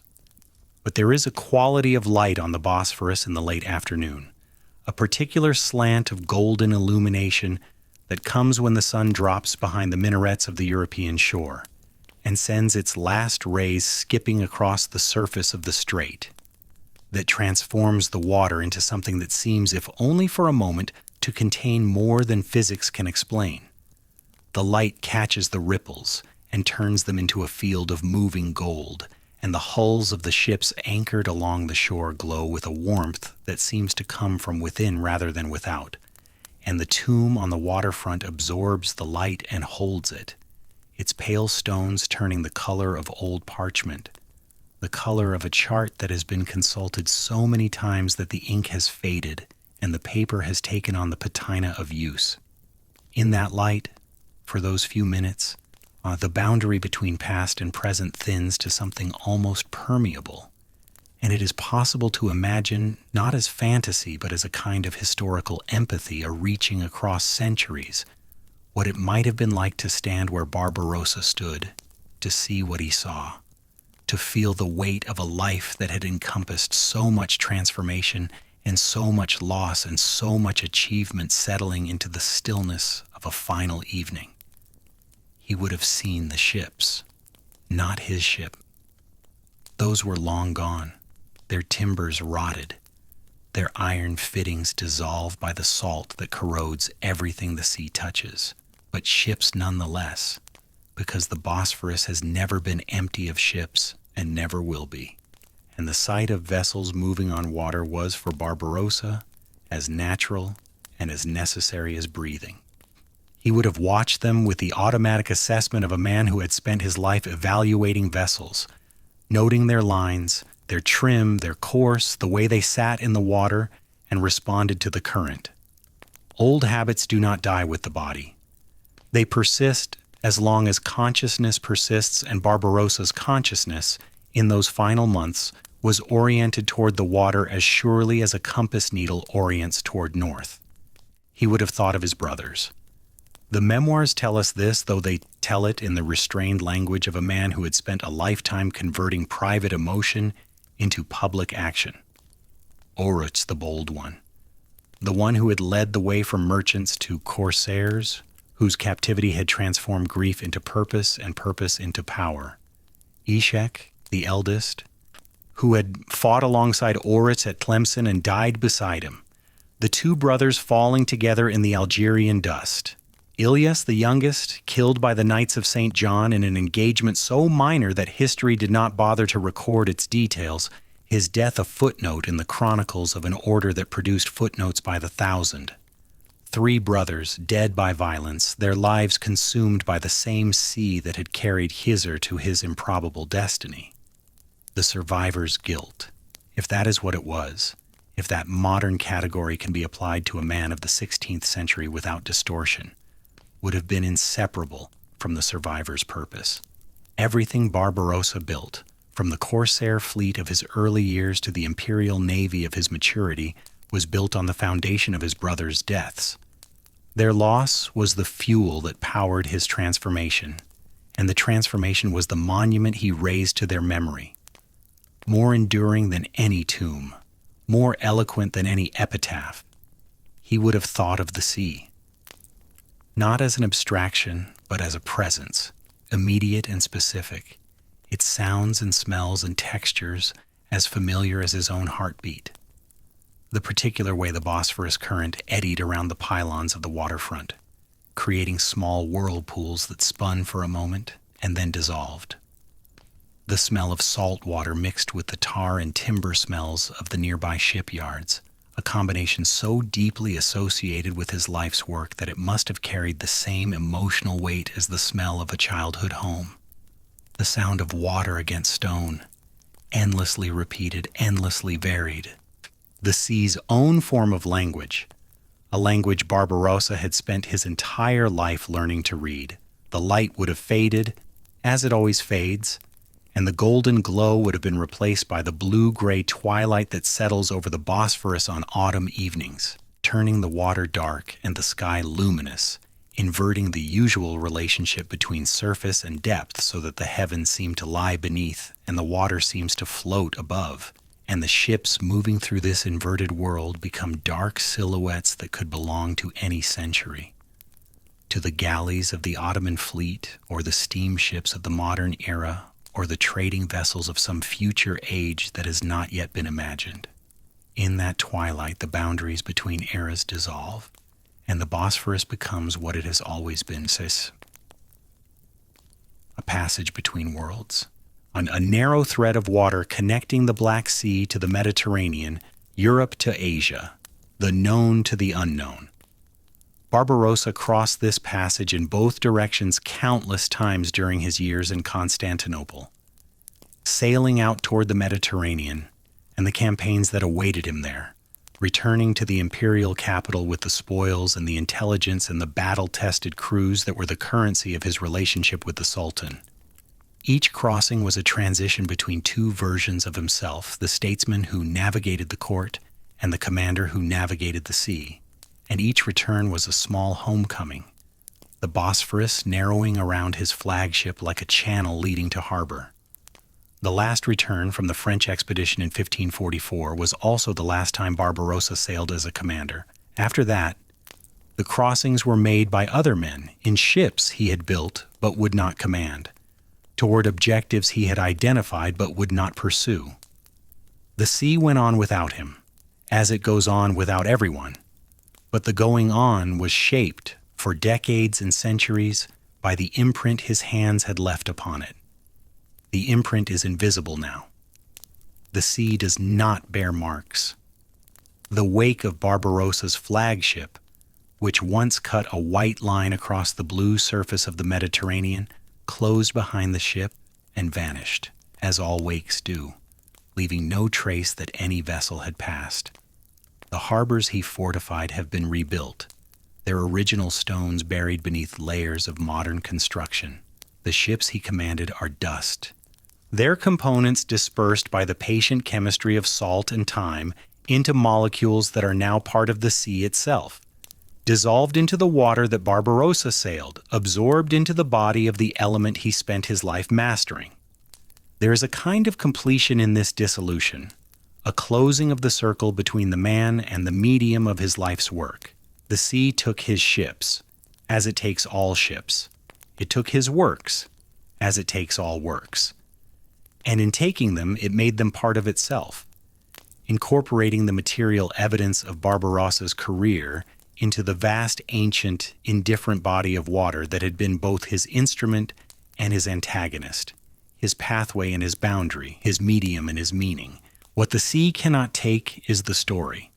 The story persists in the Gazavat. Its Ottoman prose preserving the voice of a man who spoke to Sayyid Muradi in the evening light of his waterfront palace and told him everything. The pottery workshop, the brothers, the captivity, the corsair years, the conquest of Algiers, the building of a fleet, the breaking of a holy league, the long, improbable, unrepeatable journey from the clay of Lesbos to the command of the Mediterranean. The story persists in the European chronicles, whose authors recorded Barbarossa's actions with the terrified precision of men documenting a natural disaster. Each raid catalogued, each fleet movement tracked, each coastal assault described with the granular detail of communities processing trauma through documentation. The story persists in the watchtowers of southern Italy and the folk songs of Sardinia and the street names of Algiers and the curriculum of the Turkish Naval Academy and the bronze statue gazing across the Bosphorus and the pale stone tomb that stands where the strait meets the shore. And the story persists in the sea itself, not as a physical trace, which the sea has long since erased, but as a meaning that the sea acquired through Barbarossa's interaction with it, and that it has never entirely lost.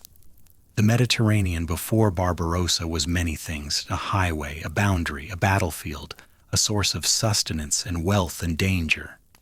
After Barbarossa, it was all of these things and one more.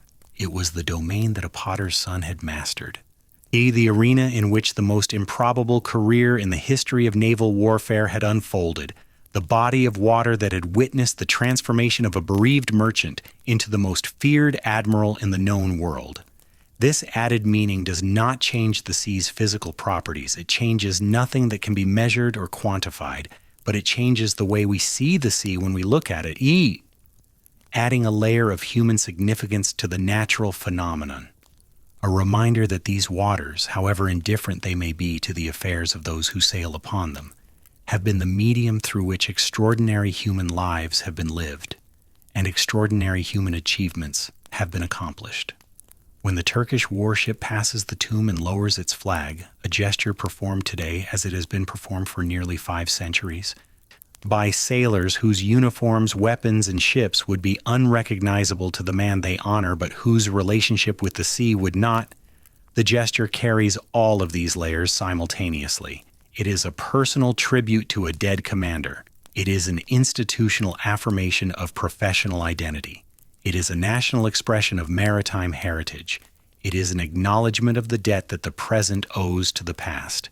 And it is, beneath all these layers, something simpler and more fundamental: a recognition, shared across centuries by men who have chosen to make the sea their life, that one of their own achieved something extraordinary upon these waters, and that the achievement deserves to be remembered by those who follow.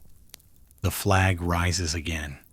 The ship continues through the strait, its engines driving it toward whatever mission or destination awaits. The tomb recedes into the distance, growing smaller against the shoreline until it is indistinguishable from the other waterfront structures that line the Bosphorus. A pale shape among pale shapes, absorbing the light and releasing it as stone does without consciousness of what it holds. The sea moves beneath the ship, carrying it forward as the sea has carried every ship that has ever sailed upon it, indifferently, powerfully, with the patient, inexhaustible energy of an element that was ancient before the first human being looked upon it, and that will be ancient still when the last human being has gone. The sea does not remember Hayreddin Barbarossa, but the men who sail upon it do. And as long as there are ships on the water and men to command them, and as long as the fundamental challenge of mastering the sea remains what it has always been, a test of skill, courage, intelligence, and will against forces that are larger, older, and more powerful than any individual human life. The story of the potter's son from Lesbos who answered that challenge more completely than any other man of his age will continue to matter. Not as history, not as legend, not as national myth or naval doctrine or strategic theory, as proof.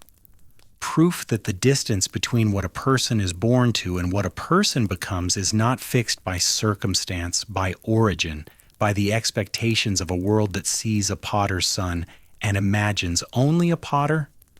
Proof that grief, the most destructive of human emotions, can be forged into something constructive when the grieving person possesses the rare combination of intelligence, will, and opportunity that allows transformation rather than collapse. Proof that the sea, for all its indifference, rewards those who study it with a devotion that borders on love and who approach it with the humility of students rather than the arrogance of masters.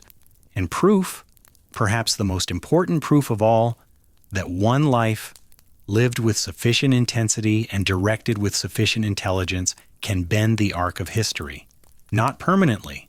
Nothing is permanent, least of all the works of human hands upon the water, but meaningfully, consequentially, in ways that ripple outward from the point of impact across decades and centuries, by touching lives and shaping events that the original actor could never have foreseen.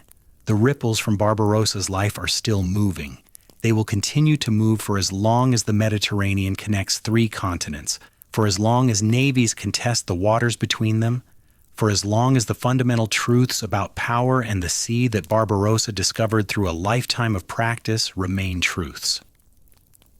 The old admiral's eyes are closed. The bronze statue's eyes are open, gazing across the strait. The tomb stands between them, between the memory of the man and the symbol of the hero, between the private grief and the public legacy, between the body that returned to dust and the name that will not. The sea rolls on, the flags come down, the flags go up.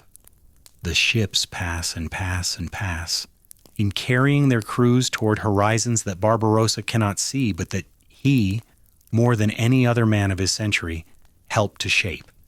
And somewhere beneath the surface of the water, in the dissolved remnants of oak and iron and hemp that were once the proudest fleet in the known world, the molecules that carried Hayreddin Barbarossa to Preveza continue their long, slow, endless circulation through the body of the Mediterranean, moving with the currents, rising with the waves, falling with the rain, returning always to the sea that made him, the sea he mastered, the sea that endures.